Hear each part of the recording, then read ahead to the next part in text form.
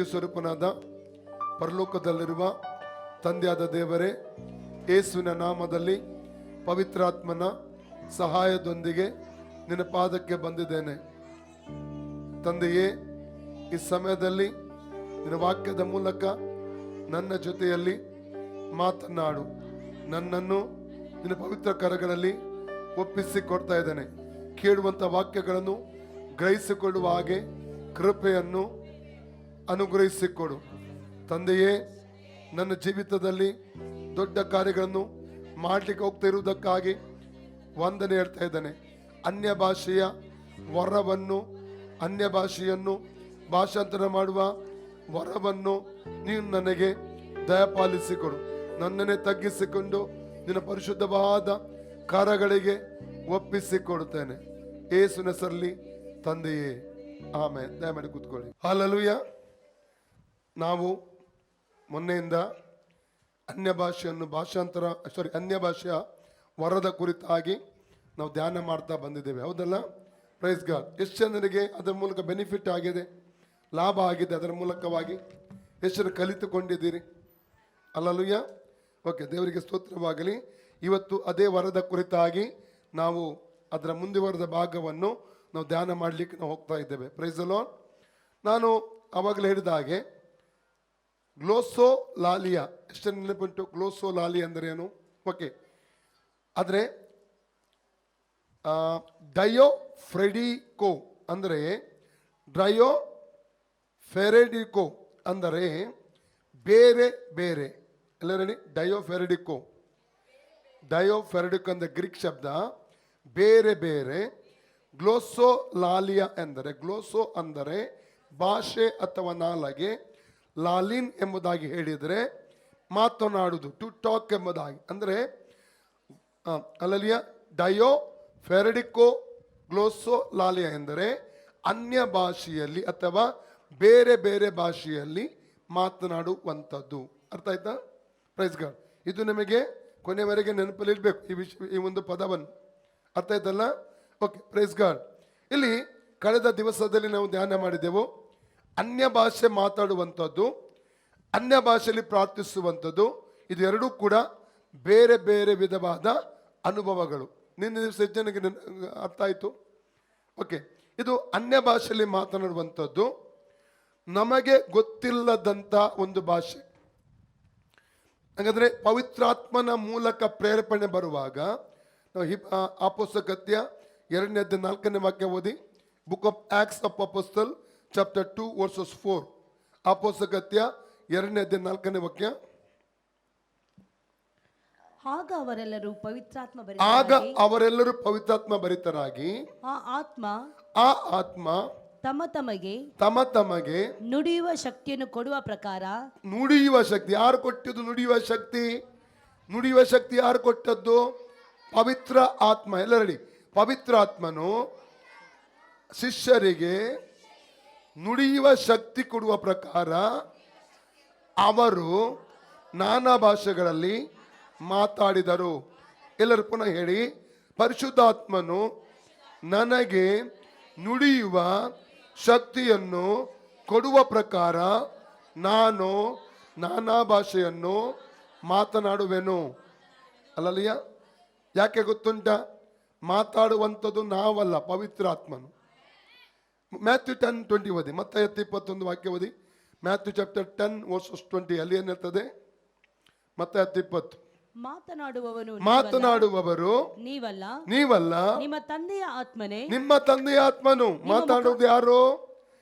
ಎಲ್ಲ ರೆಡಿ? ಮಾತಾಡುವಂಥದ್ದು ನಾನಲ್ಲ, ನನ್ನ ತಂದೆಯ ಆತ್ಮನು ಮಾತಾಡುವನು. ಪುನಡಿ, ಮಾತಾಡುವವನು ನಾನಲ್ಲ. ಎಲ್ಲರೂ ಅನ್ಯ ಭಾಷೆ ಮಾತಾಡುವಾಗ ಅಥವಾ ಅನ್ಯ ಭಾಷೆಯಲ್ಲಿ ಪ್ರಾರ್ಥಿಸುವಾಗ ಮಾತನಾಡುವವನು ನಾನಲ್ಲ, ನನ್ನ ತಂದೆಯ ಆತ್ಮನು ಮಾತನಾಡುವನು. Praise God. ಹಲ್ಲೆಲೂಯಾ. ಈಗ ಅವರವರಿಗೆ ನುಡಿಯುವ ಶಕ್ತಿ ಕೊಡುವ ಪ್ರಕಾರ ಅವರು ಅನ್ಯ ಭಾಷೆಯಲ್ಲಿ ಮಾತನಾಡಿದರು. ಅಂದರೆ ಅನ್ಯ ಭಾಷೆಯಲ್ಲಿ ಮಾತಾಡುವುದೆಂದರೆ ಅಲ್ಲಿ ಕೇವಲ 17 ಲ್ಯಾಂಗ್ವೇಜ್, ಅಂದರೆ 17 ಭಾಷೆಗಳನ್ನು ಮೆನ್ಷನ್ ಮಾಡಿದ್ದಾರೆ. ಎಲ್ಲಿ?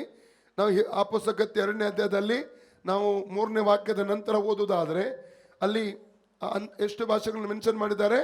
17 ಭಾಷೆಗಳು. ಆದರೆ ಆಕಾಶದ ಕೆಳಗೆ ಇರುವ ಸದ್ಭಕ್ತರಾದಂತಹ ಬೇರೆ ಬೇರೆ ದೇಶಗಳಲ್ಲಿ ವಾಸಿಸುವಂತಹ ಯಹೂದ್ಯರು ಅಲ್ಲಿ ಕೂಡಿ ಬಂದಿದ್ದರು. ಪ್ರೈಸ್ ಗಾಡ್, ಅಲ್ಲಿ ಕೂಡಿ ಬಂದಿದ್ದಾರೆ. ಆದರೆ ಅದಕ್ಕಿಂತಲೂ ನಾನು ಎಣಿಸ್ತೇನೆ ಹೆಚ್ಚಿನ ಭಾಷೆಯುಳ್ಳ ಜನರಲ್ಲಿ ಕೂಡಿ ಬಂದಿರಬಹುದು. Praise God. ಆದರೆ ಇವರು 120 ಜನರು, ಇಲ್ಲಿ 120 ಜನರು ಇದ್ದಂತ ಎಣಿಸಿಕೊಳ್ಳಿ. ಈ 120 ಜನರ ಮೇಲೆ ಪವಿತ್ರಾತ್ಮನ ಶಕ್ತಿ ಹಿಡಿದು ಬಂದಾಗ ಪವಿತ್ರಾತ್ಮನು ನುಡಿಯುವಂಥ ಶಕ್ತಿ ಅವರಿಗೆ ಕೊಡ್ತಾ ಇದ್ದಾನೆ, ಮಾತಾಡುವಂಥ ಶಕ್ತಿ, ಒಂದು ಪ್ರೇರೇಪಣೆಯನ್ನು ಕೊಟ್ಟ ಪ್ರಕಾರ ಅವರಿಗೆ ಅರಿವಿಲ್ಲದೆ ಮಾತಾಡ್ತಾ ಹೋದರು.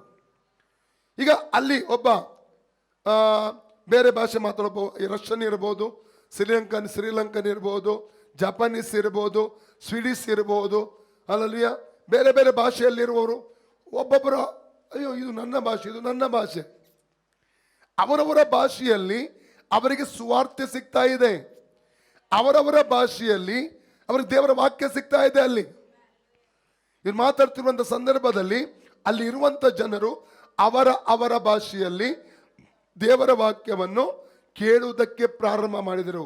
ಇದೇನಾಗಿದೆ? ಅನ್ಯ ಭಾಷೆಯಲ್ಲಿ ಮಾತನಾಡುವಂಥ ಅನುಭವ ಅವರಿಗೂ ಗೇಲಿ ಮಾಡಿದರು. 13ನೇ ವಾಕ್ಯ ಏನ್ ಹೇಳ್ತದೆ? ಆ ಪುಸ್ತಕ 2:13, ಅವ್ರು ಮದ್ಯಪಾನ ಮಾಡಿ ಮತ್ತರಾಗಿದ್ದಾರೆ ಎಂಬುದಾಗಿ ಗೇಲಿ ಮಾಡ್ತಾ ಇದ್ದಾರೆ. ಓದಿ. ಕೆಲವರು ಇವರು ಮದ್ಯಪಾನ ಮಾಡಿ ಮತ್ತರಾಗಿದ್ದರೆಂದು ಹಾಸ್ಯ ಮಾಡಿದರು, ಗೇಲಿ ಮಾಡಿದ್ರು. ಇವತ್ತು ಅನೇಕರು ಗೇಲಿ ಮಾಡ್ತಾರೆ. ಅಲ್ಲಲ್ವಿಯ ಒಬ್ಬರೊಂದು ವಾಟ್ಸಪ್ ಗ್ರೂಪಲ್ಲಿ ಈ ರೀತಿಲಿ ಹಾಕಿದರೆ ಶಾಂಡ್ ಬಾಂಡ್ ಇದೆಲ್ಲ ಏನು ಎಂಬುದಾಗಿ ನಿನ್ನೆ ದಿವಸ ಹೇಳಿದ್ದೆ ನಾನು. Matthew 12:31, Luke chapter 12:10. ಅಂದರೆ ಕರ್ತನ ದೇವಸ್ವಾಮಿ ಏನು ಹೇಳಿದ್ದಾನೆ? ಮನುಷ್ಯ ಕುಮಾರನಿಗೆ ವಿರುದ್ಧವಾಗಿ ಮಾತನಾಡಿದಂಥ ಮಾತಿಗೆ ಏನಿದೆ ಅಂತೆ? ಕ್ಷಮೆ ಇದೆ. ಆದರೆ ಪವಿತ್ರಾತ್ಮನಿಗೆ ವಿರುದ್ಧವಾಗಿ ಯಾರು ಮಾತಾಡ್ತಾರೆ ಅವ್ರ ಕ್ಷಮೆ ಇಲ್ಲ. ಇದು ಪ್ರೇರೇಪಣೆ ಕೊಡುವುದು ಯಾರು? ಪವಿತ್ರಾತ್ಮನು. ಅಗತ್ಯ ಇಲ್ಲದ ಒಂದು ವರವನ್ನು ಸಭೆಗೆ ದೇವರು ಕೊಡುವುದಕ್ಕೆ ಸಾಧ್ಯವಿಲ್ಲ. ಸ್ವರ್ಗಾರೋಹಣಕ್ಕಿಂತ ಮುಂಚಿತವಾಗಿ ಮಾರ್ಕ 16:17-18 ನೋಡ್ತೇವೆ ನಾವು. 5 ಈ ನಂಬುವವರಿಂದ ಈ ಸೂಚಕ ನಡೆಯುವ, ಅದರ 5 ಕಾರ್ಯ ಹೇಳಿದ್ದಾರೆ. ಅದ್ರ ಒಂದು ಯಾವುದು? ನನ್ನ ನಂಬುವವರು ಅನ್ಯ ಭಾಷೆಯಲ್ಲಿ ಮಾತನಾಡುವರು. ಸಭೆಯ ಸ್ಥಾಪನೆಯ ದಿವಸ ಕೂಡ ಈ ನಾನಾ ಭಾಷೆಗಳನ್ನು ಮಾತಾಡುವಂತ ವರವನ್ನು ದೇವರ ಅಭಿಷೇಕದೊಂದಿಗೆ ಬಿಡುಗಡೆ ಮಾಡ್ತಾ ಇದ್ದಾನೆ. ಅಗತ್ಯ ಇಲ್ಲದಂತ ಒಂದು ವರವನ್ನು ದೇವರು ಸಭೆಗೆ ಕೊಡುವುದಿಲ್ಲ. ಸಭೆಗಿದು ಅತಿ ಪ್ರಾಮುಖ್ಯವಾದದ್ದು, ಅವಶ್ಯಕವಾದದ್ದು ಎಂಬುದಾಗಿ ದೇವರಿಗೆ ಚೆನ್ನಾಗಿ. ಅದಕ್ಕೆ ನೋಡಿ ಆ ಪುಸ್ತಕತ್ಯ 2ನೇ ಅಧ್ಯಾಯ 33ನೇ ವಾಕ್ಯ ಓದಿ. ಪೇತ್ರನು 14ನೇ ವಾಕ್ಯದಿಂದ ತನ್ನ ಪ್ರಸಂಗವನ್ನು ಆರಂಭಿಸಿದ್ದಾನೆ. ಇಲ್ಲಿ ಅದರ ಮಧ್ಯದಲ್ಲಿ 33ನೇ ವಾಕ್ಯದಲ್ಲಿ ಅಲ್ಲಿ ನೆರೆದಂತ ಜನರಿಗೆ ಸ್ಪಷ್ಟವಾಗಿ ಹೇಳ್ತಾ ಇದ್ದಾನೆ. ಓದಿ. ದೇವರ ಬಲಗೈಯಿಂದ ಉನ್ನತ ಸ್ಥಾನಕ್ಕೆ ಏರಿಸಲ್ಪಟ್ಟು ವಾಗ್ದಾನವಾಗಿದ್ದ ಪವಿತ್ರಾತ್ಮ ವರವನ್ನು ತಂದೆಯಿಂದ ಹೊಂದಿ ನೀವು ನೋಡಿ ಕೇಳುವುದನ್ನು ಸುರಿಸಿದ್ದಾನೆ. ನೋಡಿ ಕೇಳುದು. ಹಾಗಾದ್ರೆ ಅಲ್ಲಿರುವಂತ ಸಾವಿರಾರು ಜನರು ಕೂಡಿ ಬಂದಿದ್ದಾರೆ. ಅಲ್ಲಿ ಮಾನಸಾಂತರ ಪಟ್ಟು ರಕ್ಷಣೆ ಹೊಂದಿ ದೀಕ್ಷಾತನ ತೆಗೆದುಕೊಟ್ಟದ್ದು ಕೇವಲ 3,000 ಜನರು ಮಾತ್ರ. ಎಷ್ಟೋ ಸಾವಿರ ಜನ ಅಲ್ಲಿ ಕೂಡಿ ಬಂದಿದ್ದಾರೆ. ಅವ್ರಿಗೆ ಏನೆತ್ತಿದ್ದಾನೆ ಪೇತ್ರನು? ನೀವು ನೋಡಿ ಕೇಳಿದ್ದನ್ನು ತಂದೆಯಾದ ದೇವರು ಸುರಿಸಿದ್ದಾನೆ. ಅಲ್ಲಲ್ಲಿ ಅಭಿಷೇಕ ಬರುವಾಗ, ಅನ್ಯ ಭಾಷೆ ಮಾತಾಡುವಾಗ ನೋಡುವಂಥದ್ದು, ಕೇಳುವಂಥದ್ದು ನಾವು ಅಲ್ಲಿ ಇರ್ತದೆ. ಏನ್ ನೋಡಿದ್ರು ಅವರು? ಅಲ್ಲ, ಪರಲೋಕದಿಂದ ಒಂದು ಬೆಂಕಿ ಬಂದು ಅಲ್ಲಲ್ಲಿ ಏನಾಯ್ತಲ್ಲಿ ನಾಲಿಗೆಗಳು ಒಬ್ಬೊಬ್ಬರ ಮೇಲೆ ಬೆಂಕಿಯ ನಾಲೆಗಳು ಇಳಿದು ಬಂದವು, ಕೂತ್ಕೊಂಡವು. ಅದನ್ನು ನೋಡಿದರು. ಅಲ್ಲಲ್ಲಿ ಬಿರುಗಾಳಿಯ ಶಬ್ದವನ್ನು ಅವರು ಕೇಳಿದರು. ಇವನ್ ಮಾತಾಡುವಂತ ಅನ್ಯ ಭಾಷೆಯನ್ನು ಅವರು ಕೇಳಿದರು. ಅದಕ್ಕೆ ಪೇತ್ರ ಏನ್ ಹೇಳ್ತಾ ಇದ್ದಾನೆ? ನೋಡಿ ಕೇಳಿದ್ದನ್ನು ಆತನು ಪುನಃ 2:33, ಆಕ್ಟ್ ಚಾಪ್ಟರ್ 2:33, ಆ ಪುಸ್ತಕದ 2:33. ನೀವು ನೋಡಿ ಕೇಳುವುದನ್ನು ಸುರಿಸಿದ್ದಾನೆ. ಅಲ್ಲ 33 ಪುನಃ ಅದು.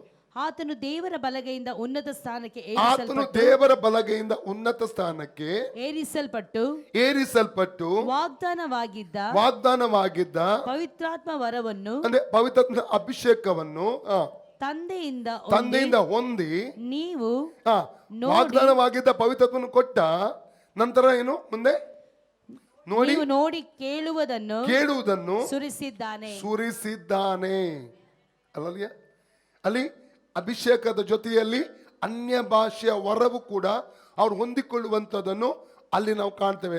ನಿನ್ನೆ ದಿವಸ ನಿಮಗೆ ಹೇಳಿದೆ, ಅನ್ಯ ಭಾಷೆಯ ವರ ಎಲ್ಲ ವರಗಳಿಗೂ ಬೀಗದ ಕೈ ಆಗಿದೆ. ಈ ವರವನ್ನು ಹೊಂದುವುದಾದರೆ ಅದರ ಮೂಲಕವಾಗಿ ಅನೇಕ ಪವಿತ್ರಾತ್ಮನ ವರಗಳನ್ನು ನಾವು ಹೊಂದುವುದಕ್ಕೆ ನಮಗೆ ಸಾಧ್ಯವಾಗುತ್ತದೆ. ಅಸಾಧಾರಣವಾದ ಮಂಡಲಕ್ಕೆ ಪ್ರವೇಶ ಮಾಡಬೇಕಾದ್ರೆ ಪವಿತ್ರಾತ್ಮನ ಅಭಿಷೇಕ ಜೊತೆಯಲ್ಲಿ ಅನ್ಯ ಭಾಷೆಯ ವರ ಕೂಡ ಪ್ರಾಮುಖ್ಯವಾಗಿ ನಮಗೆ ಬೇಕು ಎಂಬುದಾಗಿ ನಿನ್ನೆ ದಿವಸ ನಾವು ಕಲಿತುಕೊಂಡಿದ್ದೇವೆ. ಅಲ್ಲಲ್ಲಿಯ ನಿನ್ನೆ ದಿವಸ ಇನ್ನೊಂದು ವಿಷಯ ನಾವು ಕಲಿತಿದ್ದೇವೆ, ಪವಿತ್ರಾತ್ಮನಲ್ಲಿ ಪ್ರಾರ್ಥಿಸು. ಅದು ಅನ್ಯ ಭಾಷೆಯಿಂದ ಪ್ರಾರ್ಥಿಸುವಂಥದ್ದು. ಅನ್ಯ ಭಾಷೆಯಲ್ಲಿ ಮಾತಾಡುವುದು, ಅನ್ಯ ಭಾಷೆ ಪ್ರಾರ್ಥಿಸು. ಎಲ್ಲರಲ್ಲಿ ಅನ್ಯ ಭಾಷೆಯಲ್ಲಿ ಮಾತಾಡುವುದು, ಅನ್ಯ ಭಾಷೆಯಲ್ಲಿ ಪ್ರಾರ್ಥಿಸುವುದು. ಪುನಃ ಅನ್ಯ ಭಾಷೆ ಮಾತಾಡುವುದು, ಅನ್ಯ ಭಾಷೆಯಲ್ಲಿ ಪ್ರಾರ್ಥಿಸುವುದು. ಪುನಃ ಅನ್ಯ ಭಾಷೆಯಲ್ಲಿ ಪ್ರಾರ್ಥಿಸುವುದು, ಅನ್ಯ ಭಾಷೆಯಲ್ಲಿ ಮಾತಾಡುವುದು. ಇದು ಬೇರೆ ಬೇರೆ ಅನುಭವಗಳು, ಇದು ಬೇರೆ ಬೇರೆ ಅನುಭವಗಳು, ಇದು ಬೇರೆ ಬೇರೆ ಅನುಭವಗಳು. ಅಲ್ಲಲ್ಲಿಯ ಅನ್ಯ ಭಾಷೆಯಲ್ಲಿ ಪ್ರಾರ್ಥಿಸುವಂಥದ್ದು, ಅದರ ಬಗ್ಗೆ ನಾವು ಸ್ವಲ್ಪ ಧ್ಯಾನ ಮಾಡುವ. Praise God. ಇಲ್ಲಿ ಅನ್ಯ ಭಾಷೆಯಲ್ಲಿ ಪ್ರಾರ್ಥಿಸುವಾಗ ಬುದ್ಧಿಯು ನಮ್ಮದು ನಿಷ್ಫಲವಾಗಿರ್ತದೆ. ಅಲ್ಲಿ ಬುದ್ಧಿಗೆ ಏನು ಕೆಲಸ ಇಲ್ಲ. 1 ಕೊರಿಂಥ ಚಾಪ್ಟರ್ 14 ಓದಿ. 1 ಕೊರಿಂಥ 14:14. ಯಾಕೆಂದರೆ ನಾನು ವಾಣಿಯನ್ನಾಡುತ್ತಾ ದೇವರನ್ನು ಪ್ರಾರ್ಥಿಸಿದರೆ ನನ್ನ ಆತ್ಮವು ಪ್ರಾರ್ಥಿಸುವುದೇ ಹೊರತು ನನ್ನ ಬುದ್ಧಿ ನಿಷ್ಫಲವಾಗಿರುತ್ತೆ. ಅಲ್ಲಲ್ಲಿಯ ಇಲ್ಲಿ ನಾವು ನೋಡುವಂಥದ್ದು ಏನೆಂದರೆ, ನಾವು ಅನ್ಯ ಭಾಷೆ ಮಾತಾಡುವಾಗ ಬುದ್ಧಿ ನಿಷ್ಫಲ, ಬುದ್ಧಿಗೆ ಕೆಲಸ ಇಲ್ಲ, ಯೋಚನೆ ಮಾಡಲಿಕ್ಕಿಲ್ಲ. ಕಾರಣ, ಒಂದು ಶಬ್ದ ಮಾತನಾಡಿದ ನಂತರ ಇನ್ನೊಂದು ಶಬ್ದ ಏನು ಮಾತಾಡ್ತೇನೆ ಅದು ನನಗೆ ಗೊತ್ತಿರುವುದಿಲ್ಲ. ಕಾರಣ, ನಮ್ಮ ನಾಲಿಗೆ, ನಮ್ಮ ಆತ್ಮ ಪರಿಶುದ್ಧಾತ್ಮನ ಪರಿಪೂರ್ಣವಾದ ನಿಯಂತ್ರಣದಲ್ಲಿರುತ್ತದೆ. ಎಲ್ಲರಲ್ಲಿ ಅನ್ಯ ಭಾಷೆ ಅನ್ಯ ಭಾಷೆ ಪ್ರಾರ್ಥಿಸುವಾಗ ನನ್ನ ನಾಲಿಗೆ, ನನ್ನ ಆತ್ಮ ಪರಿಶುದ್ಧಾತ್ಮನ ಪರಿಪೂರ್ಣವಾದ ನಿಯಂತ್ರಣದಲ್ಲಿ ಇರುತ್ತದೆ. ನನ್ನ ಬುದ್ಧಿಯು ನಿಷ್ಫಲವಾಗಿರುತ್ತದೆ. ಪರಿಶುದ್ಧಾತ್ಮನು ನನ್ನನ್ನು ಪ್ರೇರೇಪಿಸಿ ನನ್ನ ಮೂಲಕ ಮಾತನಾಡುತ್ತಾನೆ. ಅರ್ಥ ಆಗ್ತಾ ಇದೆ? ಅನ್ಯ ಭಾಷೆಯಲ್ಲಿ ಪ್ರಾರ್ಥಿಸುವಂಥದ್ದು. ಅಲ್ಲಲ್ವಿಯ ನಾವು ಯೂದನ ಪುಸ್ತಕ 20ನೇ ವಾಕ್ಯ ಓದುವ. ಬುಕ್ ಆಫ್ ಜೂಡ್ 20 ವರ್ಸ್, ಒಂದೇ ಅಧ್ಯಾಯ ಇರುವುದು. ಅದರಲ್ಲಿ 20ನೇ ವಾಕ್ಯ.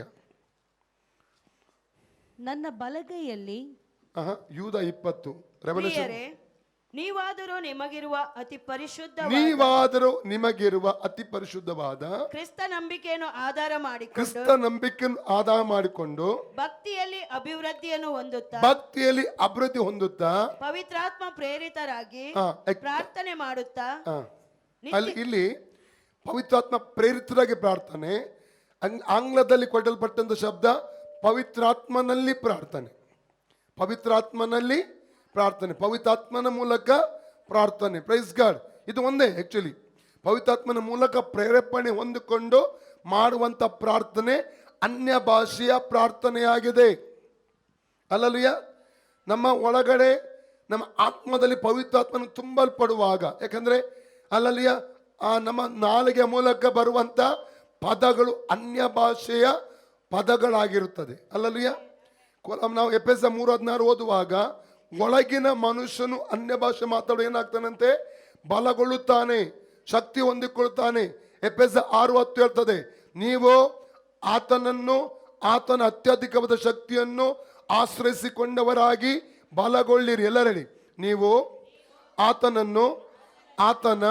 ಅತ್ಯಧಿಕವಾದ ಶಕ್ತಿಯನ್ನು ಆಶ್ರಯಿಸಿಕೊಂಡವರಾಗಿ ಬಲಗೊಳ್ಳಿರಿ. ಯಾವುದು ಆತನ ಅತ್ಯಧಿಕವಾದ ಶಕ್ತಿ? ಪವಿತ್ರಾತ್ಮನ ಅಭಿಷೇಕ, ಪವಿತ್ರಾತ್ಮನ ಶಕ್ತಿ. ಅಲ್ಲಲ್ಲಿಯ ಆ ಶಕ್ತಿಯನ್ನು ಆಶ್ರಯಿಸಿಕೊಂಡು ಅನ್ಯ ಭಾಷೆ ಮಾತಾಡುವಾಗ ಒಳಗಿನ ಮನುಷ್ಯನು. ಅಲ್ಲ, ಒಳಗಿನ ಮನುಷ್ಯ ಅಂದ್ರೆ ಯಾರು? ನಿಜವಾದ ನಾನು ಮತ್ತು ನೀವು. ಅಲ್ಲಲ್ಲಿಯ ಈ ಶರೀರದ ಒಳಗೆ ವಾಸ ಮಾಡುವಂಥದ್ದೇ ನಾನು ಮತ್ತು ನೀವಾಗಿದ್ದೇವೆ.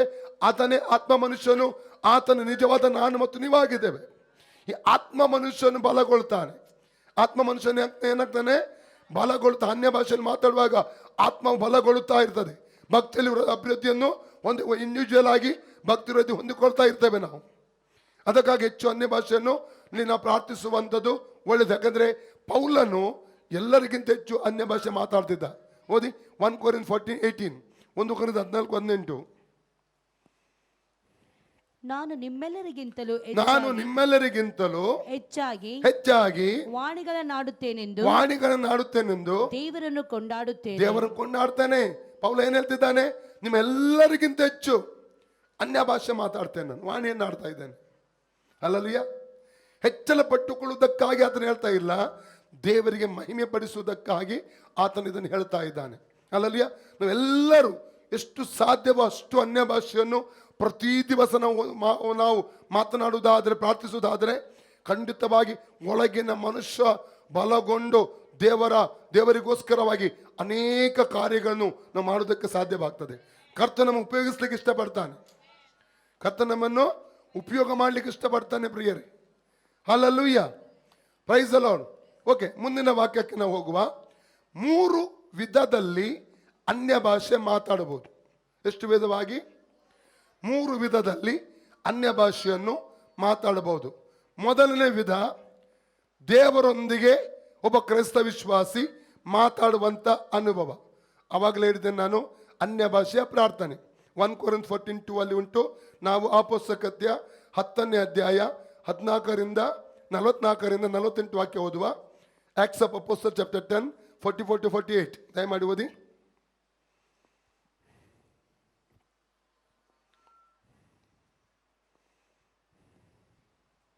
ಪೇತ್ರನು ಈ ಮಾತುಗಳನ್ನು ಇನ್ನೂ ಹೇಳುತ್ತಿರುವಾಗ ಅವನ ವಾಕ್ಯವನ್ನು ಕೇಳಿದವರ ಮೇಲೆ ಪವಿತ್ರಾತ್ಮ ವರವು ಇಳಿಯಿತು. ಅವನು ನಾನಾ ಭಾಷೆಗಳನ್ನಾಡುತ್ತಾ ದೇವರನ್ನು ಕೊಂಡಾಡುತ್ತಾ ಇರುವುದನ್ನು ಪೇತ್ರನ ಸಂಗಡ ಬಂದಿದ್ದ ಯಹೂದ್ಯರಾದ ವಿಶ್ವಾಸಿಗಳು ಕೇಳಿದಾಗ, ಅನ್ಯ ಜನಗಳಿಗೂ ಪವಿತ್ರಾತ್ಮ ದಾನ ಮಾಡಿಸಲ್ಪಟ್ಟಿದೆಯಲ್ಲ ಎಂದು ಅತ್ಯಾಶ್ಚರ್ಯಪಟ್ಟರು.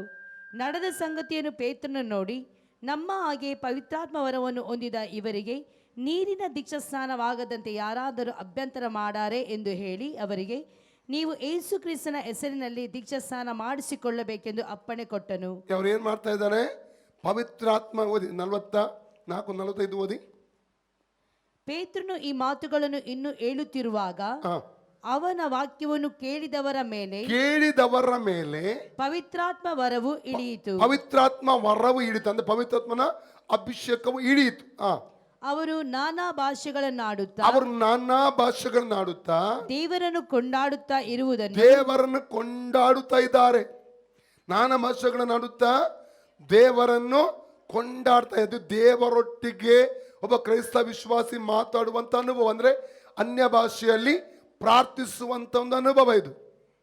ಅಲ್ಲಲ್ವಿಯ, ಅನ್ಯ ಭಾಷೆಯಲ್ಲಿ ನಾವೇನ್ ಮಾಡ್ತಾ ಇದ್ದೇವೆ? ಪ್ರಾರ್ಥಿಸುವಂತ ಒಂದು ಅನುಭವ ಇಲ್ಲಿ ನಾವು ನೋಡ್ತೇವೆ. ಕಳೆದ ಕೆಲ ವರ್ಷಗಳಿಂದ ಚೆನ್ನೈಯಲ್ಲಿ ಒಂದು ಕ್ರೈಸ್ತ ದಂಪತಿ ವಾಸ ಮಾಡ್ತಾ ಇದ್ದರು.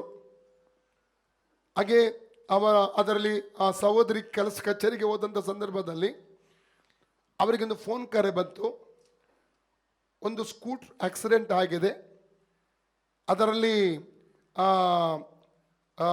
ಫೋನ್ನಲ್ಲಿ ಅದು ನಿಮ್ಮ ನಂಬರ್ ಕಡೆಯದಾಗಿ ನಿಮಗೆ ಫೋನ್ ಮಾಡಿದ ನಂಬರ್ ಇತ್ತು. ಮಾತ್ರವಲ್ಲ, ಇಂಥ ಹೆಸರ ID ಉಂಟು, ಅದರಲ್ಲಿ ಇವರ ಹೆಸರು ಎಂಬುದಾಗಿ ಅವ್ರಿಗೆ ಗೊತ್ತಾಗುತ್ತೆ, ಗಂಡ ಎಂಬುದಾಗಿ. ಸೀರಿಯಸ್ ಇದ್ದಾರೆ, ಹೆಡ್ ಇಂಜುರಿ ಆಗಿದೆ, ರಕ್ತ ಸುರಿತಾ ಇದೆ ಎಂಬುದಾಗಿ. ಅವ್ರನ್ನ ಇಂಥ ಆಸ್ಪತ್ರೆಯಲ್ಲಿ ನಾವು ದಾಖಲಿಸಿದ್ದೇವೆ, ನೀವು ಹೋಗ್ಬೇಕು ಎಂಬುದಾಗಿ. ಕೂಡಲೇ ಅವ್ರು ಹೋದರು. ಹೋದಾಗ ಅಲ್ಲಿರುವಂಥ ವೈದ್ಯಾಧಿಕಾರಿಗಳಿದ್ರು, ಇವರು ಬದುಕುವುದು ಕಷ್ಟ, 24 ಗಂಟೆ ಒಳಗೆ ಏನು ಹೇಳಲಿಕ್ಕೆ ಆಗಲ್ಲ. ಒಂದನೇದಾಗಿ ಹೆಡ್ ಇಂಜುರಿ ಆಗಿದೆ, ರಕ್ತಸ್ರಾವ ಆಗಿದೆ, ಮತ್ತು ಮಾತ್ರವಲ್ಲ ಕೋಮಕ್ಕೆ ಅವರು ಹೋಗಿದ್ದಾರೆ. ಆದರೂ ನಾವು ಏನು ಮಾಡಲಿಕ್ಕೆ ಆಗಲ್ಲ, ಇಲ್ಲಿ ಮಾತ್ರ ಖಂಡಿತ ಆಗಲ್ಲ, ಬೇರೆ ಆಸ್ಪತ್ರೆ ಕರ್ಕೊಂಡು ಎಂಬುದಾಗಿ ಹೇಳಿದ್ರು. ಅವಳಿಗೆ ತುಂಬ ದುಃಖ ತಡೆದುಕೊಳ್ಳಿಕ್ಕೆ ಆಗಲಿಲ್ಲ. ಸಹೋದರಿಗೆ ಏನು ಮಾಡೋದು ಗೊತ್ತಾಗಲಿಲ್ಲ. ದೊಡ್ಡ ಆಂಬುಲೆನ್ಸ್ ತಗೊಂಡು ಬಂದರು. ಅದರಲ್ಲಿ ಸ್ಟ್ರೆಚರಲ್ಲಿ ಹಾಕಿ ಬೇರೆ ಆಸ್ಪತ್ರೆಗೆ ಕೊಂಡೋಗೋದಕ್ಕಾಗಿ ಎಲ್ಲ ಸಿದ್ಧತೆ ಮಾಡಿದರು. ಆ ಆಂಬುಲೆನ್ಸಲ್ಲಿ ಈ ಸಹೋದರ ಒಬ್ಬರೇ ಹಿಂದುಗಡೆ ಗಂಡನೊಟ್ಟಿಗೆ ಎಲ್ಲ ಆಕ್ಸಿಜನ್ ಎಲ್ಲ ಇಟ್ಟಿದ್ದಾರೆ, ಕೂತ್ಕೊಂಡಿರ್ತಾ ಇದ್ದಾರೆ. ದೇವರಾತ್ಮನ ಇವರಿಗೆ ಪ್ರೇರೇಪಣೆ ಕೊಟ್ಟ, ನೀವು ಅನ್ಯ ಭಾಷೆ ಮಾತಾಡಿ ಎಂಬುದಾಗಿ. ಹೀಗೆ ಅವರು ಅನ್ಯ ಭಾಷೆಯಲ್ಲಿ ಮಾತಾಡಲಿಕ್ಕೆ ಪ್ರಾರಂಭ ಮಾಡಿದರು. ಮೆಲ್ಲಗೆ ಅನ್ಯ ಭಾಷೆ ಮಾತಾಡ್ತಿದ್ದಂತೆ ಒಂದು 5 ನಿಮಿಷ ನಂತರ ದೇವರ ಆತ್ಮನು ಇವರ ಆತ್ಮಕ್ಕಣ್ಣು ತೆರೆದು ಬಿಟ್ಟ. ನೋಡ್ತಿದ್ದಂತೆಯೇ ಅವರ ಗಂಡನನ್ನು ಮಲಗಿಸಿದ ಸ್ಥಳದಲ್ಲಿ ತಲೆಯ ಭಾಗದಲ್ಲಿ ಒಂದು ದುರಾತ್ಮ, ಕಾಲಿನ ಭಾಗದಲ್ಲಿ ಒಂದು ದುರಾತ್ಮ ನಿಂತಿದ್ದಾವೆ. 2 ದುರಾತ್ಮಗಳು ನಿಂತಿದ್ದಾವೆ. ಇವರು ಇನ್ನೂ ಅನ್ಯ ಭಾಷೆ ನಿಲ್ಲಿಸಲಿಲ್ಲ, ಮಾತಾಡ್ತಾ ಹೋಗ್ತಾ ಇದ್ದಾರೆ. ಮಾತಾಡಿದಾಗ ಒಂದು ದುರಾತ್ಮ ತಲೆ ಹತ್ತಿರ ಇದ್ದದ್ದು ಈ ದುರಾತ್ಮ ಹೇಳ್ತಾ ಇದೆ, ಇವಳು ಏನು ಮಾತಾಡ್ತಿದ್ದಾಳೆ ನನಗೆ ಅರ್ಥ ಆಗ್ತಾ ಇಲ್ಲಲ್ಲ ಅಂತ ಹೇಳ್ತಿದ್ದಾಳೆ. ಆ ದುರಾತ್ಮ ಹೇಳ್ತಾ ಇದೆ ನನಗೆ ಅರ್ಥ ಆಗ್ತಾ ಇಲ್ಲ. ಅದು ಕೇಳ್ತಾ ಇದೆ, ಬುಡದಲ್ಲಿರುವಂಥ ದುರಾತ್ಮ ನನಗೂ ಅರ್ಥ ಆಗ್ತಾ ಇಲ್ಲ. ಇನ್ನೂ ಅವರು ಅನ್ಯ ಭಾಷೆ ಜಾಸ್ತಿ ಮಾಡ್ತಾ ಇದ್ರು, ಪ್ರಾರ್ಥನೆ ಬಿಡಲಿಲ್ಲ ಅವರು. ಸ್ವಲ್ಪ ಹೊತ್ತಲ್ಲಿ ಈ ದುರಾತ್ಮ ಹೇಳ್ತಾ ಇದೆ, ಕಾಲಬುಡದಲ್ಲಿ ದುರಾತ್ಮ ಹೇಳ್ತಾ ಇದೆ, ಏನೋ ಬಿಸಿ ಆಗ್ತಾ ಉಂಟು, ಏನೋ ಬಿಸಿ ಆಗ್ತಾ ಇದೆ ಅಂತ ಹೇಳಿದ್ರು. ಅದು ಇನ್ನೊಂದು ದುರಾತ್ಮ ಹೇಳಿತು, ನನಗೇನು ಬಿಸಿ ಆಗ್ತಾ ಉಂಟು. ಇನ್ನೂ ಇವರು ಅನ್ಯ ಭಾಷೆ ಮಾತಾಡ್ಲಿಕ್ಕೆ ಸ್ಟಾರ್ಟ್ ಮಾಡಿದ್ರು. ಆಗದು ಇಲ್ಲ ಓಡು ಬೆಂಕಿ ನಿಲ್ಲಕ್ಕೆ ಆಗ್ತಿಲ್ಲ ಅಂತ ಇನ್ನೊಂದು ದುರಾತ್ಮ ಹೇಳಿತು. 2 ಕೂಡ ಓಡಿ ಹೋದವು. ಆ ದುರಾತ್ಮ ಓಡಿ ಹೋದದ್ದೇ ಸ್ಥಾನ ಇವರ ಗಂಡ ಕಣ್ಣು ತೆರೆದು ಮಾತಾಡಕ್ಕೆ ಸ್ಟಾರ್ಟ್ ಮಾಡಿದ್ರು. ಕೊನೆಗೆ ಆಸ್ಪತ್ರೆಗೆ ದಾಖಲು ಮಾಡಿ 24 ಗಂಟೆಲಿ ಸತ್ತು ಹೋಗ್ತಾರೆ ಎಂಬ ಡಾಕ್ಟರ್ ಹೇಳಿದ್ರು. 24 ಗಂಟೆ ಒಳಗಡೆ ಅವ್ರ ಪರಿಪೂರ್ಣ ಸೌಖ್ಯದೊಂದಿಗೆ ಡಿಸ್ಚಾರ್ಜ್ ಆಗಿ ಮನೆಗೆ ಬಂದರು. ಅಲ್ಲೂಯ, ಅನ್ಯ ಭಾಷೆಯಲ್ಲಿ ಅಷ್ಟು ಶಕ್ತಿ ಇದೆ ಪ್ರಿಯರೇ. ಅದಕ್ಕೆ ಸೈತಾನ ಅನ್ಯ ಭಾಷೆಗೆ ವಿರೋಧ. ಇವತ್ತು ಯಾರು ವಿರೋಧಿಸುವಂಥದ್ದು ಗೊತ್ತುಂಟ? ಅವತ್ತು ಯಾರವರೆಗೆ ಗೇಲಿ ಮಾಡಿದ್ದು? ಯೋಧರ ಗೇಲಿ ಮಾಡಿದ್ದು.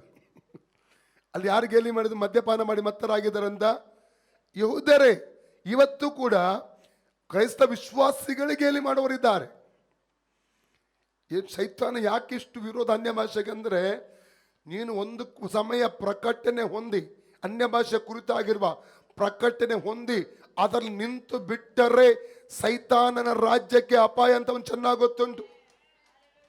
ಅದಕ್ಕೆ ನಿನಗೆ ತಡೆಯಲಿಕ್ಕೆ ಸಾಧ್ಯವಿರುವ ಎಲ್ಲ ಕುಯ್ತಿಗಳನ್ನು ಆತನು ಮಾಡ್ತಾನೆ. ನೋಡಿ, ಎಫೆಸ ಪತ್ರಿಕೆ 6:11 ಏನು ಹೇಳ್ತದೆ? ಸೈತಾನನ ತಂತ್ರೋಪಾಯಗಳನ್ನು ಎದುರಿಸಿ ನಿಲ್ಲುವುದಕ್ಕೆ ನೀವು ಶಕ್ತರಾಗುವಂತೆ ದೇವರು ದಯಪಾಲಿಸುವ ಸರ್ವಾಯುಧಗಳನ್ನು ಧರಿಸಿಕೊಳ್ಳಿ. ಓದಿ. ಸೈತಾನನ ತಂತ್ರೋಪಾಯಗಳನ್ನು ನೀವು ಎದುರಿಸಿ ನಿಲ್ಲುವುದಕ್ಕೆ ಶಕ್ತರಾಗುವಂತೆ ದೇವರು ದಯಪಾಲಿಸುವ ಸರ್ವಾಯುಧಗಳನ್ನು ಧರಿಸಿಕೊಳ್ಳಿ. ನೋಡಿ, ಸೈತಾನನ ತಂತ್ರೋಪಾಯಗಳನ್ನು ಎದುರಿಸಿ ನಿಲ್ಲಬೇಕು ನಾವು. ಅವ್ರು ಹೇಳ್ತಾ ಇದ್ದಾರೆ, ಹಾಗಾದ್ರೆ ಅವರಿಗೂ ಇಷ್ಟ ಇಲ್ಲ, ಇವರಿಗೂ ಇಷ್ಟ ಇಲ್ಲ, ನಾನು ಅನ್ಯ ಭಾಷೆ ಮಾತಾಡೋದಿಲ್ಲ, ಕುಗ್ಗಿ ಹೋಗ್ತೇವೆ ನಾವು. ತಮಾಷೆ ಮಾಡುವಾಗ, ಗೇಲಿ ಮಾಡುವಾಗ, ಇನ್ನೊಬ್ಬರ ವಿರುದ್ಧವಾಗಿ ಮಾತಾಡುವಾಗ ಕೆಲವೊಮ್ಮೆ ನಮಗೆ ಅದಕ್ಕೆ ಉತ್ತರ ಕೊಡಲಿಕ್ಕೆ ಆಗುವುದಿಲ್ಲ. ಆವಾಗ ಸಹ ನಾವು ಸೋತು ಹೋಗ್ತೇವೆ. ಕೊನೆಗೆ ಅನ್ಯ ಭಾಷೆ ಮಾತಾಡೋದು ಬಿಟ್ಟು ಬಿಡ್ತೇವೆ. ಸೈತನಿಗಿಷ್ಟೇ ಅವನ ತಂತ್ರಶಾಲಿ. ಇನ್ನೊಂದು ಹೇಳ್ತೇನೆ, ಎಫೆಸ 6ನೇ ಅಧ್ಯಾಯ 14-18 ವಾಕ್ಯದಲ್ಲಿ 7 ವಿಧವಾದ ಸರ್ವಾಯುಧಗಳಲ್ಲಿ ಹೆಸರಿಸಲಾಗಿದೆ. ಯಾವುದು ಹೇಳ್ತೀರಾ? ಅಲ್ಲಲಿಯ ಸತ್ಯಂಬ ನಡುಕಟ್ಟು, ನೀತಿಯೆಂಬ ವಜ್ರಕವಚ, ಸಮಾಧಾನದ ಸುವಾರ್ತೆಯನ್ನು ಸಾರುವುದಕ್ಕೆ ಸಿದ್ಧವಾದ ಮನಸ್ಸೆಂಬ ಕರ್ರಗಳು, ಮತ್ತೆ ನಂಬಿಕೆ ಎಂಬಂತ ಗುರಾಣಿ, ಅದರಿಂದ ಕೆರಕುನ ಅಗ್ನಿಬಾಣಗಳು ನಂದಿಸುವುದಕ್ಕೆ ಶಕ್ತರಾಗುವ ಅಂತ ಹೇಳ್ತದೆ.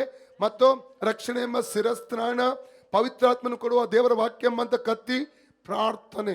ಇನ್ನೊಂದು ಆಯುಧ ಕೂಡ ಇದೆ. ಯಾವುದದು? ಅನ್ಯ ಭಾಷೆ. ಎಲ್ಲಿ ಉಂಟದು? ಎಲ್ಲಿ ಅಡಗಿದೆ ಅದು? 6ನೇ ಅಧ್ಯಾಯ 18ನೇ ವಾಕ್ಯ ಓದಿ. Book of Ephesians chapter 6:18. ನೀವು ಪವಿತ್ರಾತ್ಮ ಪ್ರೇರಿತರಾಗಿ ಎಲ್ಲಾ ಸಮಯಗಳಲ್ಲಿ ಸಕಲ ವಿಧವಾದ ಪ್ರಾರ್ಥನೆಗಳಿಂದಲೂ. ಎಂತ ಪ್ರಾರ್ಥನೆ? ಎಲ್ಲ ರೆಡಿ? ಪವಿತ್ರಾತ್ಮ ಪ್ರೇರಿತರಾಗಿ ಸಕಲ ವಿಧವಾದ ಪ್ರಾರ್ಥನೆ. ಒಂದೇ ಪ್ರಾರ್ಥನೆ ಹೇಳಲಿಲ್ಲ. ಯಾವ ಪ್ರಾರ್ಥನೆ? ಸಕಲ ವಿಧವಾದ ಪ್ರಾರ್ಥನೆ. ಅಲ್ಲಲ್ಲಿಯ ನೋಡಿ, ಅಲ್ಲಿಂದ ಬರಲಿಟ್ಟು 1 ತಿಮೋಥಿ ಚಾಪ್ಟರ್ 2 1 and 2ಗೆ ಬರುವ. 1 ತಿಮೋಥೆಯ 2ನೇ ಅಧ್ಯಾಯ 1 ಮತ್ತು 2ನೇ ವಾಕ್ಯ.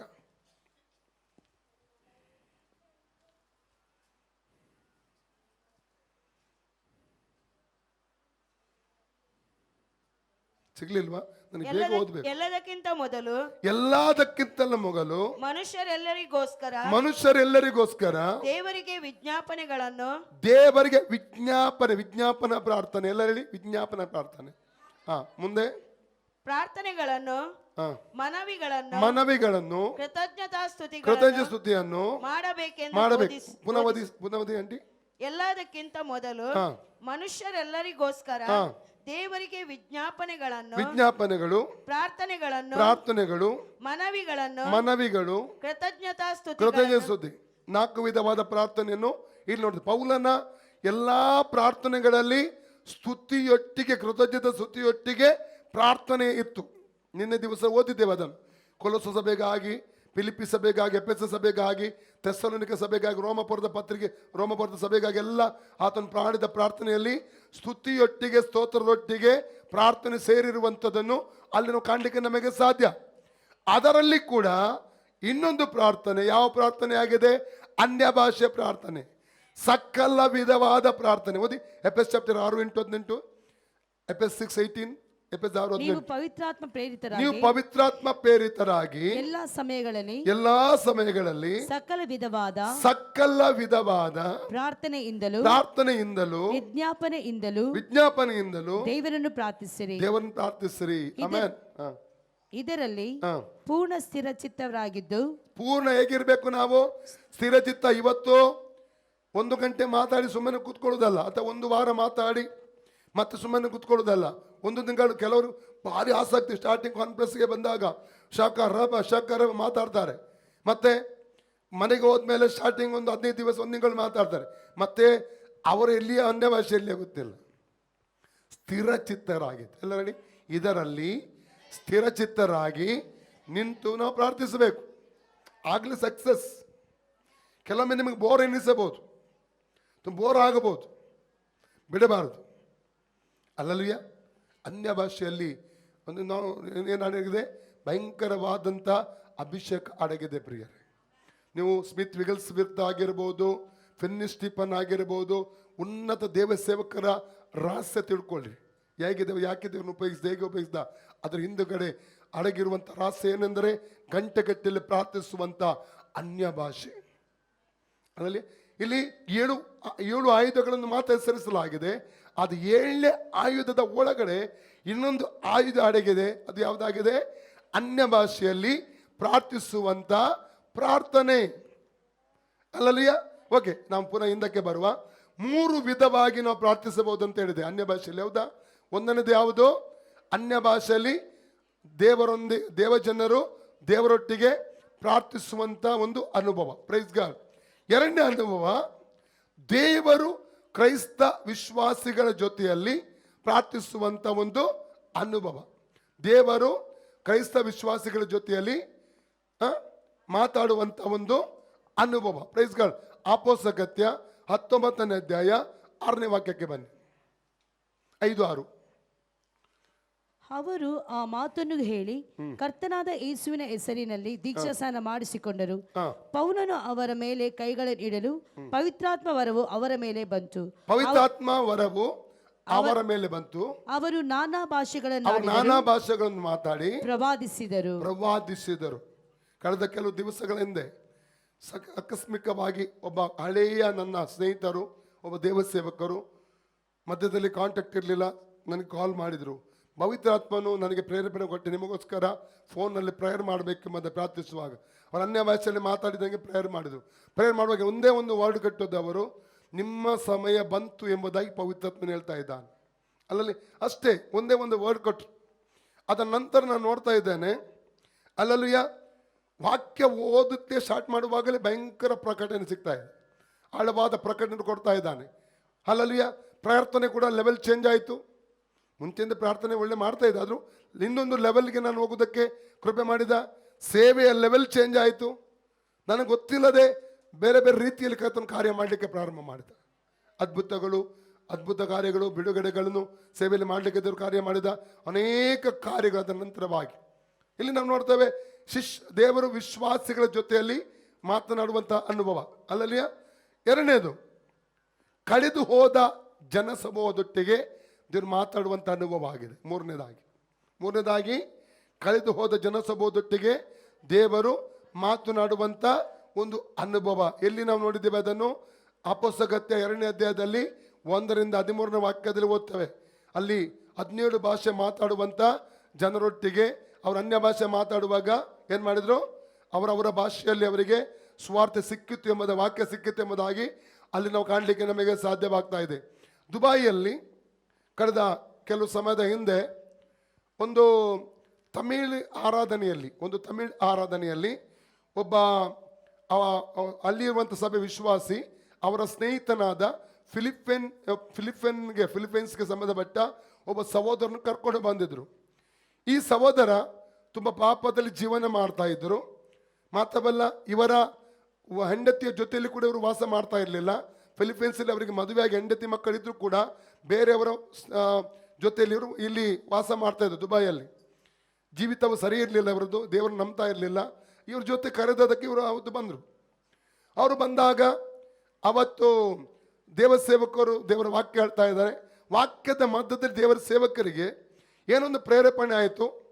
ಅನ್ಯ ಭಾಷೆಯಲ್ಲಿ ಸ್ವಲ್ಪ ಮಾತಾಡುವಂತ 5-10 ನಿಮಿಷ ಮಾತ್ರ ಅವರು ಅವತ್ತು ಅನ್ಯ ಭಾಷೆ ಎಲ್ಲರ ಜೊತೆಯಲ್ಲಿ ಸೇರಿ ಅನ್ಯ ಭಾಷೆ ಮಾತಾಡಿದರು ಎಲ್ಲ. ಆದರೆ ಆ ಅನ್ಯ ಭಾಷೆ ಮಾತಾಡ್ತ ಸಂದರ್ಭದಲ್ಲಿ ಆ ಫಿಲಿಪೈನ್ಸ್ಗೆ ಸಂಬಂಧಪಟ್ಟ ಸಹೋದರ ಚೇರಿಂದ ಕೂತ್ಕೊಂಡು ಮೊಣಕಾಲಲ್ಲಿ ಕೂತು ಜೋರು ಅಳ್ತಾ ಇದ್ದಾನೆ, ಬಿಕ್ಕಿ ಬಿಕ್ಕಿ ಅಳ್ತಾ ಇದ್ದಾನೆ. ಎಲ್ಲರೂ ಎಣಿಸಿದ್ರು ಏನೋ ಇಲ್ಲಿ ವಾಕ್ಯ ಟಚ್ ಆಗಿರ್ಬೋದು, ಏನೋ ಒಂದು ಪ್ರಸನ್ನತೆಯಲ್ಲಿ ಅಳ್ತಾ ಇರ್ಬೋದು. ಹಾಗೆ ಯೋಚಿಕೆ ಅವರಿಗೆ ತಮಿಳು ಬರಲ್ಲ, ಇಂಗ್ಲೀಷ್ ಮಾತ್ರ ಬರುವುದು, ಮತ್ತು ಅವನ ಭಾಷೆ ಟ್ಯಾಗಲೋಗ್ ಮಾತ್ರ ಆತನಿಗೆ ಬರುವುದು. ಆರಾಧನೆ ಆದ ಕೂಡಲೇ ಆತನ ಪಾಶ್ಚ ಬೆಳಗ್ಗೆ ಓಡಿ ಬಂದ. ಅದು ಮೊಣಕಾಲು ಹೇಳಿದ, ನನಗೆ ಯೇಸು ಬೇಕು. ಆಗ ನೀವು ಸುವಾರ್ತೆ ಕೊಟ್ಟದ್ದು ಯೇಸು ಕ್ರಿಸ್ತನ ಬಗ್ಗೆ ಎಲ್ಲ ಗೊತ್ತಾಯ್ತು ಎಂಬುದಾಗಿ. ಆಗ ಈ ಸೇವಕರು ಕೇಳಿದ್ರು, ಹೇಗೆ ಗೊತ್ತು, ನಾನು ಯಾವಾಗ ಸುವಾರ್ತೆ ಕೊಟ್ಟೆ ನಿನಗೆ? ನೀವು 10-12 ನಿಮಿಷ ಏನೋ ಮಾತಾಡಿದಿರಲ್ಲ, ಅದೆಲ್ಲ ಟ್ಯಾಗಲೋಗಲ್ಲಿ ಅವತ್ತು ಈಗ ಮಾತಾಡಿದ್ದು ನೀವು. ಟ್ಯಾಗಲೋಗ್ ಅಂದರೆ ಫಿಲಿಪೈನ್ಸ್ ಭಾಷೆ. ನನ್ನ ತಾಯಿಯ ಭಾಷೆಯಲ್ಲಿ, ಮಾತೃ ಭಾಷೆಯಲ್ಲಿ ಇವತ್ತು ನೀವು ನನಗೆ ಪೂರ್ಣವಾಗಿ ಯೇಸು ಕ್ರಿಸ್ತನ ಬಗ್ಗೆ ಹೇಳಿದ್ದು ಮಾತ್ರವಲ್ಲ, ನನ್ನ ರಹಸ್ಯ ಪಾಪಗಳ ಕುರಿತಾಗಿ ನೀವು ವಿವರವಾಗಿ ಹೇಳಿದಿರಿ. ಆದ ಕಾರಣ ನನಗೆ ಮಾನಸಾಂತರ ಉಂಟು, ಪಶ್ಚಾತ್ತಾಪ ಉಂಟಾಗಿದೆ, ನನಗೆ ಯೇಸು ಬೇಕು, ನಾನು ದೀಕ್ಷೆ ತೆಗೆದುಕೊಳ್ತೇನೆ ಎಂಬುದಾಗಿ ಅವರು ಹೇಳಿದರು. ಅಲ್ಲಲ್ಲಿಯ ಇನ್ನೊಂದು ಘಟನೆ ದುಬೈಯಲ್ಲಿ ಕೂಡ ನಡೆದಿತ್ತು. ಅದು ಹಿಂದಿ ಸಭೆಯಲ್ಲಿ ಒಬ್ಬ ರಷ್ಯನ್ ವ್ಯಕ್ತಿಯನ್ನು ಅವತ್ತು ಯಾರೋ ಕರ್ಕೊಂಡು ಬಂದಿದ್ರು. ಆತನಿಗೆ ಇಂಗ್ಲೀಷೇ ಬರುವುದಿಲ್ಲ, ಆ ವ್ಯಕ್ತಿಗೆ ಇಂಗ್ಲೀಷೇ ಬರಲ್ಲ, ರಷ್ಯನ್ ಮಾತ್ರ ಬರುವಂಥದ್ದು.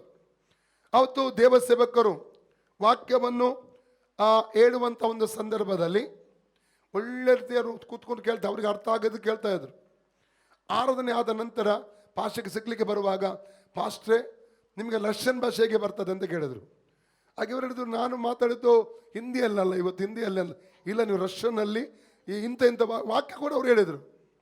ಇವ್ರು ಯಾವ ವಾಕ್ಯ ಅವತ್ತು ಕೊಟ್ಟರಲ್ಲ, ಅದು ವಿವರವಾಗಿ ಇಂಥದ್ದ ವಾಕ್ಯ ಇವತ್ತು ಕೊಟ್ಟರೆ ಅಲ್ಲ ನೀವು ಸಭೆಯಲ್ಲಿ. ಹೌದು, ಅದು ನಾನು ರಷ್ಯನ್ನಲ್ಲೆಲ್ಲ ಕೊಟ್ಟದ್ದು, ನಾನು ಹಿಂದಿಯಲ್ಲಿ ಕೊಟ್ಟದ್ದು. ಅಲ್ಲೂಯ್ಯ, ಅವರು ಹಿಂದಿಯಲ್ಲಿ ಮಾತನಾಡಿದ್ರು. ಆ ಸೇವಕರು ರಷ್ಯನ್ ಭಾಷೆಯಲ್ಲಿ ಎಲ್ಲ ವಾಕ್ಯ ಕೇಳಿದರು. ಅರ್ಥ ಆಗ್ತದೆ? ಅವತ್ತು ಆ ರಷ್ಯನ್ ವ್ಯಕ್ತಿ ತನ್ನ ಜೀವಿತವನ್ನು ಯೇಸುವಿಗೆ ಒಪ್ಪಿಸಿಕೊಡ್ರು. ಓಕೆ, ಅಲ್ಲಿ ಅದು ಬೇಡ, ತಮಿಳುನಾಡಲ್ಲಿ ನಡೆದಂಥ ಘಟನೆ ಹೇಳ್ತೇನೆ. ಒಂದು ಮಲಯಾಳಂ ಸಭೆ ತಮಿಳುನಾಡಲ್ಲಿ ನಡೀತಾ ಇದ್ದು. ಅಲ್ಲಿ ಅವತ್ತು ಒಬ್ಬ ಚಿಕ್ಕ ಸಭೆ, ದೊಡ್ಡ ಸಭೆ ಏನಲ್ಲ, ಒಂದು 60-70 ಜನರಿರುವಂಥ ಸಭೆ, ಅಷ್ಟೇ ದೊಡ್ಡ ಸಭೆ ಅದು. ಅಲ್ಲಿ ಆ ಮಲಯಾಳಂ ಸೇವಕರಿಗೆ ತಮಿಳು ಬರಲ್ಲ, ಮಲಯಾಳಂ ಬಿಟ್ಟರೆ ಬೇರೆ ಯಾವ ಭಾಷೆ ಬರಲ್ಲ. ಅಲ್ಲಿ ಅವತ್ತು ತಮಿಳು ಒಬ್ಬ ವ್ಯಕ್ತಿ ಅಲ್ಲಿಗೆ ಬಂದಿದ್ರು. ಅವ್ರು ಬಂದ ಉದ್ದೇಶ ಬೇರೆ ಆಗಿತ್ತು. ಎಷ್ಟು ಜನ ಬರ್ತಾರೆ, ಯಾರು ಬರ್ತಾರೆ, ಏನೋ ಒಂದು ನೋಡಲಿಕ್ಕೆ, ತೊಂದರೆ ಕೊಡಿ, ಏನೋ ಯಾವುದಕ್ಕೊಂದು ಬಂದಿದ್ರು. ಅವರು ಕೂತ್ಕೊಂಡು ವಾಕ್ಯ ಕೇಳ್ತಾ ಇದ್ದಾರೆ. ವಾಕ್ಯವನ್ನು ಕೇಳುವಂಥ ಸಮಯದಲ್ಲಿ ಇವರು ಮಧ್ಯೆ ಅನ್ಯ ಭಾಷೆ ಎಲ್ಲ ಮಾತಾಡ್ತಿದ್ರು. ಈ ಪಾಸ್ಟ್ ಆರಾಧನೆ ಮಧ್ಯದಲ್ಲೇ ಭಾಷೆ ಮೇಲೆ ಓಡಿ ಬಂದು ಮೊಣಕಾಲು ಉರಿದ್ರು. ಭಾಷೆ ದಯಮಾಡಿ ಕ್ಷಮಿಸಿ, ನಿಮಗೆ ಗೊತ್ತಾಯಿತು ನಾನು ಬಂದ ಉದ್ದೇಶ ಬೇರೆ ಎಂಬುದಾಗಿ, ನನ್ನ ಆರಾಧನೆ ಬಂದದ ನಿಮಗೆ ಗೊತ್ತು. ಅವ್ರ ಭಾಷೆಗೆ ಅರ್ಥ ಆಗಲಿಲ್ಲ. ನೀವು ನನ್ನ ಎಲ್ಲ ರಹಸ್ಯಗಳನ್ನು ಹೇಳಿದ್ದೀರಿ, ನಾನು ಯಾಕೆ ಬಂದದ್ದು, ಎಲ್ಲಿಂದ ಬಂದದ್ದು ಎಲ್ಲ ಹೇಳಿಬಿಟ್ಟಿದ್ದೀರಿ. ಅವರು ಕೂಡ ಯೇಸು ಸ್ವಾಮಿಯನ್ನು ಅವತ್ತು ರಕ್ಷಕನಾಗಿ ಅಂಗೀಕಾರ ಮಾಡುವುದಕ್ಕೆ ಕರ್ತನು ಕೃಪೆ ಮಾಡಿದನು. ಅಲ್ಲಲ್ಲಿಯ ಇದು ಕಳೆದು ಹೋದ ಜನಸುಭವನ್ನು ದೇವರು ತನ್ನ ಕಡೆಗೆ ತರುವುದಕ್ಕಾಗಿ ಅನ್ಯ ಭಾಷೆಯಲ್ಲಿ ಮಾತಾಡುವಂಥ ವರವನ್ನು ಕೊಟ್ಟಿದ್ದಾನೆ. ಓಕೆ, 3 ವಿಧವಾಗಿ ನಾವು ಮಾತಾಡ್ತೇವೆ ಅನ್ಯ ಭಾಷೆ. ಎಲ್ಲರಿ ಹೇಗೆ? ಒಂದನೇದಾಗಿ ಅನ್ಯ ಭಾಷೆಯಲ್ಲಿ ಪ್ರಾರ್ಥಿಸುವಂಥದ್ದು, ಅಂದರೆ ದೇವರೊಟ್ಟಿಗೆ ಮಾತಾಡುವಂಥ ಅನುಭವ. ಎರಡನೇ ಅನುಭವ, ವಿಶ್ವಾಸಿಗಳೊಟ್ಟಿಗೆ ದೇವರು ಮಾತಾಡುವಂಥ ಅನುಭವ, ಅಪೊಸ್ತಲರ 19:6. ಮೂರನೇದು, ಕಳೆದು ಹೋದ ಜನಸಮೂಹದೊಟ್ಟಿಗೆ ದೇವರು ಮಾತನಾಡುವಂಥ ಒಂದು ಅನುಭವ. 3 ವಿಧವಾಗಿ ಅನ್ಯ ಭಾಷೆಯಲ್ಲಿ ಪ್ರಾರ್ಥಿಸುವಾಗ ಏನೆಲ್ಲ ನಡೀತದೆ ನಾವು 1 ಕೊರಿಂಥ 14ನೇ ಅಧ್ಯಾಯ 2ನೇ ವಾಕ್ಯ ಓದಿಕೊಳ್ಳುವ. 1 Corinthians chapter 14 verses 2. ವಾಣಿಯನ್ನಾಡುವವನು ದೇವರ ಸಂಗಡ ಮಾತನಾಡುತ್ತಾನೆ ಹೊರತು ಮನುಷ್ಯರ ಸಂಗಡ ಆಡುವುದಿಲ್ಲ. ಅವನು ಆತ್ಮ ಪ್ರೇರಿತನಾಗಿ ರಹಸ್ಯಾರ್ಥಗಳನ್ನು ನುಡಿಯುತ್ತಿದ್ದರೂ ಯಾರು ತಿಳುಕೊಳ್ಳುವುದಿಲ್ಲ. ಯಾರೊಟ್ಟಿಗೆ ಮಾತಾಡ್ತೇವೆ ಅನ್ಯ ಭಾಷೆ ಮಾತಾಡುವಾಗ ನಾವು? ದೇವರ ಜೊತೆಯಲ್ಲಿ ನಾವು ಮಾತಾಡೋದು ನೇರವಾಗಿ. ಉದಾಹರಣೆಗೆ ಪ್ರಧಾನಮಂತ್ರಿ ಮೋದಿಯವರ ಫೋನ್ ನಂಬರ್ ನಿಮಗೆ ಸಿಕ್ಕಿತಂತ ಎಣಿಸುವ, ಅಥವಾ ನಮ್ಮ ಮುಖ್ಯಮಂತ್ರಿ ಆದಂಥ ಕರ್ನಾಟಕದ ಯಡಿಯೂರಪ್ಪನವರದು ಫೋನ್ ನಂಬರ್ ನಿಮಗೆ ಸಿಕ್ಕಿತಂತ ಎಣಿಸುವ. ಅವರಿಗೆ ಡೈರೆಕ್ಟ್ ಆಗಿ ಫೋನ್ ಮಾಡಲಿಕ್ಕೆ ಆಗ್ತದ? ತೆಗೆದುಕೊಳ್ಳೋದು ಯಾರು? ಅವರ ಸೆಕ್ರೆಟರಿ, ಅವರ PA ಅವರು ಏನು ಮಾಡ್ತಾರೆ, ಆ ಫೋನ್ ಸ್ವೀಕರಿಸ್ತಾರೆ. ನಿಮಗೆ ಡೈರೆಕ್ಟ್ ಆಗಿ ಅವ್ರಿಗೆ ಮಾತಾಡಲಿಕ್ಕೆ ಆಗುವುದಿಲ್ಲ. ನಂತರ ಅಪಾಯಿಂಟ್ಮೆಂಟ್ ತಗೋಬೇಕಾಗ್ತದೆ, ಮಾತಾಡಬೇಕಾದ್ರೆ ಎಲ್ಲ ತುಂಬ ಪ್ರೊಸೀಜರ್ ಉಂಟು, ಈಸಿಯಲ್ಲಿ ಆಗುವುದಿಲ್ಲ ಅಲ್ಲಲ್ವಿಯ.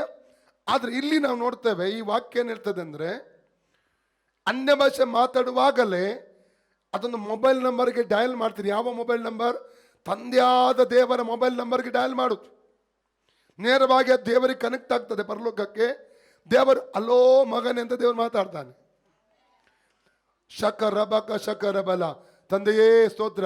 ಓ ಅಲ್ಲಿನ ದೇವರು ರೇಖೆ ಶೋತೋ ರೋಬೋ ಲೋಬೋರೋ, ಹೇಗಿದ್ದಿ ಮಗನೇ ಎಂಬುದಾಗಿ ಹೇಳ್ತಾರೆ. ಅಲ್ಲಲ್ವಯ್ಯ, ಪ್ರೈಸ್ ಅರ್ಥ ಆಗ್ತದೆಯಾ? ನೇರವಾಗಿ ಯಾರೊಟ್ಟಿಗೆ ಮಾತಾಡುವಂಥ ಅನುಭವ ತಂದೆ ಆದದೆ. ಇದು ಮನುಷ್ಯರೊಟ್ಟಿಗೆ ಮಾತಾಡುವಂಥದ್ದಲ್ಲ ಅಲ್ಲಲ್ಯ. ದೇವರೊಟ್ಟಿಗೆ ಅನ್ಯ ಭಾಷೆ ಮಾತಾಡುವಾಗ ನಾವು ನೇರವಾಗಿ ಮಾತಾಡುವಂಥ ಅನುಭವ ಆಗಿದೆ ಇದು. Praise God. ಮತ್ತೆ ಏನು ಮಾತಾಡ್ತೇವೆ ನಾವು? ರಹಸ್ಯಾರ್ಥಗಳನ್ನು ಮಾತಾಡುತ್ತಿದ್ದರೂ ಯಾರು ಕೂಡ ಇದನ್ನು ಗ್ರಹಿಸಲಾರು, ತಿಳ್ಕೊಳ್ಳಿಕ್ಕೆ ಆಗುವುದಿಲ್ಲ. ರಹಸ್ಯಗಳನ್ನು ಮಾತಾಡ್ತೇವೆ. ಯಾವ ರಹಸ್ಯ ಮಾತಾಡ್ತೇವೆ ನಾವು? ಯಾವ ರಹಸ್ಯ? ಒಂದನೇದಾಗಿ ದೇವರು ನಮಗಾಗಿ ಸಿದ್ಧ ಮಾಡಿದಂಥ ಆಶೀರ್ವಾದಗಳು. 1 Corinthians chapter 2 9-16 ವಾಕ್ಯ ಓದುವ. 9ನೇ ವಾಕ್ಯ ಹೇಳ್ತದೆ, ಕಣ್ಣು ಕಾಣಲಿಲ್ಲ, ಕಿವಿ ಕೇಳಲಿಲ್ಲ, ಅದರ ಭಾವನೆ ಮನುಷ್ಯ ಹೃದಯದ ಹುಟ್ಟಲಿಲ್ಲ, ತನ್ನನ್ನು ಪ್ರೀತಿಸುವವರಿಗಾಗಿ ದೇವರು ಏನೆಲ್ಲ ಸಿದ್ಧ ಮಾಡಿಟ್ಟಿದ್ದಾನೆ. ಓದಿ 9ನೇ ವಾಕ್ಯ. ಆದರೆ ಬರೆದಿರುವ ಪ್ರಕಾರ ದೇವರು ತನ್ನನ್ನು ಪ್ರೀತಿಸುವವರಿಗಾಗಿ ಸಿದ್ಧ ಮಾಡಿರುವಂತದೆಲ್ಲವನ್ನು ಕಣ್ಣು ಕಾಣಲಿಲ್ಲ, ಕಿವಿ ಕೇಳಲಿಲ್ಲ, ಭಾವನೆಯು ದೇವರು ನಿಮ್ಮ ಸೇವೆಗಾಗಿ ನಿಮಗೋಸ್ಕರ ಸಿದ್ಧ ಮಾಡಿಟ್ಟಿದ್ದಾನೆ. ನಿಮ್ಮ ಮಕ್ಕಳಿಗೋಸ್ಕರ ಏನೇನು ಸಿದ್ಧವಾಗಿದೆ ಅಲ್ಲಲ್ಯ. Price the lord.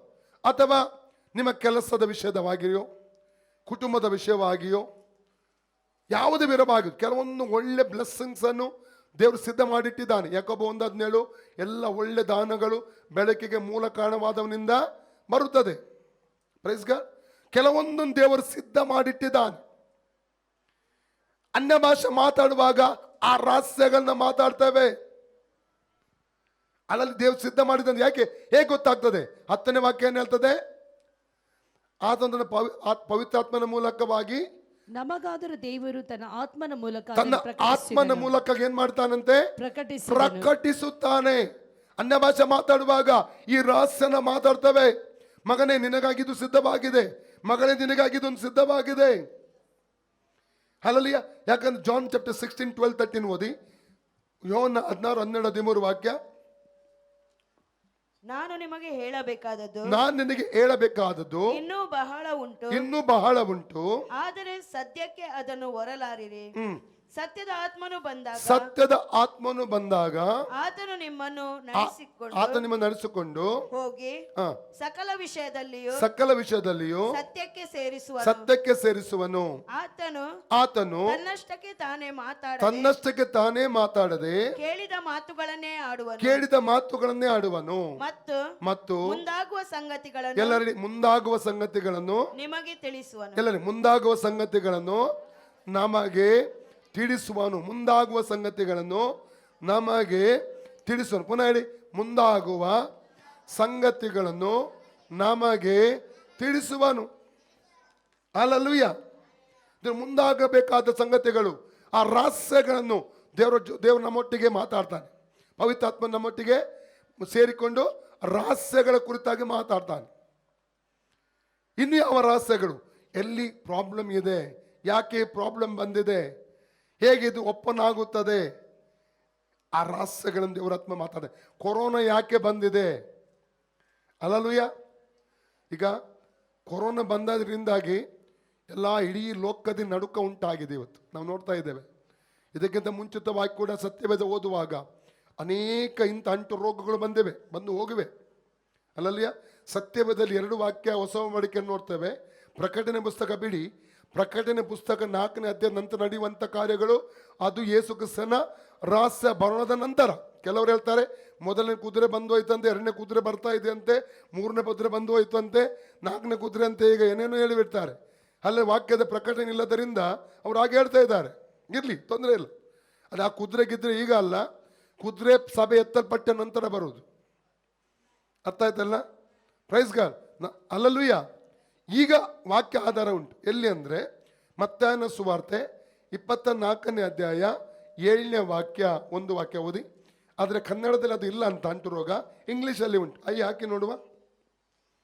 ಇಲ್ಲಿ ಏನು ಹೇಳ್ತದೆ, ಜನಕ್ಕೆ ವಿರೋಧವಾಗಿ ಜನವು, ರಾಜ್ಯಕ್ಕೆ ವಿರೋಧವಾಗಿ ರಾಜ್ಯವು ಹೇಳುವವು, ಮತ್ತು ಅಲ್ಲಲ್ಲಿ ಬರಗಳು ಬರುವ, ಭೂಕಂಪಗಳು. ಕನ್ನಡದಲ್ಲಿ ಇಲ್ಲ, ಇಂಗ್ಲಿಷ್ ಓದ್ತೇನೆ. For nation will rise against nation and kingdom against kingdom and there will be feminous pestilences. ಎಲ್ಲರಲ್ಲಿ ಫೆಸ್ಟಿಲೆನ್ಸಸ್ ಅಂದ್ರೆ ಅರ್ಥ ಏನು ಗೊತ್ತುಂಟಾ? ಅಂಟು ರೋಗಗಳು. ಫೆಸ್ಟಿಲೆನ್ಸಸ್ ಅಂದ್ರೇನು? ಅಂಟು ರೋಗಗಳು. ಲೂಕ 21:11 ಓದಿ. Luke chapter 21:11. ಲೂಕ 21:11 ಸಿಕ್ಕಿದ್ರೆ ಓದಿ.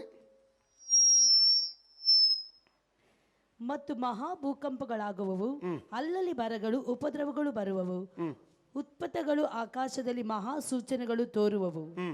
ಇಲ್ಲಿ ನೋಡಿ, and there will be great earthquakes in various places and famines and pestilences. Pestilences ಅಂದ್ರೇನು? ಅಂಟು ರೋಗ. 2 ವಾಕ್ಯ ಉಂಟು ಇಲ್ಲಿ. ಆಮೇಲೆ ಇದು ಯಾವಾಗ ನಡೆಯುವಂಥದ್ದು? ಯೇಸು ಕ್ರಿಸ್ತನ ರಹಸ್ಯ ಭರಣಕ್ಕೆ ಮುಂಚೆ ನಡೆಯುವ ಕಾರ್ಯಗಳು. ನಾವು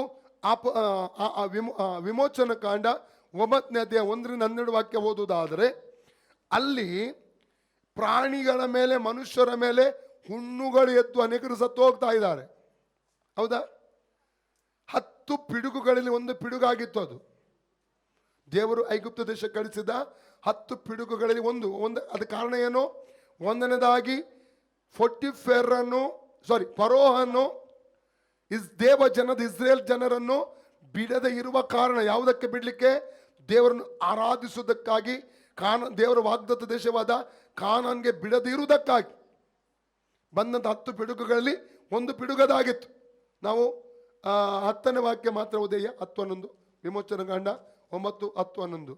ಮೋಶೆ ಆರೋನರು ಹವಿಗೆಯ ಬೂದಿಯನ್ನು ತೆಗೆದುಕೊಂಡು ಫರೋಹನ ಮುಂದೆ ನಿಂತುಕೊಂಡರು. ಮೋಶೆಯು ಆ ಬೂದಿಯನ್ನು ಆಕಾಶಕ್ಕೆ ತೂರಲಾಗಿ ಅದು ಮನುಷ್ಯರಲ್ಲಿಯೂ ಪಶುಗಳಲ್ಲಿಯೂ ಉಣ್ಣಾಗುವ ಬೊಕ್ಕೆಗಳನ್ನು ಎಬ್ಬಿಸಿತು. ಬೊಕ್ಕೆಗಳು, ಅದರಲ್ಲಿ ಅನೇಕ ಸತ್ತು ಹೋಗ್ತಾರೆ. ನೋಡಿ 9ನೇ ಅಧ್ಯಾಯ 1ನೇ ವಾಕ್ಯದಿಂದ ಓದಿ.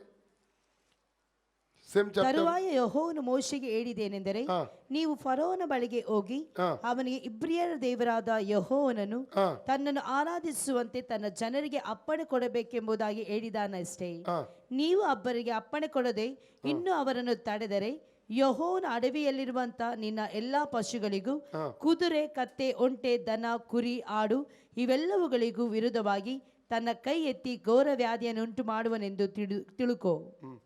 ಇಸ್ರೇಲರ ಪಶುಗಳಿಗೂ ಐಗುಪ್ತರ ಪಶುಗಳಿಗೂ. ಇಲ್ಲಿ ವ್ಯತ್ಯಾಸ ಏನು ಗೊತ್ತುಂಟ? ಇಸ್ರೇಲರ ಪಶುಗಳಿಗೂ ಇಸ್ರೇಲ್ ಜನರಿಗೂ ಏನು ಮುಟ್ಟುವುದಿಲ್ಲ. ವ್ಯಾಧಿಗಳು, ಬಂಧನಗಳು, ವ್ಯಾಧಿಗಳು ಇವೆಲ್ಲ ಬರುವಾಗ ದೇವ ಜನರಿಗೆ ಒಂದು ಪ್ರತ್ಯೇಕತೆ ಇದೆ. ದೇವ ಜನರನ್ನು ಪ್ರಾರ್ಥಿಸುವಂತ ಭಕ್ತರನ್ನು ದೇವರು ಪ್ರತ್ಯೇಕ ಮಾಡ್ತಾನೆ. ಓದಿ ಮಲಕ್ಯ 3:18, ಮಲಕ್ಯ 3:18. ಮಲಕ್ಯ 3:18. ದೇವರನ್ನು ಸೇವಿಸುವವರಿಗೂ ದೇವರು ಸೇವಿಸಿರುವಂತ ವ್ಯತ್ಯಾಸ. ಒಂದು ವೇಳೆ ಆನ್ಲೈನ್ ನಲ್ಲಿ ಆಸರ್ ಟಿವಿಯಲ್ಲಿ ಯಾರಾದರೂ ನೋಡುವುದಾದರೆ ನಿಮಗೆ ಒಳ್ಳೆಯ ಅವಕಾಶ. ಈಗಲೇ ಮಾನಸಾಂತರ ಪಟ್ಟು ಕರ್ತನಾದ ಯೇಸು ಕ್ರಿಸ್ತನನ್ನು ರಕ್ಷಕನು ಒಡೆಯನಾಗಿ ಅಂಗೀಕಾರ ಮಾಡಿಕೊಳ್ಳ್ರಿ. ಆತನ ಆರಾಧನೆ ಮಾಡುವುದಕ್ಕಾಗಿ ಬನ್ನಿ. ದೇವರು ನಿಮ್ಮ ಜೀವಿತದಲ್ಲೂ ಕೂಡ ನಿಮ್ಮ ಸೋಲುಗಳನ್ನು ಜಯವಾಗಿ ಮಾತನಾಡಿಸಲಿ ಹೋಗುತ್ತಾನೆ. ಆಮೆನ್. ಓದಿ. ಆಗ ಶಿಷ್ಟರಿಗೂ ದುಷ್ಟರಿಗೂ, ಆಗ ಶಿಷ್ಟರಿಗೂ ದುಷ್ಟರಿಗೂ, ದೇವರನ್ನು ಸೇವಿಸುವವರಿಗೂ ದೇವರನ್ನು ಸೇವಿಸುವವರಿಗೂ, ಸೇವಿಸದೆ ಇರುವವರಿಗೂ ಇರುವ ಸೇವಿಸದಿರುವವರಿಗೂ ಇರುವ ವ್ಯತ್ಯಾಸವನ್ನು ತಾರತಮ್ಯವನ್ನು ಮತ್ತೆ ಕಾಣುವಿರಿ. ಮತ್ತೆ ಕಾಣ್ತೀರಿ. ಆಮೇಲೆ ಅರಣ್ಯಕಾಂಡ 25ನೇ ಅಧ್ಯಾಯ ನಾವು 1ರಿಂದ 18 ವಾಕ್ಯದವರೆಗೆ ಓದಿದ್ರೆ ಆ ಇಡೀ 25 ಅಧ್ಯಾಯದಲ್ಲಿ ಏನು ನಡೀತು ಗೊತ್ತುಂಟ? 24,000 ಜನ ಸತ್ತು ಹೋದ್ರು. 9ನೇ ವಾಕ್ಯ, ಎಷ್ಟು ಜನ ಸತ್ತು ಹೋದ್ರಂತೆ? 24. ಆ ಘೋರ ವ್ಯಾಧಿ ಯಾಕೆ ಬಂತು ಆ ಸಮಯದಲ್ಲಿ ಇಸ್ರೇಲ್ ಮಧ್ಯದಲ್ಲಿ? ಅವ್ನು ಪಾಪ ಮಾಡಿದರಿಂದ ಹಾಗೆ ಬಂತು. ಯಾಕೆ ಬಂತು? ಯಾಕೆ ಪಾಪ ಮಾಡಿದ್ರು? ಹೇಗೆ ಪಾಪ ಮಾಡಿದ್ರು? ಹೇಗೆ ಪಾಪಕ್ಕೆ ಪ್ರೇರಿಸಲ್ಪಟ್ರು? ಬೀಳಾಮನ ಆಲೋಚನೆ. 31 ಅರಣ್ಯಕಾಂಡ 16ನೇ ವಾಕ್ಯ ಓದಿ. ನಂಬರ್ಸ್ 31:16.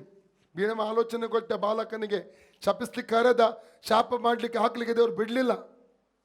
ಅಲ್ಲಲ್ಲಿಯ ಕೊನೆಗೆ ಅವನ ಆಲೋಚನೆ ಕೊಟ್ಟ ಕುತಂತ್ರದಿಂದ, ಇವರನ್ನು ಸೋಲಿಸಬೇಕಾದ ನೀವು ಒಂದೇ ಒಂದು ಕಾರ್ಯ ಮಾಡಬೇಕು, ಇವರು ಹೇಗಾದ ಪಾಪದಲ್ಲಿ ಬೀಳುವಾಗೆ ಮಾಡು.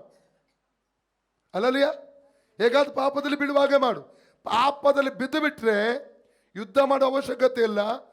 ದೇವ ತನ್ನ ಕೈಯಿಂದ ಹಿಂದಕ್ಕೆ ತೆಗಿತಾನೆ, ಅವರು ವ್ಯಾಧಿ ಬಂದು ಸತ್ತು ಹೋಗ್ತಾರೆ. ಓದಿ. ಪೆಗೋರದ ಬಾಳನ ಸಂಗತಿಯಲ್ಲಿ ಹಾ. ಬೀಳಾಮನ ಆಲೋಚನೆಯನ್ನು ಅನುಸರಿಸಿ ಇಸ್ರಾಯೇಲರನ್ನು ಯೆಹೋವನಿಗೆ ದ್ರೋಹಿಗಳನ್ನಾಗಿ ಮಾಡಿ ಸಮೂಹದವರಲ್ಲಿ ಘೋರವ್ಯಾಧಿ ಉಂಟಾಗುವಂತೆ ಮಾಡಿದವರಲ್ಲಿ ಇವರೇ ಅಲ್ಲವೇ? ಆಮೇಲೆ 25, 1, 2, 3 ಓದಿ. ಅರಣ್ಯಕಾಂಡ ಏನ್ ಪಾಪ ಮಾಡಿದ್ರೆ ಅಂತ ನೋಡ್ತೇವೆ ನಾವು ಅಲ್ಲಿ. ಇಸ್ರಾಯೇಲರು ಶಿಟ್ಟಿಮಿನಲ್ಲಿ ವಾಸವಾಗಿದ್ದಾಗ ಹಾ. ಅವರು ಮೋವಾಬ್ ಸ್ತ್ರೀಯರೊಡನೆ ಸಹವಾಸ ಮಾಡುವರಾದರು. ಏನ್ ಮಾಡಿದ್ರು?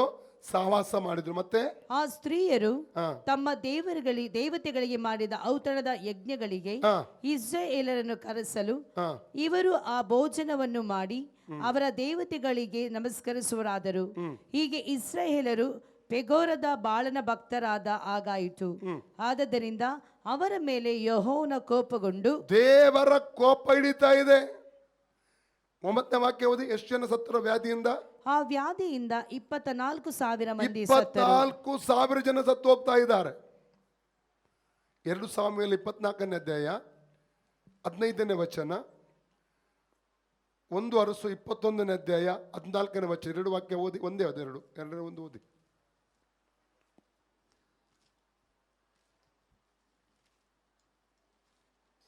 ಯಾವ್ದಾಗ್ತದೆ? ಯಾವುದು? ಒಂದು ಎರಡಲ್ಲಿ ಒಂದು ವಾಕ್ಯ.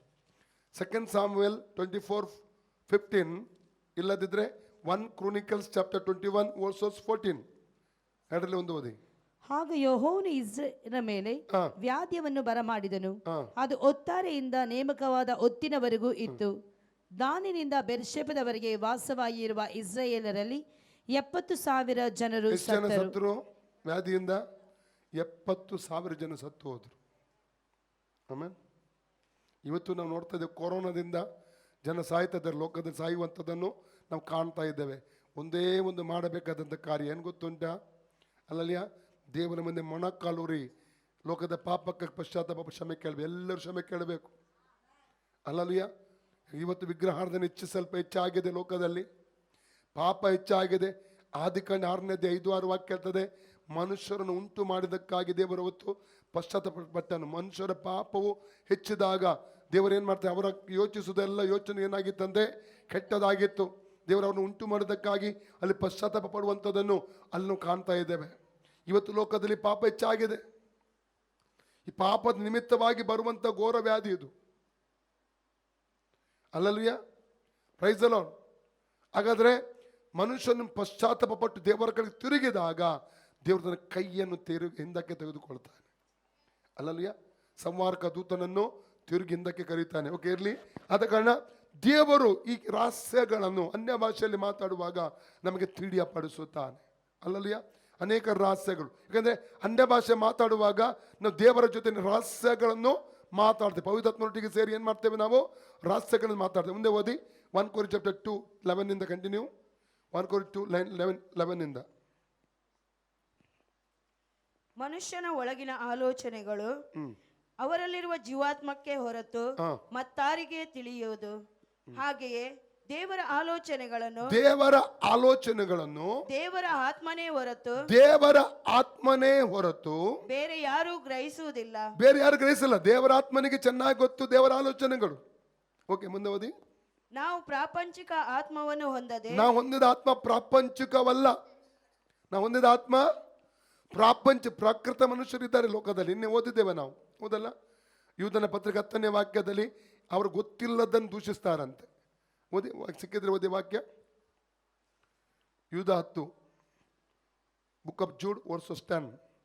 ಆದರೆ ಈ ಜನರು ಹಾ. ತಮಗೆ ಗೊತ್ತಿಲ್ಲದ ಎಲ್ಲವನ್ನು ತಮಗೆ ಗೊತ್ತಿಲ್ಲದ ಎಲ್ಲವನ್ನು ದೂಷಿಸುತ್ತಾರೆ ಮತ್ತು ತಾವು ವಿವೇಕ ಶೂನ್ಯ ಪಶುಗಳಂತೆ ಆ, ಸ್ವಾಭಾವಿಕವಾಗಿ ಯಾವುದವುಗಳನ್ನು ತಿಳುಕೊಳ್ಳುತ್ತಾರೋ ಹಾ.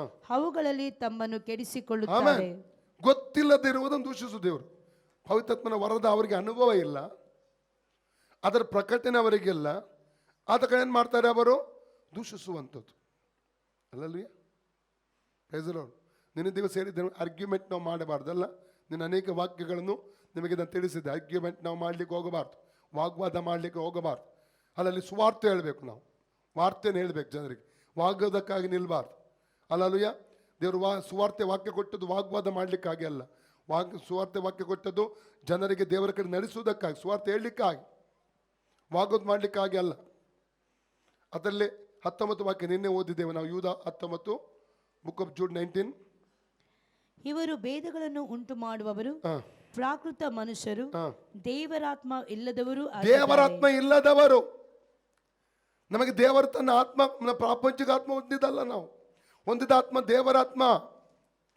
ಹಲ್ಲೆಲೂಯಾ. ಪ್ರಕೃತ ಮನುಷ್ಯರಲ್ಲ. ನಾವು ಹೊಂದಿದ ಆತ್ಮ ಯಾವುದು? ಪ್ರಾಪಂಚಿಕವಾದಂಥ ಆತ್ಮನ ಹೊಂದಿಲ್ಲ, ದೇವರ ಆತ್ಮನ ಹೊಂದಿಕೊಂಡಿದ್ದೇವೆ.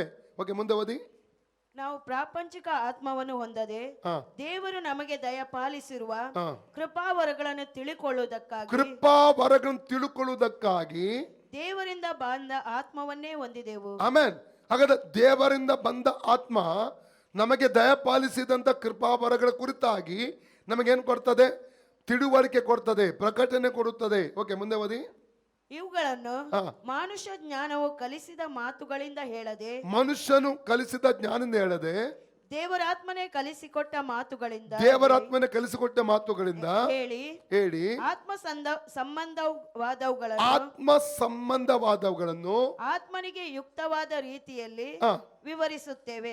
ಆತ್ಮ ಸಂಬಂಧವಾದವುಗಳನ್ನು ಆತ್ಮನಿಗೆ ಯುಕ್ತವಾದ ರೀತಿಯಲ್ಲಿ ನಾವು ವಿವರಿಸುತ್ತೇವೆ. ಲೌಕಿಕವಾದ ರೀತಿಯಲ್ಲಿ ವಿವರಿಸಲಿಕ್ಕೆ ಆಗುವುದಿಲ್ಲ. ಮುಂದೆ ಓದಿ. ಪ್ರಾಕೃತ ಮನುಷ್ಯನು ದೇವರ ಆತ್ಮನ ವಿಷಯಗಳನ್ನು ಪ್ರಾಕೃತ ಮನುಷ್ಯನು ಆತ್ಮ ಇಲ್ಲದವನು. ಅಲ್ಲಯ್ಯ, ಅಲ್ಲಿ 1 Corinthians 12:1 ಓದಿದ್ದೀರಿ ಸಹೋದರರೇ.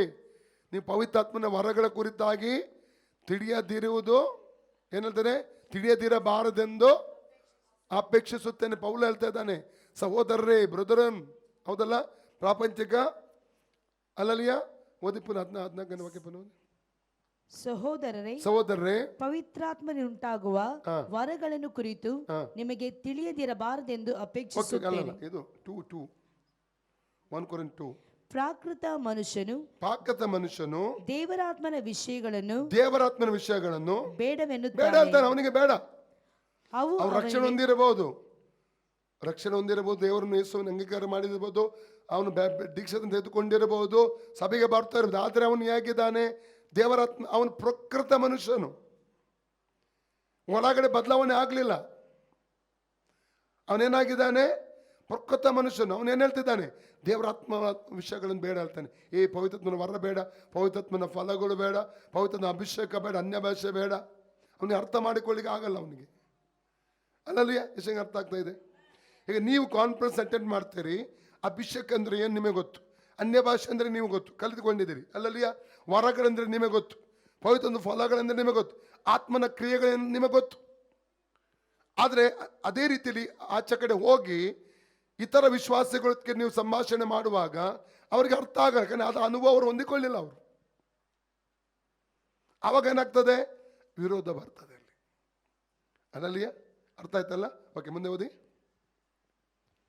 ಅವು ಅವನಿಗೆ ಹುಚ್ಚು ಮಾತಾಗಿ ತೋರುತ್ತವೆ. ಅವನಿಗೆ ಹುಚ್ಚು ಮಾತು, ಅನ್ಯ ಭಾಷೆ ಮಾತಾಡುವಾಗ ಅವನು ಅಲ್ಲಲ್ಲಿ ನಗಾಡ್ತಾನೆ. Praise God. ನೀವು ಅನ್ಯ ಭಾಷೆ ಮಾತು ಏನು ಮಾಡ್ತಾನೆ? ನೆಗಾಡ್ತಾನೆ. ಅಭಿಷೇಕದ ಬಗ್ಗೆ ಮಾತಾಡುವಾಗ ಹುಚ್ಚು ಮಾತು ಅವನಿಗೆ. ಏನು ಅನ್ಯ ಭಾಷೆ ಅಂತೆ, ಅಭಿಷೇಕ ಅಂತೆ, ಅವನ ಪ್ರಕಟಣೆ ಇಲ್ಲ, ಅನುಭವ ಇಲ್ಲ. ಅಲ್ಲಲ್ಲಿಯ ಅವನಿಗೆ ಹುಚ್ಚು ಮಾತು. ನಿಜವಾಗಿನ ಹುಚ್ಚರೇ, ಗೊತ್ತುಂಟ? ಹೌದಾ? 1 ಕೊರಿಂಥ 4:10 ಓದಿ. 4:20.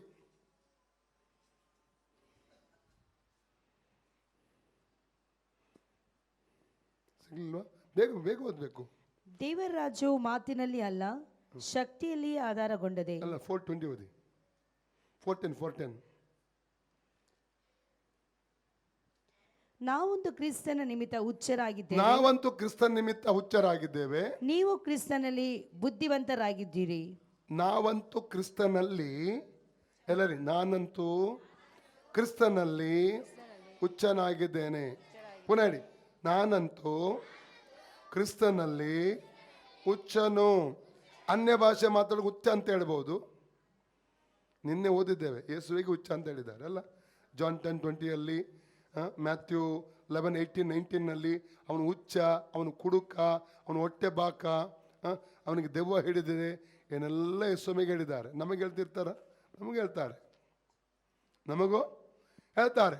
ಆವಾಗ ನಾವು ಏನಂತೆ? ಧನ್ಯರು. ಮ್ಯಾಥ್ಯೂ 11:12 ಹೇಳ್ತದೆ, ನೀವು ಧನ್ಯರು, ಪರಲೋಕದಲ್ಲಿ ನಿಮಗೇನಿದೆ? ಪ್ರತಿಫಲ ಸಿಗುತ್ತದೆ. ಅಲ್ಲಲ್ಲಿಯ ಅದರ ಬಗ್ಗೆ ಗಮನ ಕೊಡಲೇಬಾರ್ದು. ಅದರ ಬಗ್ಗೆ ನೋಡಿ, ಇಲ್ಲೊಂದು ವಾಕ್ಯ ಹೇಳಿ ನಾನು ಹೋಗ್ತೇನೆ.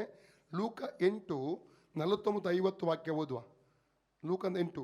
ಯೇಸು ಸ್ವಾಮಿ ಆ ಒಂದು ಶತಾಧಿಪತಿಯ ಮನೆಗೆ ಹೋಗ್ತಾ ಇದ್ದಾನೆ. ಕಾರಣ ಆ ಶತಾಧಿಪತಿಯ ಮಗಳು ಸಾಯುವ ಹಾಗಿದ್ದಾಳೆ ಎಂಬ ಕಾರಣಕ್ಕಾಗಿ ಪ್ರಾರ್ಥಿಸೋದಕ್ಕೆ ಹೋಗ್ತಾ ಇದ್ದಾನೆ. ಆದರೆ ಅಲ್ಲಿ ಬಂದಾಗ ಈ 12 ವರ್ಷದ ರಕ್ತಕುಸುಮ ರೋಗಿಗೆ ಸೌಖ್ಯ ಆದ ನಂತರ ಆ ಮನೆಯಿಂದ ಒಬ್ಬ ವ್ಯಕ್ತಿ ಬಂದು ಹೇಳ್ತಾ ಇದ್ದಾನೆ ಶತಾಧಿಪತಿಗೆ, ಇನ್ನು ಸ್ವಾಮಿಗೆ ತೊಂದರೆ ಕೊಡಬೇಡ, ನಿನ್ನ ಮಗಳು ಸತ್ತು ಹೋದ್ಲು. ಹೌದಾ? ಓದಿ. ಆತನು ಇನ್ನೂ ಮಾತನಾಡುತ್ತಿರುವಲ್ಲಿ ಸಭಾ ಮಂದಿರದ ಅಧಿಕಾರಿಯ ಕಡೆಯವಳೊಬ್ಬನು ಬಂದು, ನಿನ್ನ ಮಗಳು ಸತ್ತಳು, ಗುರುವಿಗೆ ತೊಂದರೆ ಕೊಡಬೇಡ ಅಂದನು. ಅದು ಯೇಸು ಏನಂತ 3 ವಿಷಯ ಹೇಳ್ತಾನೆ. ಓದಿ 50ನೇ ವಾಕ್ಯದಲ್ಲಿ. ಆದರೆ ಯೇಸು ಅದನ್ನು ಕೇಳಿ ಅವನಿಗೆ ಅಂಜಬೇಡ, ನಂಬಿಕೆ ಮಾತ್ರ ಇರಲಿ, ಆಕೆ ಬದುಕುವಳು ಎಂದು ಉತ್ತರ ಕೊಟ್ಟನು. 5:36 ಓದಿ. ಮಾರ್ಕ್ 5:36. ಮಾರ್ಕ್ 5:36. ಇನ್ನೊಂದು ವಿಷಯ ಉಂಟು ಅಲ್ಲಿ. ಅದೇ ಯೇಸು ಅವರ ಮಾತನ್ನು ಕ್ಯಾರ್ ಮಾಡಲಿಲ್ಲ. ಯೇಸು ಲಕ್ಷ್ಯಕ್ಕೆ ತಗೊಳ್ಳಿಲ್ಲ. ನಿನ್ನ ಮಗಳು ಸತ್ತು ಹೋದರು, ಸ್ವಾಮಿಗೆ ಇನ್ನು ತೊಂದರೆ ಕೊಡಬೇಡ ಅಂತ ಹೇಳಿದಾಗ ಅದನ್ನು ಕೇಳಲಿಲ್ಲ, ಕ್ಯಾರ್ ಮಾಡಲಿಲ್ಲ. ಇವನೊಟ್ಟಿಗೆ ಮಾತಾಡಿದ ಯೇಸು. ಓದಿ. ಅವರು ಆಡಿದ ಮಾತನ್ನು ಯೇಸು ಲಕ್ಷ್ಯ ಮಾಡದೆ ಸಭಾ ಮಂದಿರದ ಅಧಿಕಾರಿಗೆ ಅಂಜಬೇಡ, ನಂಬಿಕೆ ಮಾತ್ರ ಇರಲಿ ಎಂದು ಹೇಳಿ. ನಿಮಗೆ ಯಾರಾದರೂ ಹುಚ್ಚಿ ಅಥವಾ ಏನೋ ದೆವ್ವ ಹಿಡಿದಿದೆ, ಭೂತ ಹಿಡಿದಿದೆ, ಏನೋ ನಿಮಗೆ ಹೇಳಿಬಿಟ್ರೆ ನೀವೇನು ಮಾಡಬೇಕು? ಅಲ್ಲಲ್ಲ, 5:36 ಯೇಸು ಏನು ಮಾಡಿದ? ಮಾರ್ಕ್ 5:36. ಲಕ್ಷ್ಯ. ಪುನಃ ಓದಿ ವಾಕ್ಯ. ಮಾರ್ಕ್ 5:36 ಹೇಳಿ ಓದಿ. ಅವರು ಆಡಿದ ಮಾತನ್ನು ಯೇಸು ಲಕ್ಷ್ಯ ಮಾಡದೆ ಸಭಾ ಮಂದಿರದ ಅವನು ಆಡಿದ ಮಾತನ್ನು ಯೇಸು ಏನ್ ಮಾಡಲಿಲ್ಲ? ಲಕ್ಷ್ಯ ಮಾಡಲಿಲ್ಲ. ನಾವು ಲಕ್ಷ್ಯ ಮಾಡಬಾರದು. ಅದು ನನಗೆ ಸಂಬಂಧಪಟ್ಟದಲ್ಲ. ಎಷ್ಟು ಅರ್ಥ ಆಗ್ತದೆ? ಲಕ್ಷ್ಯ ಕೊಡಬಾರ್ದು.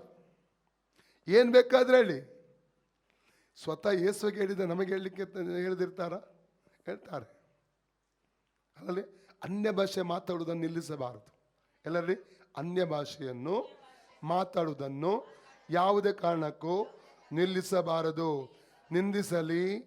ನಿಂದಿಸಲಿ, ತಮಾಷೆ ಮಾಡಲಿ, ಗೇಲಿ ಮಾಡಲಿ, ಹುಚ್ಚ ಎಂದು ಹೇಳಿ, ದೆವ್ವ ಹಿಡಿದೆಂದು ಹೇಳಿ ಅನ್ಯ ಭಾಷೆ ಮಾತಾಡುವುದನ್ನು ನಿಲ್ಲಿಸಬೇಡಿ. ಅನ್ಯ ಭಾಷೆ ಮಾತಾಡುವುದನ್ನು ನಿಲ್ಲಿಸಬೇಡಿ. ಆದರೆ ಅನ್ಯಾಯ ಭಾಷೆ ಮಾತ್ರ ನಿಲ್ಲಿಸಬೇಕು. ಅದು ನಿಂತರೆ ಮಾತ್ರ ಈ ಭಾಷೆ ಪ್ರೋಗ್ರೆಸ್ನಲ್ಲಿ ಗ್ರೋ ಆಗ್ತದೆ. ಅನ್ಯಾಯ ಭಾಷೆ ಮಾತಾಡೋದು ಬಿಟ್ಟರೆ ಏನಾಗ್ತದೆ? ಅನ್ಯಾಯ ಭಾಷೆ ಮಾತು ಕೆಲವ್ರದ್ದು ಬಾಯಿ ತೆರೆಯುವಾಗ ಬೊಂಬಾಯಿ, ಬಾಯಿ ತೆರೆದ್ರೆ ಬೊಂಬಾಯಿ. ಅಲ್ಲಲ್ವಿಯ ಅದು ಆ ಭಾಷೆ ನಿಲ್ಲಿಸಬೇಕು. ಆ ಭಾಷೆ ನಿಲ್ಲಿಸಿ ಈ ಭಾಷೆ ಮಾತಾಡಲಿಕ್ಕೆ ಸ್ಟಾರ್ಟ್ ಮಾಡಿದರೆ ಅವಾಗ ಮಾತ್ರ ಬಲವನ್ನು ಹೊಂದಿಕೊಳ್ಳುತ್ತೇವೆ ನಾವು. ಆಮೇಲೆ ಅರ್ಥ ಆಯ್ತಲ್ಲ? ಓಕೆ, ಇನ್ನೊಂದು ವಿಷಯಕ್ಕೆ ನಾವು ಹೋಗುವ. ಇಲ್ಲಿ ನಾನು ಅವಾಗಲೇ ಹೇಳಿದೆ 1 Corinthians chapter 12 ಅದು ಪವಿತ್ರಾತ್ಮನ 9 ವರಗಳಿಗೆ ಕುರಿತಾಗಿ ತಿಳಿಸುವಂಥ ಅಧ್ಯಾಯ. 8 to 10 ವರ್ಡ್ಸ್ ಅಲ್ಲ. 1 Corinthians chapter 12 8 to 10 ನಲ್ಲಿ ಪವಿತ್ರಾತ್ಮನಿಗೆ ಸಂಬಂಧಪಟ್ಟ 9 ವರಗಳ ಕುರಿತಾಗಿ ಅಲ್ಲಿ ಪೌಲನು ವಿವರಿಸಿದ್ದಾನೆ. ಅಲ್ಲಲ್ಲಿಯ ಆದರೆ 1 ಕೊರಿಂಥ 13ನೇ ಅಧ್ಯಾಯದಲ್ಲಿ ಪ್ರೀತಿ ಕುರಿತಾಗಿ ಹೇಳಿದರೆ 1 ಕೊರಿಂಥ 14ನೇ ಅಧ್ಯಾಯದಲ್ಲಿ 2 ವರಗಳ ಮಹತ್ವವನ್ನು ತಿಳಿಸ್ತಾ ಇದ್ದಾನೆ. ಯಾವುದದು? ಪ್ರವಾದನೆ ವರ, ಅನ್ಯ ಭಾಷೆಯ ವರ. ಹೌದಾ? 2 ವರದ ಕುರಿತಾಗಿರುವ ಪ್ರಾಮುಖ್ಯತೆಯನ್ನು ಆತನ ಎತ್ತಿಯಲ್ಲಿ ಹಿಡಿಯುವಂಥದ್ದನ್ನು ಅಲ್ಲಿ ಕಾಣ್ತಾ ಇದ್ದೇವೆ. ಇನ್ನೊಂದು ರೀತಿ ಹೇಳಬೇಕಾದ್ರೆ 2 ವರಗಳ ವಿಶೇಷತೆಯನ್ನು ತಿಳಿಸ್ತಾ ಇದ್ದಾನೆ. ಕಾರಣ ನೋಡಿ, ಅಲ್ಲಿ ಆಕ್ಟ್ಸ್ ಚಾಪ್ಟರ್ 19:5-6 ಅಲ್ಲಿ ಎಫೆಸದಲ್ಲಿ ಅಪೊಲ್ಲೋಸನ ಶಿಷ್ಯರು ಪೌಲನಿಗೆ ಸಿಕ್ಕಿದಾಗ ಅವರಿಗೆ ಸುವಾರ್ತೆ ಕೊಟ್ಟ, ದೀಕ್ಷಿತನಾಯಿತು, ಅವರಿಗೆ ಕೈ ಇಟ್ಟಾಗ ಅಭಿಷೇಕ ಬಂತು, ಅನ್ಯ ಭಾಷೆ ಮಾತನಾಡಿ ಪ್ರವಾದಿಸಿದರು. ಹೌದಲ್ಲ? ಈ 2 ವರಗಳು ತುಂಬಾ ಪ್ರಾಮುಖ್ಯವಾದದ್ದು. ಯಾವುದು? ಅನ್ಯ ಭಾಷೆ ಮತ್ತು ಪ್ರವಾದನೆ ಎಂಬುದಾಗಿ ಇಡೀ ಅಧ್ಯಾಯವನ್ನೇ ಇಲ್ಲಿ ದೇವರು ಕೊಡ್ತಾ ಇದ್ದಾನೆ, 2 ವರಗಳ ಕುರಿತಾಗಿ ವಿವರಿಸುವುದಕ್ಕಾಗಿ. ಈ 2 ವರಗಳ ವಿಶೇಷತೆಯನ್ನು ತಿಳ್ಕೋಬೇಕು. ಒಂದನೇದಾಗಿ ಅನ್ಯ ಭಾಷೆ ಇದು ದೇವರೊಟ್ಟಿಗೆ ನಾವು ಮಾತಾಡುವಾಗ ಇದು ಮತ್ತೊಬ್ಬರಿಗೆ ಅರ್ಥ ಆಗುವುದಿಲ್ಲ. Praise God. 1 Corinthians chapter 14 verses 2. ಅನ್ಯ ಭಾಷೆ ಮಾತಾಡುವಾಗ, ಆದರೆ ಪ್ರವಾದನೆ ಮಾಡುವಾಗ ಇನ್ನೊಬ್ಬರಿಗೆ ಅರ್ಥ ಆಗುತ್ತದೆ. 1 Corinthians chapter 14:3 ವಾಕ್ಯ ಓದಿ. ಪ್ರವಾದಿಸುವನಾದರೂ ಮನುಷ್ಯರ ಸಂಗಡ ಮಾತನಾಡುವವನಾಗಿ ಅವರಿಗೆ ಭಕ್ತಿ ವೃದ್ಧಿಯನ್ನು, ಪ್ರೋತ್ಸಾಹವನ್ನು, ಸಂತೈಸುವಿಕೆಯನ್ನು ಉಂಟು ಮಾಡುತ್ತಾನೆ. ಭಕ್ತಿ ವೃದ್ಧಿಯನ್ನು ಪ್ರವಾದಿಸುವನಾದರೂ ಭಕ್ತಿ ವೃದ್ಧಿಯನ್ನು, ಸಂತೈಸುವಿಕೆಯನ್ನು, ಪ್ರೋತ್ಸಾಹವನ್ನು ಉಂಟು ಮಾಡ್ತಾನೆ. ಪುನಃ ಹೇಳಿ. ಪ್ರವಾದಿಸುವನಾದರೂ ಸಭೆಗೆ ಭಕ್ತಿ ವೃದ್ಧಿಯನ್ನು, ಸಂತೈಸುವಿಕೆಯನ್ನು, ಪ್ರೋತ್ಸಾಹವನ್ನು ಉಂಟು ಮಾಡುತ್ತಾನೆ. ಅಲ್ಲಲ್ಲಿಯ ಹಾಗಾದ್ರೆ ಇದು ಅನ್ಯ ಭಾಷೆ ದೇವರೊಟ್ಟಿಗೆ ಮಾತಾಡುವುದಾದರೆ, ಇದು ಪ್ರವಾದನೆ ಸಭೆಯೊಟ್ಟಿಗೆ ಮಾತಾಡುವಂತ ವರವಾಗಿದೆ. ಸಭೆಯೊಟ್ಟಿಗೆ ಮಾತಾಡುವಂತ ಒಂದು ವರ ಎಂಬುದಾಗಿ ಇಲ್ಲಿ ನೋಡ್ತೇವೆ. ಎರಡನೇದಾಗಿ ಅನ್ಯ ಭಾಷೆಯು ವೈಯಕ್ತಿಕ ಭಕ್ತಿ ವೃದ್ಧಿ ನಮಗೆ ಕೊಡುತ್ತದೆ. ಅನ್ಯ ಭಾಷೆ ನೀವು ಕೇವಲ 6 ತಿಂಗಳು 1 ಗಂಟೆ ಮಾತಾಡಿ ನೋಡಿ. ಮಿನಿಮಮ್. ಜಾಸ್ತಿ ಮಾತಾಡಲಿಕ್ಕೆ ಸಮಯ ಇದ್ರೆ ಜಾಸ್ತಿ ಮಾತಾಡಿ. ನಿಮ್ಮ ಆತ್ಮಿಕ ಜೀವಿತದ ಲೆವೆಲ್ ಚೇಂಜ್ ಆಗುತ್ತದೆ. ನಿಮಗೆ ಗೊತ್ತಾಗ್ತದೆ ಒಳಗಿನ ಮನುಷ್ಯ ಬಲ ಹೊಂದುವಂಥದ್ದನ್ನು, ಒಳಗಿನ ಮನುಷ್ಯ ಬಲ ಬಿಡುಗಡೆ ಹೊಂದುವಂಥದ್ದನ್ನು, ಒಳಗಿನ ಮನುಷ್ಯ ಬೆಳೆಯುವಂಥದ್ದನ್ನು ನಿಮಗೆ ಕಾಣಲಿಕ್ಕೆ ಆಗುತ್ತದೆ. ಆಮೇಲೆ ಆತ್ಮಿಕ ಕ್ಷೇತ್ರದಲ್ಲಿ ನೀವು ಹೇಗೆ ಪ್ರೋಗ್ರೆಸ್ ಪಡ್ಕೊಳ್ತಾ ಇದ್ದೀರಿ ಅವಾಗ ಗೊತ್ತಾಗ್ತದೆ. 1 ಗಂಟೆ ಮಿನಿಮಮ್ 1 ಗಂಟೆ 6 ತಿಂಗಳು ಬಿಡದೆ ಪ್ರತಿ ದಿವಸ ನೀವು ತಪ್ಪದೆ 1 ಗಂಟೆ ಮಾತಾಡಿರಿ. ವೈಯಕ್ತಿಕವಾದ ಭಕ್ತಿ ವೃದ್ಧಿಯಲ್ಲಿ ನೀವು ಹೇಗೆ ಬೆಳೀತೀರಿ ನಿಮಗೆ ಗೊತ್ತಾಗುತ್ತದೆ, ಚೇಂಜ್ ಆಗ್ತದೆ. ಎಷ್ಟು ಜನ ಈಗಾಗಲೇ ಮಾತಾಡ್ತಾ ಇದ್ದೀರಿ? 1 ಗಂಟೆ ಮಾತಾಡಿದ್ದೀರಿ ಯಾರಾದರೂ ಇಲ್ಲಿ? 1 hour ಪ್ರತಿ ದಿವಸ ಇದ್ದೀರಾ? ಎಷ್ಟು ಕೈ ಮೆತ್ತಿ ನೋಡು, ಕೈ ಮೆತ್ತಿ ಎಷ್ಟು ಜನ ಇದ್ದೀರಿ? ಕೆಲವು ಕೈಗಳನ್ನು ನೋಡ್ತಾ ಇದ್ದೇನೆ. ಅಲ್ಲಲ್ಲಿ ಅರ್ಧ ಗಂಟೆ ಮಾತಾಡಿದ್ದೀರಾ? 1/4 ಗಂಟೆ, 10 ನಿಮಿಷ, ಇನ್ನು ಪ್ರಯೋಜನ ಇಲ್ಲ. ಅಲ್ಲಲ್ಲಿಯ 2 ಗಂಟೆ ಮಾತಾಡಿದ್ದೀರಾ ಯಾರಾದ್ರೂ? 2 hours ಇದ್ದೀರಾ? 2 hours ಮಾತಾಡೋರು? 2 hours ಇಲ್ಲ. 1.5 hours ಅದಿಲ್ಲ. ಓಕೆ, ಇನ್ನು ಆಗಬೇಕು. ಆಮೇಲೆ ಅಟ್ಲೀಸ್ಟ್ 1 hour ನೀವು ಮಾತಾಡಲಿಕ್ಕೆ ಸ್ಟಾರ್ಟ್ ಮಾಡಬೇಕು. ದೇವರು ನಿಮ್ಮನ್ನು ಉಪಯೋಗಿಸಬೇಕಾದರೆ ಅಲ್ಲಲ್ಲಿಯ ನೀವೇನು ಮಾಡಬೇಕು? ಅನ್ಯ ಭಾಷೆಯಲ್ಲಿ ಮಾತಾಡಬೇಕು. ಅಲ್ಲಲ್ಲಿಯ ವೈಯಕ್ತಿಕವಾದ ಭಕ್ತಿ ವೃದ್ಧಿ ಉಂಟು ಮಾಡ್ತದೆ. ಪ್ರವಾದನೆ ವರವು ಸಭೆಗೆ ಭಕ್ತಿ ವೃದ್ಧಿ ಉಂಟು ಮಾಡ್ತದೆ. ಹೇಗೆ? ಓದಿ. 1 Corinthians chapter 14 24-25. 1 ಕೊರಿಂಥ 14 ಅಧ್ಯಾಯ 24 ವಾಕ್ಯ. ಆದರೆ ನೀವೆಲ್ಲರೂ ಪ್ರವಾದಿಸುತ್ತಿರಲು ಕ್ರಿಸ್ತ ನಂಬಿಕೆ ಇಲ್ಲದವನಾಗಲಿ ಈ ವರವಿಲ್ಲದವನಾಗಲಿ ಒಳಗೆ ಬಂದರೆ ಅವನು ಎಲ್ಲರ ಮಾತನ್ನು ಕೇಳಿ ತಾನು ಪಾಪಿ ಎಂಬ ಅರುವನ್ನು ಹೊಂದುವನು. ಎಲ್ಲರ ಮಾತಿನಿಂದ ಪರಿಶೋಧಿತನಾಗುವನು. ಅವನ ಹೃದಯದ ರಹಸ್ಯಗಳು ಬಯಲಾಗುವವು ಮತ್ತು ಅಡ್ಡ ಬಿದ್ದು ದೇವರನ್ನು ಆರಾಧಿಸಿ. ಆಮೇಲೆ ಯಾವಾಗ ಪ್ರವಾದನೆ ವರ ಯಾರೊಟ್ಟಿಗೆ ಮಾತಾಡೋದು? ಸಭೆಯೊಟ್ಟಿಗೆ ಮಾತಾಡುವಂತ ಅನುಭವ ಆಗಿದೆ. ಇನ್ನೊಂದು ವಿಷಯ, ಅನ್ಯ ಭಾಷೆಯ ವರದ ಮೂಲಕ ಅಸಾಧಾರಣ ಮಂಡಲಕ್ಕೆ ನಾವು ಪ್ರವೇಶ ಮಾಡ್ತೇವೆ. ಅನ್ಯ ಭಾಷೆ ಮಾತಾಡೋದ್ರ ಮೂಲಕ ಅಸಾಧಾರಣ ಮಂಡಲಕ್ಕೆ ನಾವು ಪ್ರವೇಶ ಮಾಡ್ತೇವೆ. ಸೂಪರ್ ನ್ಯಾಚುರಲ್ ರೆಹಲ್ಮ್ಗೆ ನಾವು ಏನು ಮಾಡ್ತೇವೆ? ಪ್ರವೇಶ ಮಾಡ್ತೇವೆ. ಪ್ರವಾದನೆ ಮೂಲಕ ಕಾಣುವ ಮಂಡಲಕ್ಕೆ ನಾವು ಮುಟ್ಟುವುದಾದರೆ, ಅಲ್ಲಲ್ಲಿಯ ಅನ್ಯ ಭಾಷೆಯ ಮೂಲಕ ಕಾಣದ ಅಸಾಧಾರಣ ಮಂಡಲಕ್ಕೆ ನಾವು ಏನು ಮಾಡ್ತೇವೆ? ಪ್ರವೇಶ ಮಾಡ್ತೇವೆ. ಇದನ್ನು ನಾವು ಸರಿಯಾಗಿ ಅರ್ಥ ಮಾಡಿಕೊಳ್ಳಬೇಕು. Praise God. ಅಲ್ಲಲ್ಲಿಯ ಇನ್ನೊಂದು ವಿಷಯ, ಈಗ ಅನ್ಯ ಭಾಷೆಯ ಜೊತೆಯಲ್ಲಿ ಇನ್ನೊಂದು ವರ ಬರ್ತದೆ. ಯಾವುದದು? ಅನ್ಯ ಭಾಷೆಯನ್ನು ಭಾಷಾಂತರ ಮಾಡುವಂಥ ವರ. ಅನ್ಯ ಭಾಷೆಯನ್ನು ಭಾಷಾಂತರ ಮಾಡುವಂಥ ವರ, ಅನ್ಯ ಭಾಷೆ ವರಕ್ಕೇನೆ ಅಷ್ಟು ಸಭೆ ಇವತ್ತು ಪ್ರಾಮುಖ್ಯತೆ ಕೊಡ್ತಾ ಇಲ್ಲ. ತುಂಬ ಸಭೆಗಳು ಕೊಡ್ತಾ ಇದೆ, ಅದು ತುಂಬ ಕಡಿಮೆ ನಾವು ನೋಡ್ತಾ ಇದ್ದೇವೆ ತುಂಬ ಕಡೆಗಳಲ್ಲಿ. ಅಲ್ಲಲ್ಲಿಯ ಅದರಲ್ಲಿ ಅನ್ಯ ಭಾಷೆಯನ್ನು ಮಾತಾಡುವಂಥದ್ದನ್ನು ಭಾಷಾಂತರ ಮಾಡುವಂಥ ವರದ ತುಂಬ ಕೊರತೆ ಇದೆ. ಕಾರಣ ಏನು? ದಾಹ ಇಲ್ಲ ಜನರಿಗೆ, ಸಭೆಗೆ ದಾಹ ಇಲ್ಲದರಿಂದ, ಸಭೆ ಕೇಳಿಕೊಳ್ಳದಿರುವುದರಿಂದ ದೇವರು ಕೊಡಲಿಕ್ಕೆ ಆಗಲ್ಲ. ಒಂದು ವಾಕ್ಯ ಓದುವ, 1 Corinthians chapter 14, 9-13. 1 Corinthians 14, 9-13 ವಾಕ್ಯ. ಹಾಗೆಯೇ ಓದಿ. ಹಾಗೆಯೇ ನೀವು ತಿಳಿಯಬಹುದಾದ ಭಾಷೆಯನ್ನು ಬಾಯಿಂದ ಆಡದೆ ಹೋದರೆ ನಿಮ್ಮ ಮಾತಿನ ಅರ್ಥವನ್ನು ಹೇಗೆ ತಿಳಿಯುವುದು? ನೀವು ಗಾಳಿಯ ಸಂಗಡ ಮಾತಾಡಿದ ಹಾಗಿರುವುದಷ್ಟೇ. ಲೋಕದಲ್ಲಿ ಎಷ್ಟು ವಿಧವಾದ ಭಾಷೆಗಳಿದ್ದರೂ ಅವುಗಳಲ್ಲಿ ಒಂದಾದರೂ ಅರ್ಥವಿಲ್ಲದಾಗಿರುವುದಿಲ್ಲ. ಭಾಷೆಯ ಅರ್ಥವು ನನಗೆ ತಿಳಿಯದಿದ್ದರೆ ಮಾತಾಡುವವನಿಗೆ ನಾನು ಅನ್ಯ ದೇಶದವನಂತಿರುವೆನು, ಮಾತಾಡುವವನು ನನಗೆ ಅನ್ಯ ದೇಶದವನಂತಿರುವನು. ಹಾಗೆಯೇ ನೀವು ಆತ್ಮ ಪ್ರೇರಿತವಾದ ನುಡಿಗಳನ್ನಾಡುವುದಕ್ಕೆ ಅಪೇಕ್ಷಿಸುವವರಾಗಿರುವುದರಿಂದ ಸಭೆಗೆ ಭಕ್ತಿ ವೃದ್ಧಿ ಉಂಟಾಗುವ ಹಾಗೆ ಅದಕ್ಕಿಂತಲೂ ಹೆಚ್ಚಾದದನ್ನು ಮಾಡುವುದಕ್ಕೆ ಪ್ರಯತ್ನಿಸಿರಿ. ಆದುದರಿಂದ ವಾಣಿಯನ್ನಾಡುವವನು ತನಗೆ ಅದರ ಅರ್ಥವನ್ನು ಹೇಳುವ ಶಕ್ತಿ ಉಂಟಾಗಬೇಕೆಂದು ದೇವರನ್ನು ಪ್ರಾರ್ಥಿಸಬೇಕು. ಈಗ ಪ್ರಾರ್ಥಿಸಿ, ಕೈ ಮೇಲೆತ್ತಿ ಪ್ರಾರ್ಥಿಸಿ ನೋಡುವ. ಯೇಸುವೆ, ಅನ್ಯ ಭಾಷೆ ಬರದ ಜೊತೆಯಲ್ಲಿ ನೀನು ನನಗೆ ಅನ್ಯ ಭಾಷೆಯನ್ನು ಭಾಷಾಂತರ ಮಾಡುವ ವರವನ್ನು ದಯಪಾಲಿಸು. ಯೇಸುವೆ, ನಾನು ದಾವುಳ್ಳವನಾಗಿದ್ದೇನೆ, ನಾನು ಕೇಳಿಕೊಳ್ತಾ ಇದ್ದೇನೆ. ನೀನೇ ಹೇಳಿದ್ದಿ ಮತ್ತ 7:7 ಬೇಡಿರಿ ಸಿಗುವುದು, ತಟ್ಟಿರಿ ತೆರಲ್ಪಡುವುದು, ಹುಡುಕಿರಿ ದೊರೆಯುವುದೆಂಬುದಾಗಿ ನಾನು ಬೇಡ್ತಾ ಇದ್ದೇನೆ, ತಡ್ತಾ ಇದ್ದೇನೆ, ಹುಡುಕ್ತಾ ಇದ್ದೇನೆ. ಕರ್ತನೆ, ಅನ್ಯ ಭಾಷೆಯನ್ನು ಭಾಷಾಂತರ ಮಾಡುವ ವರವನ್ನು ನೀನು ನನಗೆ ದಯಪಾಲಿಸು. ಪ್ರಾರ್ಥಿಸಲಿಕ್ಕೆ ಪ್ರಾರಂಭ ಮಾಡಿ.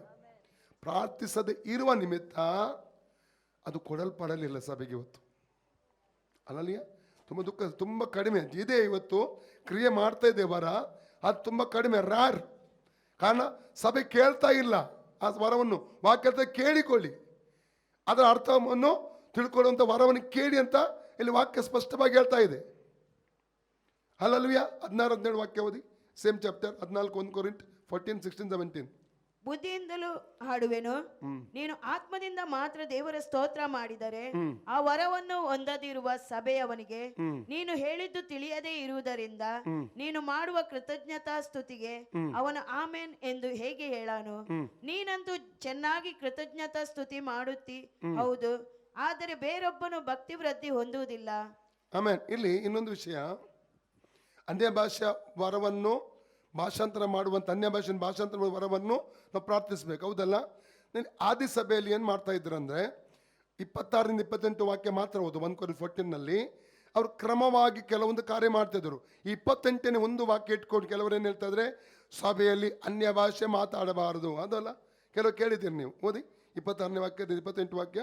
ಹಾಗಾದರೇನು ಸಹೋದರರೇ, ಸಹೋದರರೇ, ನೀವು ಕೂಡಿ ಬಂದಿರುವಾಗ ನೀವು ಕೂಡಿ ಬಂದಿರುವಾಗ ಒಬ್ಬನು ಆಡುವುದು, ಒಬ್ಬನು ಆಡುವುದು, ಒಬ್ಬನು ಉಪದೇಶ ಮಾಡುವುದು, ಒಬ್ಬನು ಉಪದೇಶ ಮಾಡುವುದು, ಒಬ್ಬನು ತನಗೆ ಪ್ರಕಟವಾದದ್ದನ್ನು ತಿಳಿಸುವುದು, ಹಾ, ಒಬ್ಬನು ವಾಣಿಯನ್ನಾಡುವುದು, ಹಾ, ಒಬ್ಬನು ಅದರ ಅರ್ಥವನ್ನು ಹೇಳುವುದು ಉಂಟಷ್ಟೇ. ಹಾ. ನೀವು ಏನು ನಡೆಸಿದರು ಹಾ. ಭಕ್ತಿ ವೃದ್ಧಿಗಾಗಿಯೇ ಓಕೆ, ನಡೆಸಿರಿ. ಇಲ್ಲೊಂದು ಸ್ಟಾಪ್.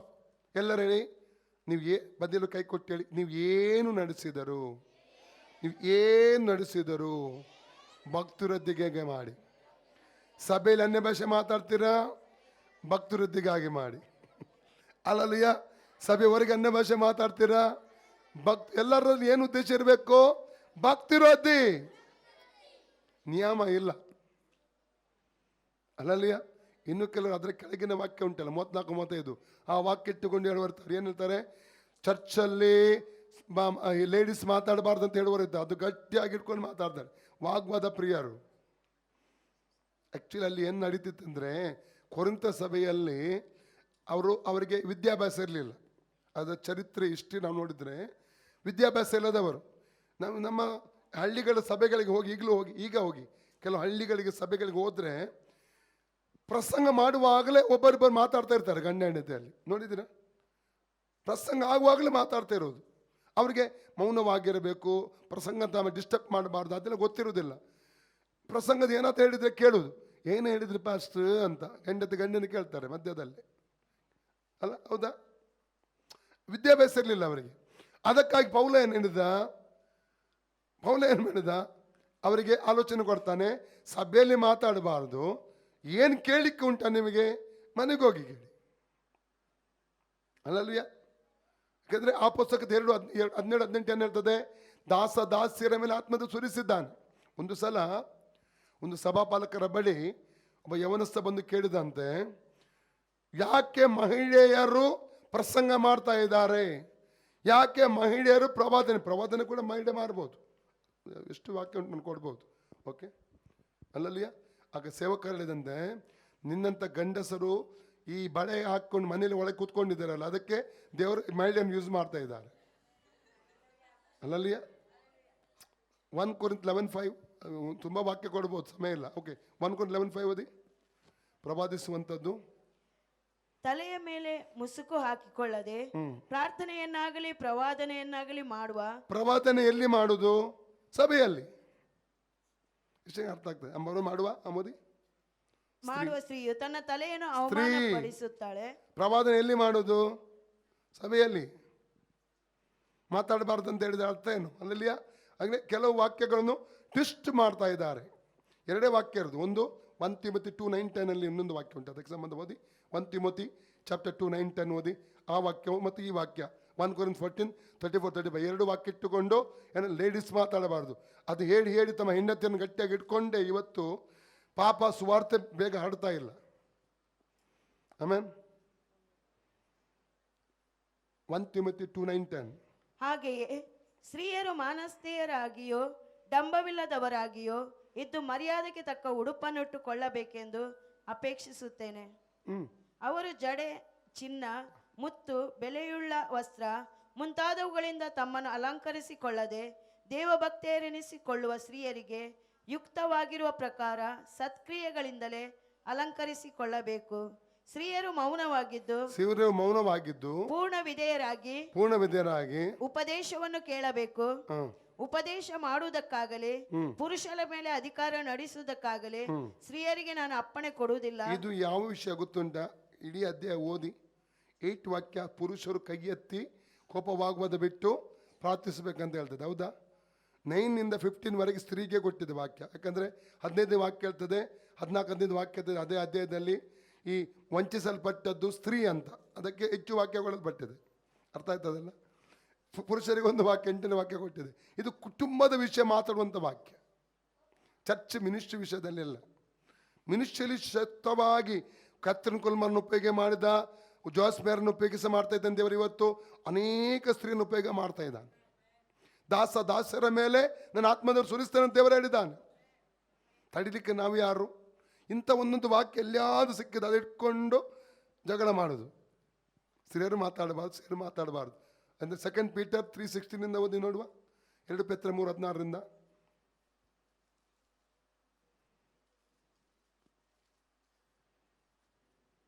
ಮನುಷ್ಯರು ನೇಮಿಸಿರು.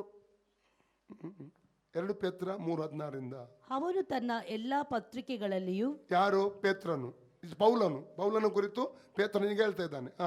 ಈ ವಿಷಯಗಳನ್ನು ಕುರಿತು ಬರೆಯುವಾಗ ಹೀಗೆ ಬೋಧಿಸಿದ್ದಾನೆ. ಆ ಪತ್ರಿಕೆಗಳಲ್ಲಿರುವ ಕೆಲವು ಮಾತುಗಳು ತಿಳಿಯುವುದಷ್ಟಕ್ಕೆ ಕಷ್ಟವಾಗಿದೆ.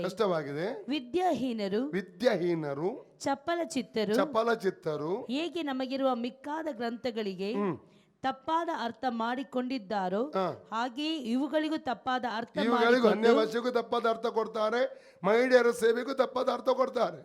ಅರ್ಥ ಆಗಲ್ಲ ಅವರಿಗೆ ಪ್ರಕಟಣೆ ಇಲ್ಲ. ಎಷ್ಟಂಗೆ ಅರ್ಥ ಆಗ್ತದೆ? ಓಕೆ, 1 Corinthians chapter 14:26 ಅಂತ ಕಂಟಿನ್ಯೂ ಓದುವ. 26 to 28 ಅಲ್ಲಿ ಇದ್ದೇವೆ ನಾವೀಗ.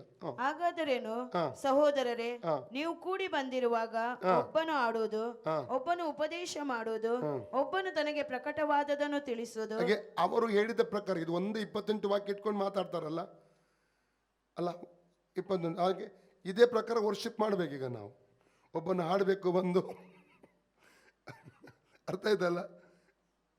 ಅವ್ರು ಹೇಳಿದ ಪ್ರಕಾರ ನಾವು ಒಬ್ಬನು ಬಂದು ಹಾಡಬೇಕು, ಒಬ್ಬನು ಉಪದೇಶ ಮಾಡಬೇಕು, ಇನ್ನೊಬ್ಬನು ಅನ್ಯ ಭಾಷೆ ಮಾತಾಡಬೇಕು, ಅದರ ಅರ್ಥ ಹೇಳ್ಬೇಕು, ಇನ್ನೊಬ್ಬನು ಪ್ರವಾದನೆ ಮಾಡಬೇಕು.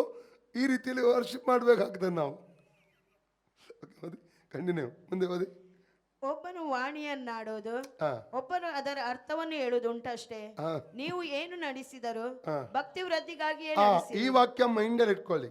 ಏನು ನಡೆಸಿದ್ರು, ಅನ್ಯ ಭಾಷೆ ಸಭೆಯಲ್ಲಿ ಮಾತಾಡಿದ್ರು, ಮನೆಯಲ್ಲಿ ಮಾತಾಡಿದ್ರು, ಕಚೇರಿಯಲ್ಲಿ ಮಾತಾಡಿದ್ರು, ಯಾರು ಇಲ್ಲದಾಗ ಮಾತಾಡಿ ಅಲ್ಲಲ್ವಿಯ ಕಚೇರಿಯಲ್ಲಿ ಮಾತಾಡಿದ್ರು, ಎಲ್ಲವನ್ನು ಭಕ್ತಿ ವೃದ್ಧಿಗಾಗಿ ಮಾಡಬೇಕು. ಏನು ಮಾಡಿದ್ರು? ಯಾವುದಕ್ಕಾಗಿ? ಭಕ್ತಿ ವೃದ್ಧಿಗಾಗಿ. ಅದೇ ಉದ್ದೇಶ. ಯಾಕಂದ್ರೆ ಪಂಚಶಿತ್ತಮ ಸಭೆ ಸ್ಥಾಪನೆ ಆಗುವಾಗಲೇ ಅನ್ಯ ಭಾಷೆ ಅಭಿಷೇಕದೊಟ್ಟಿಗೆ ಪ್ರಕಟವಾಯಿತು. ಅಲ್ಲಿ 1000 ಜನ ಇದ್ರು. ಅಲ್ಲಿ 1000 ಜನ ಮಧ್ಯದಲ್ಲಿ ಅನ್ಯ ಭಾಷೆ ಮಾತಾಡಿದ್ರು. ಮುಂದೆ ಓದಿ. ವಾಣಿಯನ್ನಾಡುವುದಾದರೆ ಇಬ್ಬರು ಅಥವಾ ಅವಶ್ಯಕತೆವಿದ್ದರೆ 3 ಹೆಚ್ಚಿಲ್ಲದೆ ಒಬ್ಬೊಬ್ಬರಾಗಿ ಮಾತಾಡಬೇಕು ಮತ್ತು ಒಬ್ಬನೇ ಅರ್ಥವನ್ನು ಹೇಳಬೇಕು. ಅರ್ಥವನ್ನು ಹೇಳುವವನಿಲ್ಲದಿದ್ದರೆ ವಾಣಿಯನ್ನಾಡುವನು ಸಭೆಯಲ್ಲಿ ಸುಮ್ಮಗಿರಲಿ, ತನ್ನೊಂದಿಗೆಯೂ ದೇವರೊಂದಿಗೆಯೂ ಮಾತಾಡಿ. ಒಂದು ವಾಕ್ಯ ಇಟ್ಕೊಂಡು ಏನ್ ಹೇಳ್ತಾ ಇದ್ದಾರೆ ಗೊತ್ತಾ? ಸಭೆಯಲ್ಲಿ ಅನ್ಯ ಭಾಷೆ ಮಾತಾಡಬಾರದು. ಸೈತಾನ ಎಲ್ಲಿ ಮೋಕ ಸಿಗ್ತದೆ, ಅವಕಾಶ ಸಿಗ್ತದಲ್ಲ, ಅಲ್ಲೆಲ್ಲ ಇಟ್ಕೊಳ್ತಾನೆ. ನಾನು ಮೈಸೂರಿಗೆ ಹೋದೆ, ಈಗ ಅಲ್ಲ, ಮದುವೆ ಆದ ಆರಂಭದಲ್ಲಿ. ನನ್ನ ಮಿಸ್ಸಸ್ ಮನೆ ಹತ್ರ ಒಬ್ಬ ಹುಡುಗ ಬಂದೆ. ಅವನು ಯಾವುದೊಂದು ಬೋಧನೆಯಲ್ಲಿ ತಪ್ಪಿ ಹೋಗಿದ್ದ. ನನ್ನ ಹತ್ರ ಬಂದ, ಅಪೊಸ್ತಲಕತೆ 2:42 ವಾಕ್ಯ ಓದಿ ಅಂತ ಹೇಳಿದ. ಓದಿದೆ. ಎಲ್ಲರೂ ಅಪೊಸ್ತಲ ಕೇಳುವುದರಲ್ಲಿ, ರೊಟ್ಟಿ ಮುರಿಯುವುದರಲ್ಲಿ, ಸೌದ ಅನ್ಯತೆಯಲ್ಲಿ ಪ್ರಾರ್ಥನೆ ನಿರತರಾಗಿದ್ದರು. ರೊಟ್ಟಿ ಮುರಿಯುವುದರಲ್ಲಿ ಮಾತ್ರ ಉಂಟು, ಅದಕ್ಕಾಗಿ ದ್ರಾಕ್ಷಾರಸ ನಾವು ಇದು ಮಾಡಬಾರ್ದು ಅಂತ ಹೇಳಿದ್ರು. ಅದಕ್ಕೆ ನಾವು ರೊಟ್ಟಿ ಮುರಿಯುವ ಕಾಲ ರೊಟ್ಟಿ ಮಾತ್ರ ಮುರಿಯುತ್ತಿದ್ದೇವೆ, ಈ ವಾಕ್ಯದ ಆಧಾರದಲ್ಲಿ ದ್ರಾಕ್ಷಾರಸ ಸೇವಿಸುವುದಿಲ್ಲ ಅಂತ ಹೇಳಿದರು. ಮತ್ತು ಅದಕ್ಕೆ ಬೇಕಾದ ಬೇರೆ ವಾಕ್ಯಗಳನ್ನ ಅವನಿಗೆ ಹೇಳಿದೆ. ಅವನ ಬಾಯಲ್ಲಿ ಉತ್ತರ ಇಲ್ಲ, ಹಾಗೆ ಹೊರಟು ಹೋದ. ಮತ್ತೆ ಏನಾಗಿದೆ ನನಗೆ ಗೊತ್ತಿಲ್ಲ.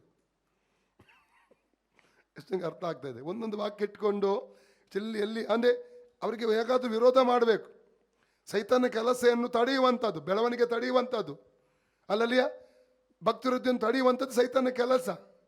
ಭಕ್ತಿವೃದ್ಧಿ ಮಾಡಲ್ಲ. ಇಂಥವರೆಲ್ಲ ಏನು ಮಾಡ್ತಾರೆ ಗೊತ್ತು? ವಾಗ್ವಾದ ಪ್ರಿಯರು ಅಲ್ಲಲ್ಲಿಯ ಭಕ್ತಿವೃದ್ಧಿ ಮಾಡುವುದಿಲ್ಲ, ಎನ್ಕರೇಜ್ಮೆಂಟ್ ಇಲ್ಲ, ಪ್ರೋತ್ಸಾಹ ಇಲ್ಲ. ಇಂಥದ್ದೇ ತಡಿಲಿಕ್ಕೆ ನೋಡ್ತಾರೆ. ಇಂಥದಕ್ಕೆ ಇರೋದು.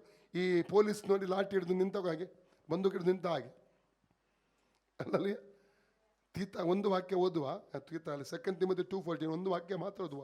ನಿನ್ನೆ ಓದಿದ್ದೇವೆ, ಅದು ವಾಗ್ವಾದದ ವಿಷಯದಲ್ಲಿ. ಈಗ ನಿನ್ನೆ ಇಲ್ಲದವ್ರು ಯಾರು ಇದ್ದೀರಾ ಇವತ್ತು? ಕೈ ಮೇಲೆತ್ತಿ ನೋಡುವ. ನಿನ್ನೆ ಇಲ್ಲದವರು ತುಂಬ ಜನ ಇದ್ದೀರಿ. ನಿನ್ನೆ ಇಲ್ಲದವರು ಅಲ್ಲ, ಕೈ ಮೆತ್ತಿ. ಕೆಲವು ಮಂದಿ ಇದ್ದೀರಿ. ಓಕೆ. ಈ ಸಂಗತಿಗಳನ್ನು ಸಭೆಯವರ ಜ್ಞಾಪಕಕ್ಕೆ ತರಬೇಕು. ಕೇಳುವವರಿಗೆ ಕೇಡನ್ನುಂಟು ಮಾಡುವುದೇ ಹೊರತು ಯಾವ ಪ್ರಯೋಜನಕ್ಕೂ ಬಾರದ ವಾಗ್ವಾದಗಳನ್ನು ಮಾಡಬಾರದೆಂದು ಅವರಿಗೆ ದೇವರ ಸನ್ನಿಧಿಯಲ್ಲಿ ಖಂಡಿತವಾಗಿ. ಕೇಳುವವರಿಗೆ ಕೇಡನ್ನು ಉಂಟು ಮಾಡುವಂಥದ್ದು ವಾಗ್ವಾದ, ಪ್ರಯೋಜನ ಇಲ್ಲ ಅಲ್ಲಲ್ಲಿಯ. ವಾಗ್ವಾದ ಪ್ರಿಯರು ಇಂಥ ಅನಂಟಿಂಗಲ್ಲಿ ಇರುವವರು ಕೆಲವರು ಇರ್ತಾರೆ. ಈ ಅನಂಟಿ ದೇವರಿಂದ ಬರುವಂಥದ್ದಲ್ಲ. ಈ ಅನಂಟಿಗಳಿವರು ಕೆಲವರು ಇರ್ತಾರೆ, ಏನು ಮಾಡ್ಲಿಕ್ಕೆ ಆಗಲ್ಲ ಅಲ್ಲಲ್ಲಿಯ. ನಿನ್ನೊಬ್ಬರು ಶಾಂಡ್ ಬಾಂಡ್ ಅಂತ ನಿಮ್ಮದು ನನಗೆ ಭಾರಿ ಬೇಜಾರಾಯಿತು. ಯಾಕಂದರೆ ನನಗೆ ಬೇಜಾರಾಯಿತು ಅವನು ನನಗೆ ಹೇಳಿದ್ದಕ್ಕಾಗಿ ಅಲ್ಲ, ನನಗೆ ಬೇಜಾರದ ಆ ವ್ಯಕ್ತಿಯ ಪರಿಸ್ಥಿತಿ ನೋಡಿ. ವ್ಯಕ್ತಿಯ ಪರಿಸ್ಥಿತಿ ಬೇಸರ ಆಯಿತು. ಕಾರಣ ಆತನು ನೇರವಾಗಿ ಪವಿತ್ರಾತ್ಮನ ದೂಷಣೆ ಮಾಡ್ತಾ ಇದ್ದಾನೆ. ಅಲ್ಲಲ್ವೇ? ನೇರವಾಗಿ ಪವಿತ್ರಾತ್ಮನ ದೂಷಣೆ ಮಾಡ್ತಾ ಇದ್ದಾನೆ. ಮತ್ತೆ 12:31 ಲೂಕ 12 ಹೇಳ್ತದೆ, ಪವಿತ್ರಾತ್ಮ ದೂಷಣೆಗೆ ಕ್ಷಮಾಪಣೆ ಇಲ್ಲ. ಯಾಕಂದ್ರೆ ಅನ್ಯ ಭಾಷೆ ಬರುವಂಥದ್ದು ಯಾವುದರಿಂದ? ಆ ಪುಸ್ತಕ 2:4 ಪ್ರಕಾರವಾಗಿ ಪವಿತ್ರಾತ್ಮ ತಮಗೆ ನುಡಿಯುವ ಶಕ್ತಿ ಕೊಡೋ ಪ್ರಕಾರ ಮಾತಾಡಿದ್ರು ಅವರು. ಮನುಷ್ಯರು ಸ್ವಂತ ಪದಗಳಲ್ಲ, ಸ್ವಂತ ಶಕ್ತಿಯಿಂದ ಮಾತಾಡುವಂಥದ್ದಲ್ಲ. ಅಲ್ಲಲ್ವಿಯ? ಓಕೆ, ನಾವು ಮುಂದಕ್ಕೆ ಹೋಗುವ. ಇಲ್ಲಿ ಇನ್ನೊಂದು ನಾವು ತಿಳ್ಕೋಬೇಕು. ಅನ್ಯ ಭಾಷೆಯನ್ನು ನಾವು ಆವಾಗಲೇ ನಾನು ಹೇಳಿದ್ದೆ ಮೊನ್ನೆ ಸ್ಟಾರ್ಟಿಂಗ್ ಅನ್ಯ ಭಾಷೆ ಕುರಿತಾಗಿ ಮಾತಾಡುವಾಗ, ಮತ್ತೆ ಯಾವಾಗಲೂ ಹೇಳಿದ್ದೇನೆ ನಾನು, ನಿಮಗೆ ಗೊತ್ತಿಲ್ಲ, ಅಭಿಷೇಕದ ಬಗ್ಗೆ ಮಾತಾಡೋ ಗೊತ್ತಿಲ್ಲ. ಹೊಸ ಒಡಂಬಡಿಕೆಯಲ್ಲಿ ಇದ್ದಂಥ 9 ವರಗಳು ಹಳೆ ಒಡಂಬಡಿಕೆಯಲ್ಲಿ ಕೂಡ ಕ್ರಿಯೆ ಮಾಡ್ತಾ ಇದ್ದವು. ನೆನಪಿದೆಯಲ್ಲ ನಾನು ಹಿಡಿದು? Praise God. ಎಲ್ಲ ವರಗಳು ಬೇರೆ ಬೇರೆ ಕಾಲಘಟ್ಟಗಳಲ್ಲಿ ಬೇರೆ ಬೇರೆ ಪ್ರವಾದಿಗಳ ಸೇವೆಗಳ ಮೂಲಕ ಈ 9 ವರಗಳು ಬೇರೆ ಬೇರೆ ಸಮಯಗಳಲ್ಲಿ ಹಳೆ ಒಡಂಬಡಿಕೆಯಲ್ಲಿ ಕೂಡ ಏನಾಗಿದೆ? ಕಾರ್ಯರೂಪಕ್ಕೆ ಬಂದಿವೆ. Praise God. ಅದರಲ್ಲಿ ಅನ್ಯ ಭಾಷೆ ವರ ಕೂಡ ಉಂಟು, ಭಾಷಾಂತರ ಮಾಡುವಂಥ ವರ ಕೂಡ ಇದೆ. ಇನ್ನೊಂದು ಹೇಳಕ್ಕೆ ಇಷ್ಟಪಡ್ತೇನೆ, ಅನ್ಯ ಭಾಷೆಯ ಭಾಷಾಂತರ ಮಾಡುವ ವರ ಯಾರಿಗೆ ಇರ್ತದಲ್ಲ ಅವರಿಗೆ ಸ್ವಪ್ನಗಳ ಅರ್ಥ ಹಿಡುವಂಥ ಒಂದು ಕೃಪೆ ಇರ್ತದೆ, ದರ್ಶನಗಳ ಅರ್ಥ ಹಿಡುವಂಥ ಕೃಪೆ ಇರ್ತದೆ. ಅಲ್ಲಲ್ಲಿಯ? ಓಕೆ, ಅದನ್ನು ನಾನು ನಿಮ್ಗೆ ಹೇಳ್ತೇನೆ. ಓಕೆ, 2 ವ್ಯಕ್ತಿಗಳನ್ನು ಮಾತ್ರ ನಿಮಗೆ ತಿಳಿಸ್ತೇನೆ ನಾನು, ಸತ್ಯವೇದದ ಹಳೆ ಒಡಂಬಡಿಕೆಯಲ್ಲಿದ್ದದ್ದು. ಒಂದು ಯೋಸೇಪ, ಇನ್ನೊಂದು ದಾನಿಯೇಲ. ಆಮೇಲೆ ಓಕೆ, ಯೋಸೇಪನ ಪುಸ್ತಕ ತೆಗಿ ನೋಡುವ. ಇಲ್ವಾ? ಕೆಲವರು ತೆಗಿತಾ ಇದ್ದಾರೆ. ಓಕೆ, ಆದಿಕಾಂಡ 40ನೇ ಅಧ್ಯಾಯ. ನಾವು ಆದಿಕಾಂಡ 39ನೇ ಅಧ್ಯಾಯಕ್ಕೆ ಬರುವಾಗ 1 ಮತ್ತು 2 ವಾಕ್ಯ, 2ನೇ ವಾಕ್ಯ ಹೇಳ್ತದೆ, ಯೋಸೆಪ್ಪನಿಗೆ ಅವಾಗ 17 ವಯಸ್ಸು. ಎಷ್ಟು ವಯಸ್ಸು ಅವನಿಗೆ? 17 ವಯಸ್ಸು. 5ರಿಂದ 10 ವಾಕ್ಯ ಓದುವಾಗ 2 ಸಲ ಕನಸಿನ ಮೂಲಕ ದೇವರು ಅವನಿಗೆ ವಾಗ್ದಾನ ಕೊಟ್ಟ. ಯಾವ ವಾಗ್ದಾನ ಹಾಕಿತ್ತು ಅದು? ಅಲ್ಲಿ ಅವನು ತನ್ನ ತಂದೆ ತಾಯಿಗಳು ಅಣ್ಣಂದಿರು ಅವನಿಗೆ ಅಡ್ಡ ಬೀಳುವಷ್ಟರ ಮಟ್ಟಿಗೆ ಅವನು ಅಂತ ಉನ್ನತ ಪದವಿ ಹೊಂದ್ತಾನೆ. ಅರ್ಥ ಆಯ್ತಲ್ಲ? Praise God. ಅದು ಯಾವಾಗ ಕೊಟ್ಟ ಅಂತ ವಾಗ್ದಾನ? 17ನೇ ವಯಸ್ಸಿನವನಾಗಿದ್ದಾಗ. Praise God. ಈಗ ಅವನ ಅಣ್ಣಂದಿರು ಹೊಟ್ಟೆ ಕಿಚ್ಚಿನಿಂದ ಎಲ್ಲ ಕ್ರಿಯೆ ಮಾಡಿ ಕೊನೆಗೆ ಅವನು ಹಿಡಿದು ಇಷ್ಮಾಯಲಿಗೆ ಮಾರಿಬಿಟ್ರು. ಇಷ್ಮಾಯಲ್ ತಗೊಂಡು ಬಂದು ಐಗುಪ್ತ ದೇಶದ ಫೊಟಿಫೆರನಿಗೆ ಮಾರಿದ್ರು. ಈಗ ಫೊಟಿಫೆರನ ಮನೆಗೆ ಬಂದ. ಒಂದು ತಿಳ್ಕೋಬೇಕು, ವಾಗ್ದಾನ ನಿನ್ನ ಜೀವಿತದಲ್ಲಿ ಇರುವಾಗ ಎಷ್ಟೇ ವಿರೋಧಗಳು ಬಂದರೂ ಕೂಡ, ಪರಿಸ್ಥಿತಿ ಎಂಥದೇ ಆಗಿದ್ರು ಕೂಡ ನೀನು ಸೋತು ಹೋಗಬಾರದು. ವಾಗ್ದಾನ ಮಾಡಿದ ದೇವರು ವಾಗ್ದಾನ ವಿಶೇಷವಾದ ರೀತಿ ನೆರವೇರಿಸ್ತಾನೆ. ಒಂದು ವಾಕ್ಯ ಓದಿ, 146 ಕೀರ್ತನೆ 6ನೇ ವಾಕ್ಯ, 146 Psalms verse 6. ಭೂಮಿ ಆಕಾಶ ಸಾಗರ ಚರಾಚರ ಇವುಗಳನ್ನು ನಿರ್ಮಿಸಿದವನು, ವಾಗ್ದಾನವನ್ನು ಯಾವಾಗಲೂ ನೆರವೇರಿಸುವವನು. ಆಮೇಲೆ ವಾಗ್ದಾನಗಳನ್ನು ಯಾವಾಗಲೂ. ಓಕೆ, 138 ಕೀರ್ತನೆ 2ನೇ ವಾಕ್ಯ ಓದಿ, 138 Psalms verse 2. ನಿನ್ನ ಪರಿಶುದ್ಧಾಲಯದ ಕಡೆಗೆ ಅಡ್ಡ ಬೀಳುತ್ತೇನೆ, ನಿನ್ನ ಕೃಪೆ ಸತ್ಯತೆ ಇವುಗಳಿಗೋಸ್ಕರ ನಿನ್ನ ನಾಮವನ್ನು ಕೊಂಡಾಡುತ್ತೇನೆ. ವಾಗ್ದಾನವನ್ನು ವಿಶೇಷ ರೀತಿಯನ್ನು ನೆರವೇರಿಸಿ. ಎಲ್ಲರಲ್ಲಿ ಯಾವಾಗಲೂ ನೆರವೇರಿಸ್ತಾನೆ ಖಂಡಿತ, ಆದರೆ ಸ್ಪೆಷಲ್ ರೀತಿಯಲ್ಲಿ ನೆರವೇರಿಸ್ತಾನೆ. ಎಲ್ಲರಲ್ಲಿ ನನ್ನ ದೇವರು ನನ್ನ ಜೀವಿತದಲ್ಲಿ ಮಾಡುವಂಥ ವಾಗ್ದಾನವನ್ನು ವಿಶೇಷವಾದ ರೀತಿಯಲ್ಲಿ ನೆರವೇರಿಸುತ್ತಾನೆ. ಪುನಃ ಹೇಳಿ, ನನ್ನ ದೇವರು ನನ್ನ ಕುರಿತಾಗಿ ಮಾಡಿದ ವಾಗ್ದಾನವನ್ನು ವಿಶೇಷವಾದ ರೀತಿಯಲ್ಲಿ ನೆರವೇರಿಸುತ್ತಾನೆ. ಅಲ್ಲಲುಯ್ಯ, ಪ್ರೈಸ್ ಗಾಡ್. ಇಲ್ಲಿ ಅವನು ಗುಲಾಮನಾಗಿ ಬಂದ. ಎಲ್ಲಿ? ಫೊಟಿಫೆರನ ಮನೆಗೆ, ಐಗುಪ್ತ ದೇಶಕ್ಕೆ. ತನ್ನ ದೇಶದಿಂದ ಇನ್ನೊಂದು ದೇಶಕ್ಕೆ ಬರ್ತಾ ಇದ್ದಾನೆ. ಒಂದು ಗುಲಾಮನಾಗಿ ಮಾಲ್ಪಟ್ಟು ಬರ್ತಾ ಇದ್ದಾನೆ. ಅಲ್ಲಿ ದೇವರು ಅವನ ಮೇಲಕ್ಕೆತ್ತಿದ. ಅವನು ಗುಲಾಮನಿಂದ ಮ್ಯಾನೇಜರ್ ಆಗಿಬಿಟ್ಟ. ಗುಲಾಮನಿಂದ ಮ್ಯಾನೇಜರ್ ಆಗಿಬಿಟ್ಟ. ಎಲ್ಲದರ ಮೇಲೆ ಉಸ್ತುವಾರಿ, ಫೊಟಿಫೆರನಿಗಿರುವ ಎಲ್ಲದರ ಮೇಲೆ ಒಂದು ಉಸ್ತುವಾರಿ ಅವನಿಗೆ ಸಿಗ್ತಾ ಇದೆ. ಅದು ಹೇಗೆ ಸಿಕ್ಕಿತ್ತು? 2ರಿಂದ 5 ವಾಕ್ಯ ಓದಿದ್ರೆ ಗೊತ್ತಾಗ್ತದೆ. ಆದಿಕಾಂಡ 39 ಅದು ದೇವರ ಕೃಪೆಯಿಂದ, ದೇವರವನ ಸಂಗಡ ಇದ್ದಂಥ ವಾಕ್ಯ ಹೇಳ್ತಾ ಇದೆ. ದೇವರು ನಿನ್ನ ಸಂಗಡ ಇರುವುದಾದರೆ ನೀನು ಎಲ್ಲಿ ಹೋದ್ರೂ ಸಫಲನಾಗುತ್ತಿ, ಎಲ್ಲಿ ಹೋದ್ರೂ ಆಶೀರ್ವಾದ ಹೊಂದಿಕೊಳ್ತಿ. ಆಮೇನ್, ಪ್ರೈಸ್ ಗಾಡ್. ಓಕೆ, ಅದ ನಂತರ ದೇವರು ಅವನಿಗೆ ಟೆಸ್ಟ್ ಕೊಟ್ಟ. ಯಾವುದದು? ಫೊಟಿಫೆರನ ಪತ್ನಿಯ ಮೂಲಕ ಪಾಪಕ್ಕೆ ಒಂದು ಪ್ರೇರೇಪಣೆ. ಆದರೆ ಅದನ್ನು ಆತನು ಜಯಿಸಿದನು. ಅಲ್ಲಲ್ಲಿ ಆ ಪಾಪವನ್ನು ಆತ ಏನು ಮಾಡ್ತಾ ಇದ್ದಾನೆ, ಜಯಿಸಿ ಬಿಟ್ಟ. ಇದರ ನಿಮಿತ್ತ ಏನಾಯ್ತು ಪರಿಣಾಮವಾಗಿ? ಸೆರೆಮನೆಗೆ ಹೋಗಬೇಕಾಯ್ತು. ತಪ್ಪೋಲಿಸಲ್ಪಟ್ಟು 20ನೇ ವಾಕ್ಯ ಓದಿ, 39-20 ಆದಿಕಾಂಡ. ಜೆನಿಸಿಸ್ 39:20. ಅವನನ್ನು ಹಿಡಿದು ಹಾ ಅರಸನು ಸೆರೆಯವರನ್ನು ಕಟ್ಟಿ ಹಾಕಿಸುತ್ತಿದ್ದ ಸೆರೆಮನೆಯಲ್ಲಿ ಹಾಕಿಸಿದನು. ಸೆರೆಮನೆಗೆ ಹಾಕಲ್ಪಟ್ಟ. ಆದ್ರೆ ಸೆರೆಮನೆಗೆ ಹೋದಾಗಲೂ 21, 22, 23 ವಾಕ್ಯ ಹೇಳ್ತದೆ, ಅಲ್ಲಿ ದೇವರ ಕೃಪೆ ಅವನಿಗೆ ಸಿಗ್ತಾ ಇದೆ, ಅದರ ಅಧಿಕಾರಿಯ ದಯ ಅವನಿಗೆ ಸಿಗುವಾಗಿದೆ. ಅವರು ಮಾಡಿ ಸಿಕ್ಕಿದ್ರೆ ಓದಿ. ಆದರೂ ಯೆಹೋವನು ಯೋಸೇಫನ ಸಂಗಡ ಇದ್ದು ಅವನ ಮೇಲೆ ಕೃಪೆಯನ್ನಿಟ್ಟು ಅವನಿಗೆ ಸೆರೆ ಯಜಮಾನನ ಬಳಿಯಲ್ಲಿ ದಯೆ ದೊರಕುವಂತೆ ಮಾಡಿದನು. ಸೆರೆಮನೆಯ ಯಜಮಾನನು ಸೆರೆಯಲ್ಲಿದ್ದವರೆಲ್ಲರನ್ನು ಯೋಸೇಫನ ವಶಕ್ಕೆ ಕೊಟ್ಟು ಬಿಟ್ಟನು. ಆಮೇನ್. ಇಲ್ಲಿ ಕೂಡ ಸೂಪರ್ವೈಸರ್, ಇಲ್ಲಿ ಕೂಡ ಮ್ಯಾನೇಜರ್ ಆದವನು ಬಂದು. Praise God. ದೇವರ ದಯೆ ನಿನ್ನ ಜೀವಿತ ಇದ್ರೆ ಎಲ್ಲಿ ಹೋದ್ರು ನೀನು ಸಕ್ಸಸ್. ಸೆರೆಮನೆಗೆ ಹೋದ್ರೂ ಕೂಡ ದೇವ್ರ ಉದ್ದೇಶ ಇಲ್ಲದೆ ಸೆರೆಮನೆಗೆ ಹೋಗಲ್ಲ ನೀನು. ದೇವರ ಮಕ್ಕಳು ಸೆರೆಮನೆಗೆ ಯಾಕೆ ಹೋಗ್ತಾರೆ ಗೊತ್ತುಂಟಾ? ಅಲ್ಲಲ್ಲಿಯ ಸುಳ್ಳು ಆರೋಪ ಹೊರಿಸಿ ಹಾಕಬಹುದು, ಅದರ ಮೇಲೂ ದೇವ್ರಿಗೆ ಉದ್ದೇಶ ಇರ್ತದೆ. ಅಲ್ಲಿರುವಂಥ ಕೈದಿಗಳಿಗೆ, ಅಲ್ಲಿರುವಂಥ ಪೊಲೀಸ್ ಅಧಿಕಾರಿಗಳಿಗೆ ಪ್ರಾರ್ಥಿಸುವುದಕ್ಕಾಗಿ, ಅವರಿಗೆ ಸುವಾರ್ತೆ ಹೇಳಿ ಕ್ರಿಸ್ತನಿಗೆ ನಡೆಸುವುದಕ್ಕಾಗಿ ಜೈಲಿಗೆ ಕಳಿಸ್ತಾನೆ ದೇವರು. ದೇವರ ಮಕ್ಕಳು ಎಲ್ಲಿ ಹೋದ್ರೂ ಸುಮ್ಮನೆ ಇರಲಿಕ್ಕೆ ಆಗಲ್ಲ, ಮಾತಾಡ್ತಾನೆ ಇರಬೇಕು. ನಮ್ಮದು ಮಾತಾಡುವಂಥ ಸಮಯ ಅಲ್ಲಲ್ಲಿಯ. ಎಲ್ಲಿ ಹೋದ್ರೂ ನಾವು ಏನು ಮಾಡ್ತೇವೆ, ನಾವು ಮಾತಾಡೋದು ಬೇರೆ ಪಿಕ್ಚರ್ ವಿಷಯ ಅಥವಾ ಈ ಕ್ರಿಕೆಟ್ ವಿಷಯ, ಲೌಕಿಕ ವಿಷಯ ಅಲ್ಲ. ನಾವು ಮಾತ್ರ ಒಂದೇ ಒಂದು, ನಮಗಿರುವಂಥ ಒಬ್ಬನೇ ಒಬ್ಬ ಹೀರೋ. ನಮ್ಮ ಹೀರೋ ಶಾರುಖ್ ಖಾನು, ಅಮೀರ್ ಖಾನು, ಅಮಿತಾಬ್ ಬಚ್ಚನ್ ಅಲ್ಲ. ನಮ್ಮ ಹೀರೋ ಯೇಸು ಕ್ರಿಸ್ತನು. ಕ್ರಿಸ್ತನು ಮಾತ್ರ ನಮ್ಮ ಹೀರೋ ಆಗಿದ್ದಾನೆ. ಮಾತಾಡಲಿಕ್ಕಿರ್ದ ಆ ಹೀರೋ ಬಗ್ಗೆ ಮಾತ್ರ ನಮಗೆ. ಅಲ್ಲಲ್ವಿಯ. Praise God. ಮುಂದೆ 40ನೇ ಅಧ್ಯಾಯ 1-4 ವಾಕ್ಯ ಓದಿದ್ರೆ ಗೊತ್ತಾಗ್ತದೆ. ನೋಡಿ, ದೇವರ ಒಂದು ಪ್ಲಾನ್ ನೋಡಿ, ಒಂದು ವಾಗ್ದಾನವನ್ನು ನೆರವೇರಿಸುವಂಥ ಒಂದು ವಿಧಾನ ನೋಡಿ ದೇವರದು. ಆಶ್ಚರ್ಯವಾಗ್ತದೆ ನಮಗೆ ನೋಡುವಾಗ. ಕಾರಣ ಅಲ್ಲಿ ಇಬ್ಬರು ಸೆರೆಮನೆಗೆ ಬರ್ತಾ ಇದ್ದಾರೆ. ಯಾರು ಅದು? ಅರಸನ ಭಕ್ಷಕಾರನು, ಅರಸನ ಪಾನದಾಯಕನು. ಅಂದರೆ ಅರಸನಿಗಾಗಿ ಏನೆಲ್ಲ ಫುಡ್ ರೆಡಿ ಮಾಡ್ತಾರಲ್ಲ ಅವನು, ಮತ್ತು ಅವನಿಗೆ ಪಾನ ಕೊಡ್ತಾನಲ್ಲ, ಕುಡಿಯಲಿಕ್ಕೆ ನೀರೆಲ್ಲ ಕೊಡು, ಜ್ಯೂಸ್ ಎಲ್ಲ ಕೊಡೋದು ಅವನು. ಇಬ್ಬರು ಅರಸನ ರೌದ್ರಕ್ಕೆ ಒಳಗಾಗಿ ಎಲ್ಲಿಗೆ ಬರ್ತಾರೆ ಓದಿ 1-4. ಈ ಸಂಗತಿಗಳಾದ ಮೇಲೆ ಐಗುಪ್ತ ದೇಶದ ಅರಸನಾದ ಫರೋಹನಿಗೆ ಪಾನಕ ಕೊಡುವವನು, ಭಕ್ಷ್ಯಗಳನ್ನು ಮಾಡಿಕೊಡುವವನು ತಮ್ಮ ದಣಿಗೆ ವಿರುದ್ಧವಾಗಿ ಯಾವುದೋ ತಪ್ಪು ಮಾಡಿದ್ದರಿಂದ ಫರೋಹನು ಆ ಇಬ್ಬರು ಉದ್ಯೋಗಸ್ಥರ ಮೇಲೆ, ಅಂದರೆ ಪಾನದಾಯಕರಲ್ಲಿ ಮುಖ್ಯಸ್ಥನಾದ ಮೇಲೆಯೂ ಭಕ್ಷ್ಯಕಾರನಲ್ಲಿ ಮುಖ್ಯಸ್ಥನಾದವನ ಮೇಲೆಯೂ ಕೋಪ ಮಾಡಿ ಅವರನ್ನು ಮೈಗಾವಲಿನವರ ದಳವಾಯಿಯ ಮನೆಯೊಳಗೆ ಕಾವಲಿರಿಸಿದನು. ಅದು ಯೋಸೇಫನು ಬಿದ್ದಿದ್ದ ಸೆರೆಮನೆಯೇ. ದಳವಾಯಿಯು ಯೋಸೇಫನನ್ನು ಅವರ ಉಪಚಾರಕ್ಕೆ ನೇಮಿಸಿದ್ದರಿಂದ ಯೋಸೇಫನು ಅವರಿಗೆ ಸೇವೆ ಮಾಡುವವನಾದನು. ನೋಡಿ, ತುಂಬ ಸೆರೆಮನೆ ಉಂಟು ಅಲ್ಲಿ. ಅದು ಕೂಡ ಇದೇ ಸೆರೆಮನೆಗೆ ದೇವರು ಬರುವ ಹಾಗೆ ಮಾಡಿದ ಆ ಇಬ್ಬರು ಕೂಡ. Price God. ಅದು ಯೋಸೆಫನ ಸೇವೆಗೆ ಅವರು ಬರುವ ಹಾಗೆ. ಯೇಸಪ್ಪನವರಿಗೆ ಸೇವೆ ಮಾಡಬೇಕೀಗ. ಸಾರಿ, ಅಲ್ಲಲ್ವಿಯ.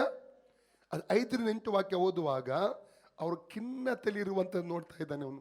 ಓದಿ 5-8. ಹೀಗೆ ಅವರು ಕೆಲವು ಕಾಲ ಕಾವಲಲ್ಲಿದ್ದ ಮೇಲೆ ಅವರಿಬ್ಬರಿಗೂ, ಅಂದರೆ ಐಗುಪ್ತ ದೇಶದ ಅರಸನು ಸೆರೆಯಲ್ಲಿ ಹಾಕಿಸಿದ ಪಾನದಾಯಕನಿಗೂ ಭಕ್ಷ್ಯಕಾರನಿಗೂ ಒಂದೇ ರಾತ್ರಿ ಕನಸು ಬಿತ್ತು. ಅವರವರ ಕನಸಿಗೆ ಬೇರೆ ಬೇರೆ ಅರ್ಥವಿತ್ತು. ಬೆಳಿಗ್ಗೆ ಯೋಸೇಫನು ಅವರ ಬಳಿಗೆ ಬಂದಾಗ ಅವರು ಚಿಂತೆ ಉಳ್ಳವರಾಗಿ ಕಾಣಿಸಿದರು. ಅದನ್ನು ಅವನು ನೋಡಿ, ನಿಮ್ಮ ಮುಖವು ಇವತ್ತು ಯಾಕೆ ಕಳೆಗುಂದಿತು ಎಂದು ತನ್ನ ದಣಿಯ ಮನೆಯೊಳಗೆ ತನ್ನೊಳಗೆ ಕಾವಲಲ್ಲಿದ್ದ ಫರೋಹನ ಉದ್ಯೋಗಸ್ಥರನ್ನು ಕೇಳಿದನು. ಅವರು ಅವನಿಗೆ, ನಮಗೆ ಸ್ವಪ್ನ ಬಿತ್ತು, ಅದರ ಅರ್ಥವನ್ನು ಹೇಳುವವರು ಯಾರೂ ಇಲ್ಲ ಎಂದು ಹೇಳಲು, ಯೋಸೇಫನು ಅವರಿಗೆ, ಸ್ವಪ್ನಗಳ ಅರ್ಥವು ದೇವರಿಂದ ದೊರಕಬಹುದಲ್ಲವೇ? ದಯಮಾಡಿ ನಿಮ್ಮ ಸ್ವಪ್ನವನ್ನು ನನಗೆ ತಿಳಿಸಿರಿ ಎಂದು ಹೇಳಿದನು. ಆಗ ಪಾನದಾಯಕರಲ್ಲಿ ಮುಖ್ಯಸ್ಥನು ಯೋಸೇಫನಿಗೆ, ನನ್ನ ಕನಸಿನಲ್ಲಿ ಒಂದು ದ್ರಾಕ್ಷಿಲತೆಯನ್ನು ನನ್ನೆದುರಾಗಿ ಕಂಡೆನು. ಅದಕ್ಕೆ 3 ಕವಲುಗಳಿದ್ದವು. ಅದು ಚಿಗುರುತ್ತಲೇ ಹೂಗಳನ್ನು ಬಿಟ್ಟಿತು. ಆ ಹೂಗಳು ಗೊಂಚಲುಗಳಾಗಿ ಹಣ್ಣಾದವು. ಫರೋಹನ ಪಾನಪಾತ್ರೆಯು ನನ್ನ ಕೈಯಲ್ಲಿದ್ದರಿಂದ ನಾನು ಆ ಗೊಂಚಲುಗಳನ್ನು ಕೊಯ್ದು ಪಾತ್ರೆಯಲ್ಲಿ ಹಿಂಡಿ ಪಾತ್ರೆಯನ್ನು ಫರೋಹನ ಕೈಗೆ ಒಪ್ಪಿಸಿದೆನು ಎಂದು ಹೇಳಿದನು. ಅದಕ್ಕೆ ಯೋಸೇಫನು, ಆ ಕನಸಿನ ಅರ್ಥವೇನೆಂದರೆ, ಆ 3 ಕೊಂಬೆಗಳು 3 ದಿನಗಳು, ಈ ಹೊತ್ತಿಗೆ 3 ದಿನಗಳೊಳಗೆ ಫರೋಹನು ನಿನ್ನನ್ನು ಮೇಲಕ್ಕೆ ಎತ್ತಿ ನಿನ್ನ ಉದ್ಯೋಗಕ್ಕೆ ತಿರುಗಿ ನೇಮಿಸುವನು. ನೀನು ಮುಂಚೆ ಫರೋವನ ಪಾನದಾಯಕನಾಗಿದ್ದು ಅವನ ಕೈಗೆ ಪಾನಪಾತ್ರೆಯನ್ನು ಒಪ್ಪಿಸುತ್ತಿದ್ದಂತೆಯೇ ಮುಂದೆಯೂ ಒಪ್ಪಿಸುತ್ವಿ. ಆದರೆ ನೀನು ಸುಖದಿಂದಿರುವಾಗ ನನ್ನನ್ನು ಜ್ಞಾಪಕ ಮಾಡಿಕೊಂಡು ನನಗೆ ಉಪಕಾರ ಮಾಡಿ ಫರೋಹನಿಗೆ ನನ್ನ ಸಂಗತಿಯನ್ನು ತಿಳಿಸಿ ನನ್ನನ್ನು ಈ ಸೆರೆಯಿಂದ ಬಿಡಿಸಬೇಕು. ನೋಡಿ, 9-15 ಕೂಡ ಓದ್ತೇವೆ. ಭಕ್ಷ್ಯಕಾರನಿಗೆ 15ನೇ 9ನೇ ವಾಕ್ಯದಿಂದ ನಮಗೆ ಗೊತ್ತಾಗ್ತದೆ, ಅವನಿಗೆ ಪಾನದಾಯಕನಿಗೆ ಹೇಳಿದಂಥ ಕನಸು ಅದು ಅರ್ಥ ಸರಿ ಅಂತ ಗೊತ್ತ ಸಂತೋಷವಾಗಿ ಅವನ ಕನಸನ್ನು ಹೇಳ್ತಾ ಇದ್ದಾನೆ. ಇವನಿಗೂ ಹೇಳ್ತಾನೆ, ಅದು ನೀನು 3 ದಿವಸದಲ್ಲಿ ನಿನಗೂ ಬಿಡುಗಡೆ ಆಗ್ತದೆ, ನಿನ್ನನ್ನು ಫರೋಹನ ಏನು ಮಾಡ್ತಾನೆ, ಗಲ್ಲಿಗೆ ಆಗ್ತಾನೆ. ನೀನು ಸಾಯ್ಲಿಕ್ಕಿದ್ದೆ. 16-19 ವಾಕ್ಯ ಓದಿದ್ರೆ ಅದು 16-19 ವರ್ಷದಲ್ಲಿ ಗೊತ್ತಾಗ್ತದೆ. ಅವನು ಕೂಡ ಬಿಡುಗಡೆ ಹೊಂದಿದ, ಗಲ್ಲಿಗೆ ಏರಿಸಲ್ಪಟ್ಟ. ಆದರೆ ಇಲ್ಲಿ ಪಾನದಾಯಕನು ಇವನ 21-23 ಯಾರು ಯೋಸೇಫನ ಕುರಿತು ಯೋಚನೆ ಮಾಡಲೇ ಇಲ್ಲ. ಓದಿ. ಪಾನದಾಯಕನ ಮುಖ್ಯಸ್ಥನನ್ನು ತಿರುಗಿ ಅವನ ಉದ್ಯೋಗಕ್ಕೆ ನೇಮಿಸಿದನು. ಅವನು ಪಾನಪಾತ್ರೆಯನ್ನು ಫರೋಹನ ಕೈಗೆ ಕೊಡುವವನಾದನು. ಆದರೆ ಮುಖ್ಯ ಭಕ್ಷಕಗಾರನು ಫರೋಹನ ಗಲ್ಲಿಗೆ ಹಾಕಿದನು. ಹೀಗೆ ಯೋಸೇಫನು ಹೇಳಿದಂತೆ ಆಯಿತು. ಆದಾಗ್ಯೂ ಮುಖ್ಯ ಪಾನದಾಯಕನು ಯೋಸೇಫನನ್ನು ನೆನಪು ಮಾಡದೆ ಮರೆತು ಬಿಟ್ಟನು. ನೋಡಿ, ಮರೆತು ಎಷ್ಟು ವರ್ಷ ಗೊತ್ತುಂಟ? 2 ವರ್ಷ. ಅವನು 2 ವರ್ಷ ಮರೆತು ಬಿಟ್ಟ. ಎಷ್ಟು ವರ್ಷ? ಓದಿ. 41ನೇ 1ನೇ ಅಧ್ಯಾಯ 1ನೇ ವಾಕ್ಯ. 2 ವರ್ಷಗಳಾದ ಮೇಲೆ ಎಷ್ಟು ವರ್ಷ? 2 2 ವರ್ಷ. 2 ವರ್ಷ ಮರೆತು ಹೋಗಲ್ಪಟ್ಟ. ಅವನು ನೋಡಿ, ಅನೇಕ ಸಲ ನಾವು ಸಮಯ ದಾಟುವಾಗ, ವಾಗ್ದಾನ ನೆರವೇರ್ತಿರುವಾಗ ದುಃಖ ಪಡ್ತೇವೆ, ನಿರಾಶೆ ಆಗ್ತದೆ. ಸಮಯ ದಾಟ್ತಾ ಇದೆ, ವಾಗ್ದಾನ ನೆರವೇರ್ತಾ ಇಲ್ಲ, ಬಿಡುಗಡೆ ಸಿಗ್ತಾ ಇಲ್ಲ, ನಿರಾಶರಾಗಿ ಹೋಗ್ತೇವೆ ನಾವು. ಜೋಸೆಫ ಸೋತು ಹೋಗಲಿಲ್ಲ. ಒಂದು ವಾಕ್ಯ ಕೇಳಬೇಕಾದ್ರೆ 105 ಕೀರ್ತನೆ 15-17 ವಾಕ್ಯ ಓದಿ ಯಾರಾದರೂ. 15-17 ವರ್ಸ್. 15 ಬೇಡ, 17 ಓದಿ. ಆತನು ಅವರ ಮುಂದಾಗಿ ಒಬ್ಬನನ್ನು ಕಳಿಸಿದನು. ದಾಸತ್ವಕ್ಕೆ ಮಾರಲ್ಪಟ್ಟ ಯೋಸೇಫನೇ ಅವನು. ಅವನ ಕಾಲುಗಳು ಕೋಳದಲ್ಲಿ ನೊಂದವು. ಕಬ್ಬಿಣದ ಬೇಡಿಗಳಿಂದ ಅವನು ಬಂಧಿತನಾದನು. ಅವನು ತನ್ನ ಮಾತು ನೆರವೇರುವ ತನಕ ಯೆಹೋವನ ವಾಕ್ಯದಿಂದ ಶೋಧಿತನಾದನು. ವಾಗ್ದಾನ ನೆರವೇರುವವರೆಗೆ ವಾಕ್ಯದಿಂದ ಶೋಧಿತನಾದನು. ಆಮೇಲೆ ಎಲ್ಲಿ ಸಾಕು. ನಾವು ಸೋತು ಹೋಗಬಾರದು. ವಾಗ್ದಾನ ದೇವರು ನೆರವೇರಿಸಲಿಕ್ಕೆ ಕೆಲವು ತಡ ಆದರೂ ದೇವರು ಖಂಡಿತ ನೆರವೇರಿಸ್ತಾರೆ. ವಿಶೇಷವಾದ ರೀತಿಯ ವಾಗ್ದಾನಗಳನ್ನು ದೇವರೇನು ಮಾಡ್ತಾನಂತೆ, ನೆರವೇರಿಸುತ್ತಾನೆ. ಇಲ್ಲಿ 1-14 ವಾಕ್ಯದಲ್ಲಿ ಅದು ಸ್ಪೆಷಲ್ ಆಗಿ 8ನೇ ವಾಕ್ಯದಿಂದ ನಾವು ಓದೋದಾದರೆ, ಪಾನದಾಯಕನು ಫರೋಹನಿಗೆ ಬಿದ್ದ 2 ಕನಸುಗಳ ಅರ್ಥ ಜೋಯಿಸರಿಗೆ ಹೇಳಲಿಕ್ಕೆ ಆಗಲಿಲ್ಲ. ಫರೋಹನಿಗೆ ತುಂಬ ದುಃಖ ಆಗ್ತದೆ. ಕೊನೆಗೆ ಯೋಸೇಫನ ಕುರಿತಲ್ಲಿ ಹೇಳ್ತಾ ಇದ್ದಾನೆ ಪಾನದಾಯಕ. ನೋಡಿ, ದೇವರು ಇಲ್ಲಿ ನೆನಪು ತರ್ತಾ ಇದ್ದಾನೆ ಪಾನದಾಯಕನಿಗೆ ಯೋಸೇಫನ ಕುರಿತು. ಅವನು ಕನಸನ್ನು ಹೇಳಿದ. ಆದರೆ 15-16 ವಾಕ್ಯ ಓದಿ. ಯೋಸೇಫನು ಫರೋಹನ ಮುಂದೆ ಬಂದಾಗ ಏನು ನಡೀತು ನೋಡಿ, ಓದಿ. ಆಗ ಫರೋಹನು ಯೋಸೇಫನಿಗೆ, ನಾನು ಒಂದು ಕನಸು ಕಂಡಿದ್ದೇನೆ, ಅದರ ಅರ್ಥವನ್ನು ಹೇಳಬಲ್ಲವರು ಯಾರೂ ಇಲ್ಲ. ಆದರೆ ನೀನು ಕನಸನ್ನು ಕೇಳುತ್ತಲೇ ಅದರ ಅರ್ಥವನ್ನು ಹೇಳಬಲ್ಲನೆಂದು ವರ್ತಮಾನ ಕೇಳಿದ್ದೇನೆ ಎಂದು ಹೇಳಲು, ಯೋಸೇಫನು, ನನ್ನಲ್ಲಿ ಅಂತ ಸಾಮರ್ಥ್ಯವೇನೂ ಇಲ್ಲ, ಆದರೆ ದೇವರು ಫರೋಹನಿಗೆ ಶುಭಕರವಾದ ಉತ್ತರವನ್ನು ಕೊಡಬಲ್ಲನೆಂದು ಹೇಳಿದನು. ದೇವರು ಫರೋಹನಿಗೆ ಶುಭಕರವಾದ ಉತ್ತರವನ್ನು ಕೊಡಬಲ್ಲನೆಂದು ಹೇಳಿದನು. ಕೊಡಬಲ್ಲನೆಂಬುದಾಗಿ ಹೇಳ್ತಾ ಇದ್ದಾನೆ.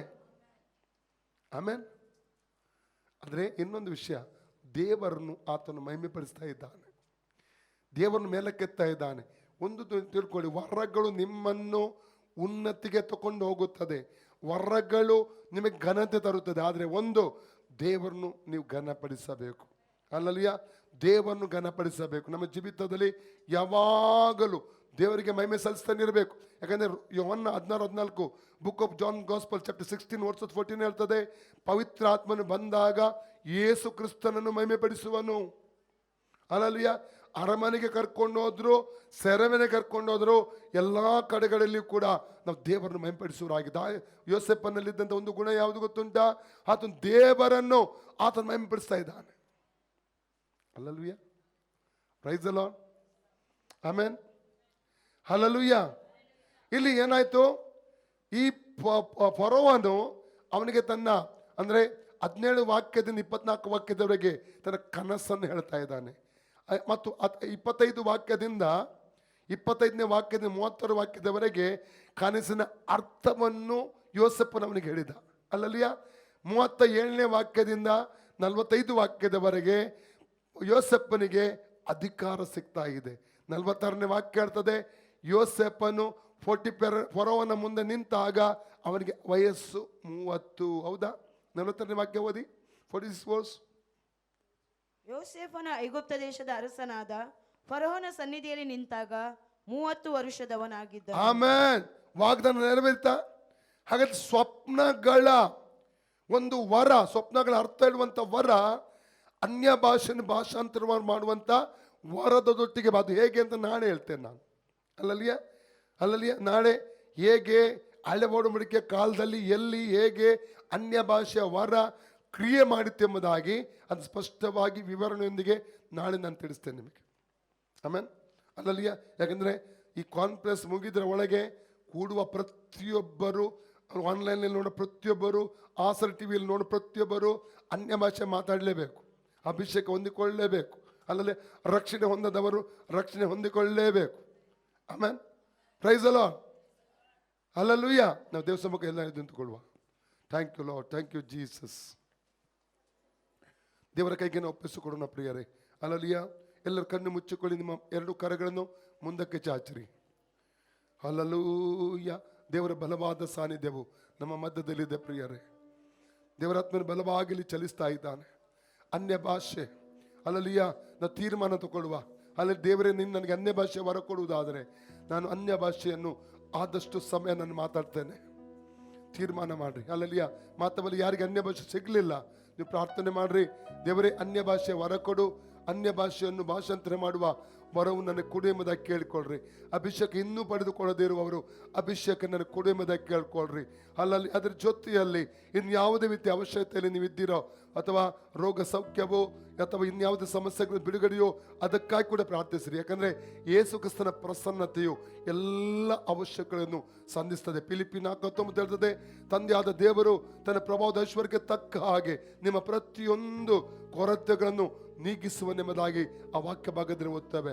ನೀವು ಪ್ರಾರ್ಥನೆ ಮಾಡ್ತಾ ಇರಿ. ನಾವು ಒಂದು ಹಾಡನ್ನು ಹಾಡ್ಲಿಕ್ಕೆ ಹೋಗ್ತೇವೆ, ಉನ್ನತ ದೇವರು ನಿನ್ನೊಂದಿಗಿರಲು. ಹಲ್ಲೆಲೂಯ್ಯ. ಉನ್ನತ ದೇವರು ನಿನ್ನೊಂದಿಗೆ ನಾವು ಹಾಡ್ಲಿಕ್ಕೆ ಹೋಗ್ತೇವೆ. ಆಗ ನೀವು ಪ್ರಾರ್ಥನೆ ಮಾಡ್ತಾ ಇರಬೇಕು. ನಿಮ್ಗೆ ಏನು ಬೇಕು ನೀವು ದೇವರ ಹತ್ರ ಕೇಳ್ಕೊಳ್ಳಿ, ಯೇಸುವಿನ ಹತ್ರ ಕೇಳ್ಕೊಳ್ರಿ. ಪ್ರಾರ್ಥನೆ ಕಣ್ಣು ಮುಚ್ಚಿ 2 ಕೈಗಳ ಮುಂದೆ ಕೇಳ್ತಾ ಇರ್ರಿ.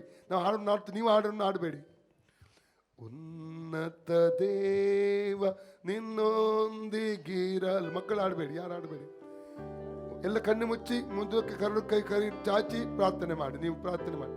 ಉನ್ನತ ದೇವ ನಿನ್ನೊಂದಿಗಿರಲು ಕಳವಳಗೊಳ್ಳದಿರು. ಉನ್ನತ ದೇವರು ನಿನ್ನೊಂದಿಗಿರಲು ಕಳವಳಗೊಳ್ಳದಿರು. ಯೇಸು ಒಳ್ಳೆಯವನು, ಯೇಸು ಉನ್ನತನು, ಸಹಾಯಕ್ಕೆ ಕೊರತೆಯಿಲ್ಲ. ಯೇಸು ಒಳ್ಳೆಯವನು, ಯೇಸು ಉನ್ನತನು, ಸಹಾಯಕ್ಕೆ ಕೊರತೆಯಿಲ್ಲ. ಉನ್ನತ ದೇವರು ನಿನ್ನೊಂದಿಗಿರಲು ಕಳವಳಗೊಳ್ಳದಿರು. ಉನ್ನತ ದೇವರು ನಿನ್ನೊಂದಿಗಿರಲು ಕಳವಳಗೊಳ್ಳದಿರು. ಉನ್ನತ ದೇವರು ನಿನ್ನೊಂದಿಗಿರಲು ಕಳವಳಗೊಳ್ಳದಿರು. ಪಾಪದಲ್ಲಿ ಇದ್ದಂತ ನನ್ನ ಪರಿಶುದ್ಧ ಮಾಡಿದನು. ಪಾಪದಲ್ಲಿ ಇದ್ದಂತ ನನ್ನ ಪರಿಶುದ್ಧ ಮಾಡಿದನು. ತವಕದಿ ಇದ್ದಂತ ನನ್ನ ತನ್ನ ಕರುಣೆಯಿಂದ ಬಿಡಿಸಿದನು. ತವಕದಿ ಇದ್ದಂತ ನನ್ನ ತನ್ನ ಕರುಣೆಯಿಂದ ಬಿಡಿಸಿದನು. ಉನ್ನತ ದೇವರು ನಿನ್ನೊಂದಿಗಿರಲು ಕಳವಳಗೊಳ್ಳ. ಯಾರು ಚಪ್ಪಾಳೆ ಪಡಿ, ಎಲ್ಲರೂ ಪ್ರಾರ್ಥಿಸ್ತಾ ಇರಿ. ಉನ್ನತ ದೇವರು ನಿನ್ನೊಂದಿಗಿರಲು ಕಳವಳಗೊಳ್ಳದಿರು. ಆದಿನದಿ ತಂಪಾದದಿ ಕುಳಿತ ಅಂದಾಳ ಜಪ ಕೇಳಿದ. ಆದಿನದಿ ತಂಪಾದದಿ ಕುಳಿತ ಅಂದಾಳ ಜಪ ಕೇಳಿದ.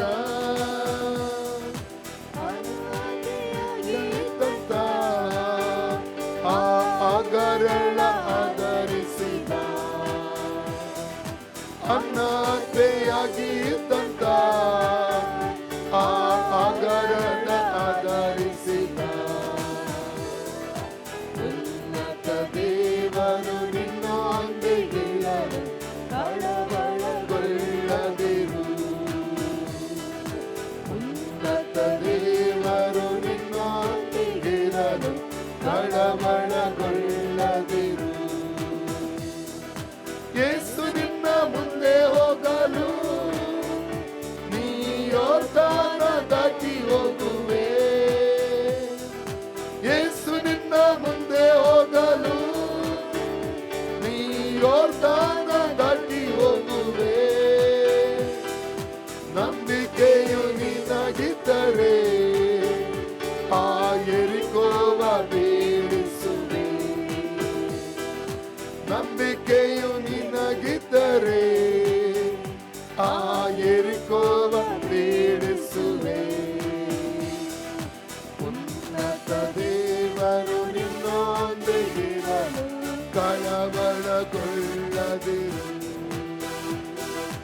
ಉನ್ನತ ದೇವರು ನಿನ್ನೊಂದಿಗಿರಲು ಕಳವಳಗೊಳ್ಳದಿರು. ಎಳೆಯವನು ಯೇಸು ಉತ್ತಮನು, ಸಹಾಯಕ್ಕೆ ಕೊರತೆಯಿಲ್ಲ. ಯೇಸು ಒಳ್ಳೆಯವನು, ಯೇಸು ಉತ್ತಮನು, ಸಹಾಯಕ್ಕೆ ಕೊರತೆಯಿಲ್ಲ. ಉನ್ನತ ದೇವರು ನಿನ್ನೊಂದಿಗಿರಲು ಕಳವಳಗೊಳ್ಳದಿರು. ಉನ್ನತ ದೇವರು ನಿನ್ನೊಂದಿಗಿರಲು ಕಳವಳಗೊಳ್ಳದಿರು. ಹಲ್ಲೆಲೂಯಾ. ಈ ಸಮಯದಲ್ಲಿ ಪ್ರಿಯರೇ, ದೇವರಾತ್ಮನ ಬಲವಾದ ಸಾನ್ನಿಧ್ಯವು ನಮ್ಮ ಮಧ್ಯೆ ಹಿಡಿದಿದೆ. ಪ್ರಿಯರೇ, ದೇವರ ಬಳಿ ಕೇಳಿಕೊಳ್ಳ್ರಿ, ಕರ್ತನೆ ನನಗೆ ಅಭಿಷೇಕ ಬೇಕು, ಕರ್ತನೆ ನನಗೆ ಅನ್ಯ ಭಾಷೆ ಬರಬೇಕು, ಕರ್ತನೆ ನನಗೆ ಅನ್ಯ ಭಾಷಾಂತರ ಮಾಡುವ ವರ ನನಗೆ ಬೇಕೆಂಬುದಕ್ಕೆ ಕೇಳಿಕೊಳ್ಳ್ರಿ. ಕರ್ತನು ಖಂಡಿತವಾಗಿ ನಿಮಗೆ ಕೊಡುತ್ತಾನೆ. ಹಲ್ಲೆಲೂಯಾ. ಆತನು ಕೊಡ್ತಾನೆ. ಪ್ರಿಯರೇ, ನಾವು ಕೇಳಬೇಕು.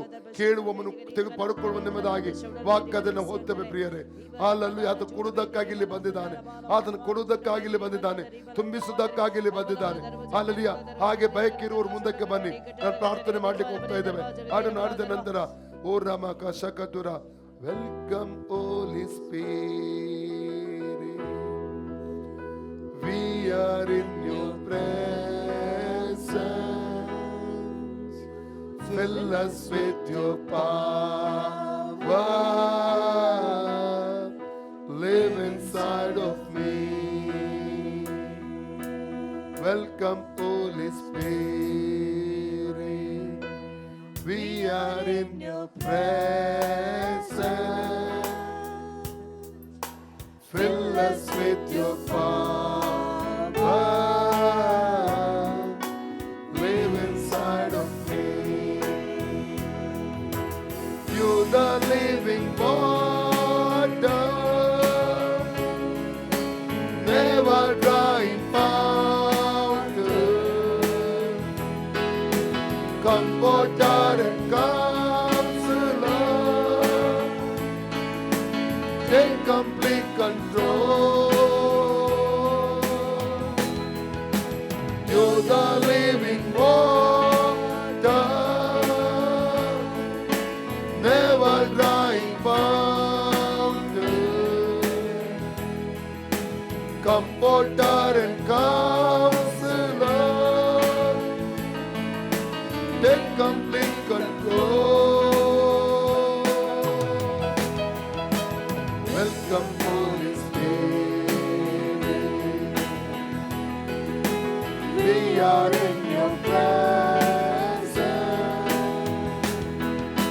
fill us with your power,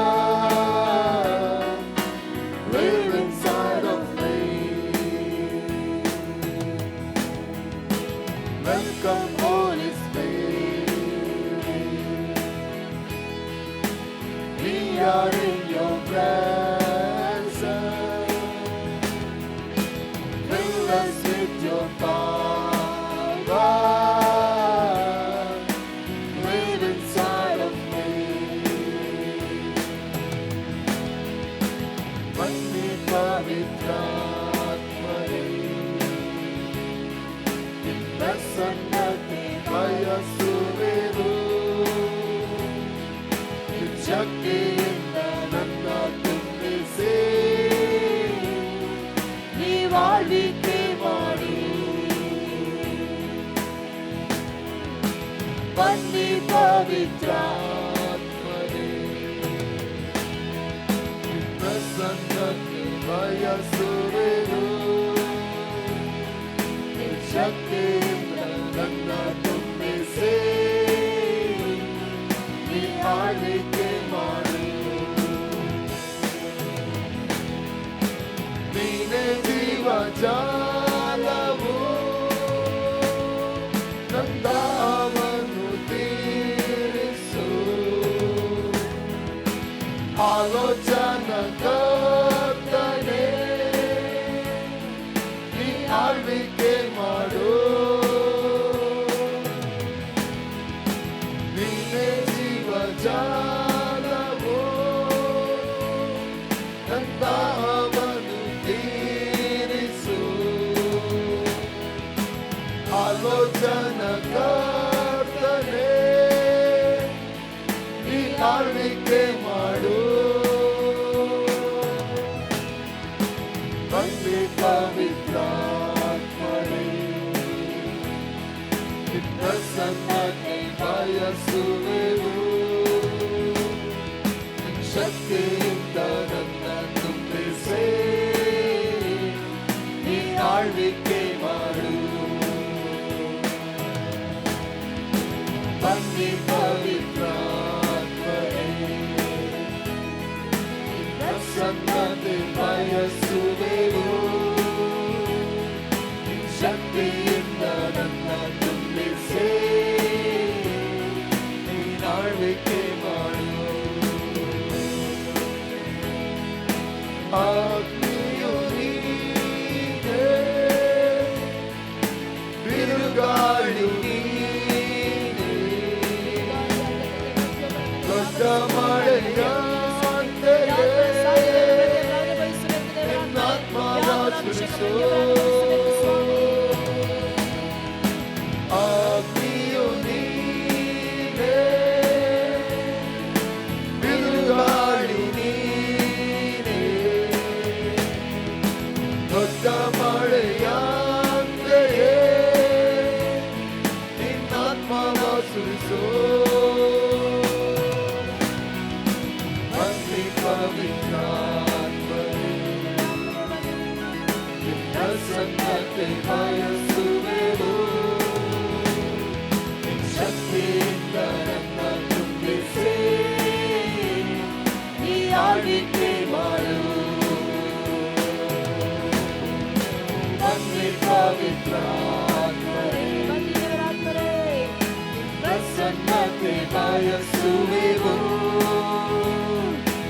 ಅನ್ಯ ಭಾಷೆಯಿಂದ ತುಂಬಿಸಿ ನೀ ಆಳ್ವಿಕೆ ಮಾಡು ಬನ್ನಿ ಪವಿತ್ರಾತ್ಮನೇ ಪ್ರಸನ್ನತೆ ಬಯಸುವೆನು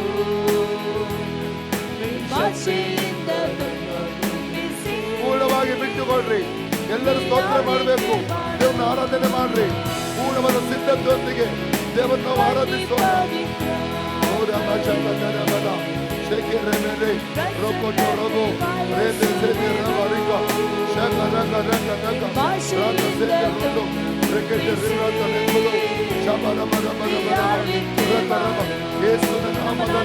ಅಭಿಷೇಕ ಹೊಂದಿಕೊಳ್ಳಲಿ ಅನ್ಯ ಭಾಷೆ ಬಿಡುಗಡೆ ಮಾಡ್ತಾ ಇದ್ದೇನೆ ಅನ್ಯ ಭಾಷೆ ವರವನ್ನು ಯೇಸು ನಾಮ ಬಿಡುಗಡೆ ಮಾಡ್ತಾ ಇದ್ದೇನೆ ಅನ್ಯ ಭಾಷೆ ಭಾಷಾಂತರ ಮಾಡುವ ವರ ಬಿಡುಗಡೆ ಮಾಡ್ತಾ ಇದ್ದೇನೆ in the name of Jesus ವಾಲಂಟಿಯರ್ನವರು ಇಂದುಗಳು ನಿಲ್ಲಬೇಕು ವಾಲಂಟಿಯರ್ನವರು ಇಂದುಗಳು ನಿಲ್ಲಬೇಕು ರೋಗೋ ಶೇಕೆ ನೋಡು ರೋಗೋ ಲೇಬೆ ರೇಬೆ ಶೇಕೆ ರೇಬೆ ರಾಧ ಶೇಕೆ ಗೋ ರೋಗೋ ರೋಗೋ ರೋಗೋ ಓ ರಬ ಶಬ ರಬ ರಬ ರಬ ರಬ ರಬ Thank you Lord, thank you Lord, thank you Lord, thank you Jesus, thank you Jesus, thank you Lord, thank Jesus, thank Jesus, thank Jesus, Rama Shaka, Rama Shaka Rama, Rama Shaka Rama, Rama Shaka Rama, Rama Rama Rama, Raka Rama Rika Rama, Rama seki, reba sheka reba, reka to raka to reba, rebe te sekre te liando, rondo sheke reba, touch Lord, Atmana Paradian, Atmana Paradian, Atmana Bishakarian, name of Jesus,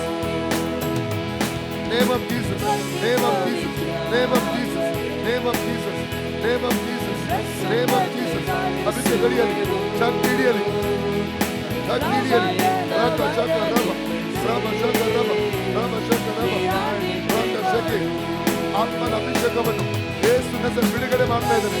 ಆತ್ಮನ ಶಕ್ತಿಯನ್ನು ಯೇಸುವಿನ release ಮಾಡ್ತಾ ಇದ್ದಾನೆ. ಅನ್ಯ ಭಾಷೆ ಬರ release ಆಗಲಿ, ನಾಲಿಗೆ ಬಂಧನಗಳು ಬಿಚ್ಚಲ್ಪಡಲಿ, ನಾಲಿಗೆ ಕಟ್ಟುಗಳು ಬಿಚ್ಚಲ್ಪಡಲಿ.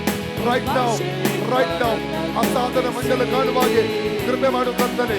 ಓ ರಬ ಆತ್ಮಿಕ ಮಂಡಲ ಕಾಣುವಾಗೆ ಕಣ್ಣುಗಳನ್ನು ತೆರೆಯಬೇಕು ಕೇಳ್ಕೊಳ್ತಾನೆ. ರೋಬ ನೇನೆ ಸೇಕೆ ರಿಬಕ ಶಕ್ರ ರಾಂಡ ಸೇಕೆ ರಿಬಕ ರಬ ಟಚ್ ಲಾರ್ಡ್ ಟಚ್ ಜೀಸಸ್ ರೇಕೆ ರಬ ಶಕ ರೇಕೆ ರಕ ಲೋಕೋ ರೋಕೋ ರೋಬೋ fire yes name of Jesus name of Jesus name of Jesus name of Jesus yes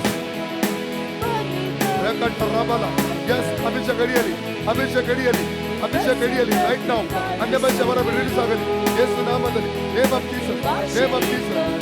Jesus touch Lord ರಬ ಶಕ ಅನ್ಯ ಭಾಷೆ ಅವರನ್ನು ಯೇಸು ರಿಲೀಸ್ ಮಾಡ್ತಾನೆ. name of Jesus ಅಭಿಷೇಕಡಿಯಲ್ಲಿ ಕಟ್ಟುಗಳ ಅಡಿಯಲ್ಲಿ ಬಂಧನಗಳ ಅಡಿಯಲ್ಲಿ ಅಭಿಷೇಕಡಿಯಲ್ಲಿ right now ರಬ ಶಕ ರಬ ರೇಬೆ yes fire name of Jesus yes ರಬ ಶಕ ರಬ fire release ಆಗಲಿ ಯೇಸು ನಾಮದಲ್ಲಿ ಅಭಿಷೇಕ ರಿಲೀಸ್ ಆಗಲಿ in the name of Jesus yes ಅನ್ಯ ಭಾಷೆ ರಿಲೀಸ್ ಆಗಲಿ name of Jesus Rama Sheki Rata Raka Rika Dara Rata Soko yes touch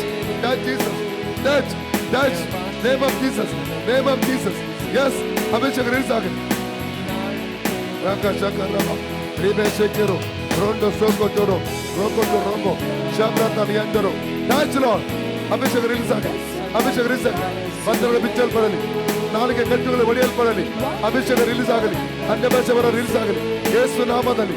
name of Jesus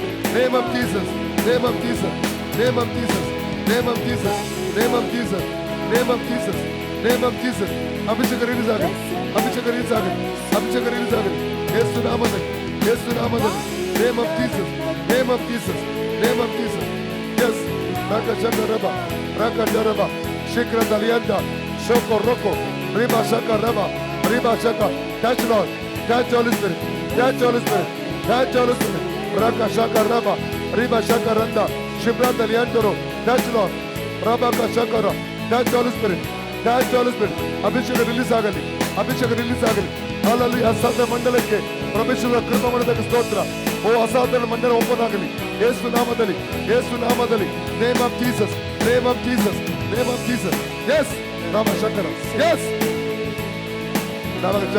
Raka Shaka Riba Shaka Raba Randa Santa Ga Rende Mago Ro yes fire biligada name of Jesus Raka Shaka Raba Reke Rabata Randa Sante Koto Romo Seke Dora Rebranda Sendero touch ಅಭಿಷೇಕಡಿಯಲ್ಲಿ ಯೇಸು ನಾಮದಲ್ಲಿ release yes Rama Shaka Raka Shakara Rebe Rakato Rodo Rama Shekato yes name of Jesus fire yes name of Jesus ಬಿಡುಗಡೆ ಆಗಲಿ ಪೂರ್ಣ ಪಡಿ ಅಭಿಷೇಕಡಿಯಲ್ಲಿ name of Jesus Rama Shaka Rama Sheki yes name of Jesus ಕಟ್ಟುಗಳಲ್ಲಿ ಅಭಿಷೇಕ release ಆಗಲಿ name of Jesus yes name of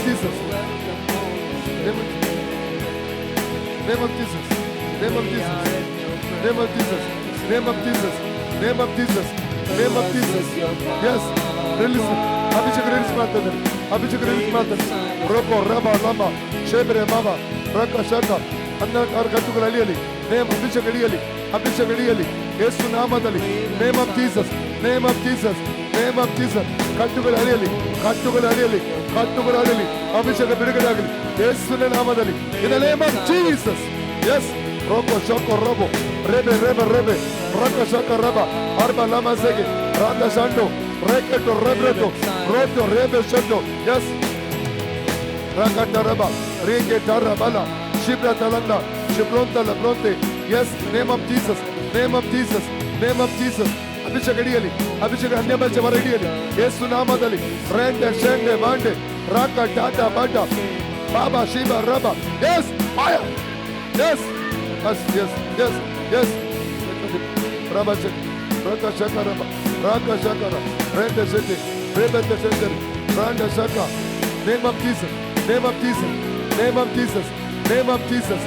ಬಂಧನಗಳು ಬಿಚ್ಚಲ್ಪಡಲಿ, ಕಟ್ಟುಗಳು ಅಡಿಯಲ್ಪಡಲಿ. ರೇಕೆಟ್ ರೇಬೆಟ್ ರೇಬೆ ರಾಕ ಶಂಡಲು ರೋಕೊಟ್ಟು ರಿಬ್ರಾಂಡಲ ಅಬ್ರೋಂದ ಲಿಬ್ರಾಂಡಲ ಶೆಬ್ರೆಂದೆ. ಅಭಿಷೇಕ ಬಿಡುಗಡೆ ಮಾಡ್ತಾ ಇದ್ದೇನೆ, ಅನ್ಯ ಭಾಷೆ ಹೊರ ಬಿಡುಗಡೆ ಮಾಡ್ತಾ ಇದ್ದೇನೆ ಯೇಸು ನಾಮದಲ್ಲಿ. In the name of Jesus. ಒಂದು ವರ್ಗಾವಣೆ ನಡೆಯಲಿ, ಒಂದು ವರ್ಗಾವಣೆ ನಡೆಯಲಿ. Name of Jesus.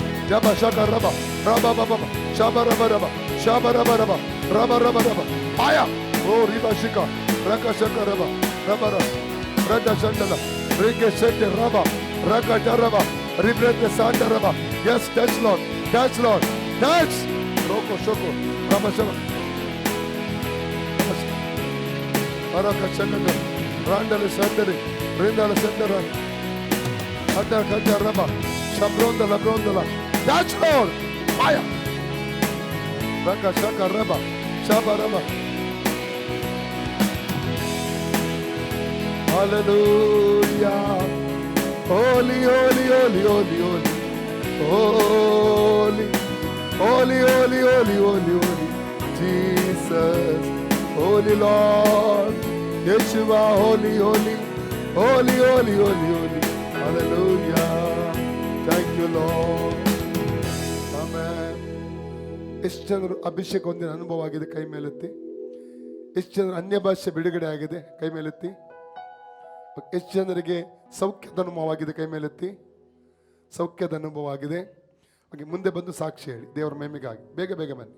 ನನ್ನ ಹೆಸರು ಜಿಲೆಸ್ತೇನ. 3 ತಿಂಗಳಿಂದ ನನಗೆ ಮುಖದಲ್ಲಿ ಅಲರ್ಜಿ ಥರ ಇತ್ತು. ಅದು ತುಂಬ ತುರಿಸ್ತಾ ಇತ್ತು. ಅಂದರೆ ಬಿಸಿಲು ಮಧ್ಯಾಹ್ನದ ವೇಳೆಯಲ್ಲಿ ಮತ್ತು ರಾತ್ರಿಯ ವೇಳೆಯಲ್ಲಿ ತುಂಬ ತುರಿಸ್ತಾ ಇತ್ತು. ಅದು ಬಟ್ಟೆಲ್ಲ ತುರಿಸ್ತಿದ್ದೆ, ಆದರೆ ಅದು ಇನ್ನೂ ಜಾಸ್ತಿ ಆಗ್ತಾ ಇತ್ತು. ಅದೇ ಈ ನಾನು ಕೂಟದಲ್ಲಿ ಪ್ರೇಯರ್ ಮಾಡ್ತಾ ಇದ್ದೆ ದೇವರಲ್ಲಿ. ದೇವರೇ, ಈ ಕೂಟದಲ್ಲಿ ನೀವು ನನ್ನ ಮುಟ್ಟಬೇಕು, ನನ್ನ ಪರಿಪೂರ್ಣವಾಗಿ ಬಿಡುಗಡೆಯನ್ನು ಕೊಡಬೇಕಂತ ಪ್ರೇಯರ್ ಮಾಡ್ತಾ ಇದ್ದೆ. ದೇವರು ನನಗೆ ಅದು ಉರಿಯಿಂದ ಪರಿಪೂರ್ಣವಾಗಿ ಬಿಡುಗಡೆ ಕೊಟ್ಟಿದ್ದಾರೆ. ಮತ್ತೆ ಮೊನ್ನೆ ನಾನು ಇಲ್ಲಿ ಮೆಟ್ಲು ಇಳಿಯುವಾಗ ಕಾಲು ಉಳುಕಿತ್ತು, ನಡಿಲಿಕ್ಕೆ ತುಂಬ ನೋವಾಗ್ತಾ ಇತ್ತು. ಅದೇ 2 ದಿನ ತನಕ ಹಾಗೆ ನೋವಿತ್ತು, ತುಂಬ ನೋವಿತ್ತು, ಕಾಲು ಬಾತ್ಕೊಂಡಿತ್ತು. ಮತ್ತು 2 ದಿನದ ನಂತರ ಪುನಃ ಅಲ್ಲಿ ಮೆಟ್ಲು ಇಳಿಯುವಾಗ ಹಾಗೆ ಉಳುಕಿತ್ತು. ನಾನು ದೇವರಲ್ಲಿ ಪ್ರಾರ್ಥಿಸ್ತಿದ್ದೆ, ದೇವರೇ ಇದು ಏನಾಗ್ತಾ ಇದೆ ಅಂತ. ಆದರೆ ದೇವ್ರ ವಾಕ್ಯದ ಮೂಲಕ ಬಲಪಡಿಸ್ತಾ ಇದ್ರು ನನಗೆ. ಅದು ಈಗ ಅದು ನಿನ್ನೆ ಇಲ್ಲಿ ಫಾಸ್ಟ್ ಪ್ರೇಯರ್ ಮಾಡ್ತಾ ಇರುವಾಗ ಇಲ್ಲಿ ಜಂಪ್ ಮಾಡಿ ಅಭಿಷೇಕ ಹೊಂದ್ಕೊಳ್ಳುವಾಗ ಪರಿಪೂರ್ಣವಾದ ಒಂದು ರೀತಿ ಬಳೆ ಥರ ಇತ್ತು ಕಾಲಲ್ಲಿ, ಅದು ಬಿದ್ದೋದಾಗಾಯ್ತು. ಮತ್ತೆ ಇವತ್ತು ಅದು ಪರಿಪೂರ್ಣ ನೋವು ಗುಣ ಆಗಿದೆ. ದೇವ್ರ ಗುಣಪಡಿಸಿದ್ದಕ್ಕಾಗಿ ಕರ್ತರ ನಾಮಕ್ಕೆ ಸ್ತೋತ್ರವಾಗಲಿ. ನನ್ನ ಹೆಸರು ಶಶಿಕಲಾ. ನಾ ಅಂಕೋಲದಿಂದ ಬಂದು ನನಗಿಲ್ಲ ಅಭಿಷೇಕ ಪ್ರಾರ್ಥನೆ ಮಾಡಬೇಕಾದ್ರೆ ಅಭಿಷೇಕ ತುಂಬಲ್ಪಡ್ತು. ಮತ್ತು ಒಂದು ಬಂಧನ ಇದ್ದಿತ್ತು. 1 ವಾರದಿಂದ ರಸ್ಸಿ ಟೆನ್ಷನ್ ಆಗ್ತಾ ಇರ್ತಿತ್ತು ನನಗೆ. ಕಣ್ಣು ತೆಗಿಲೇ ಇಲ್ಲ. ಸ್ವಲ್ಪ ತೆಗೆದು ನೋಡ್ರೆ ಒಂದು ಸೈಡ್ ಕತ್ತಲೆ, ಒಂದು ಸೈಡ್ ಬೆಂಕಿ ಕಾಣ್ತಾ ಇತ್ತು. ಏನಂತಾನೆ ಅರ್ಥ ಆಗಲಿಲ್ಲ. ದೇವ್ರೆ ಇದೇನು ಅಂತ ತೋರಿಸ್ದೆ.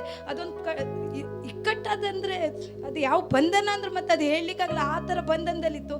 ದೇವ್ರು ಅದರಿಂದ ನನಗೆ ಪೂರ್ತಿ ಬಿಡುಗಡೆ ಕೊಟ್ಟು ಆ ಬೆಂಕಿನ ನನ್ನ ಮುಂದೆ ತಂದು ನಿಲ್ಲಿಸಿದ್ರು. ದೇವ್ರ ನಾಮಕ್ಕೆ ಸ್ತೋತ್ರ ಉಂಟಾಗಲಿ.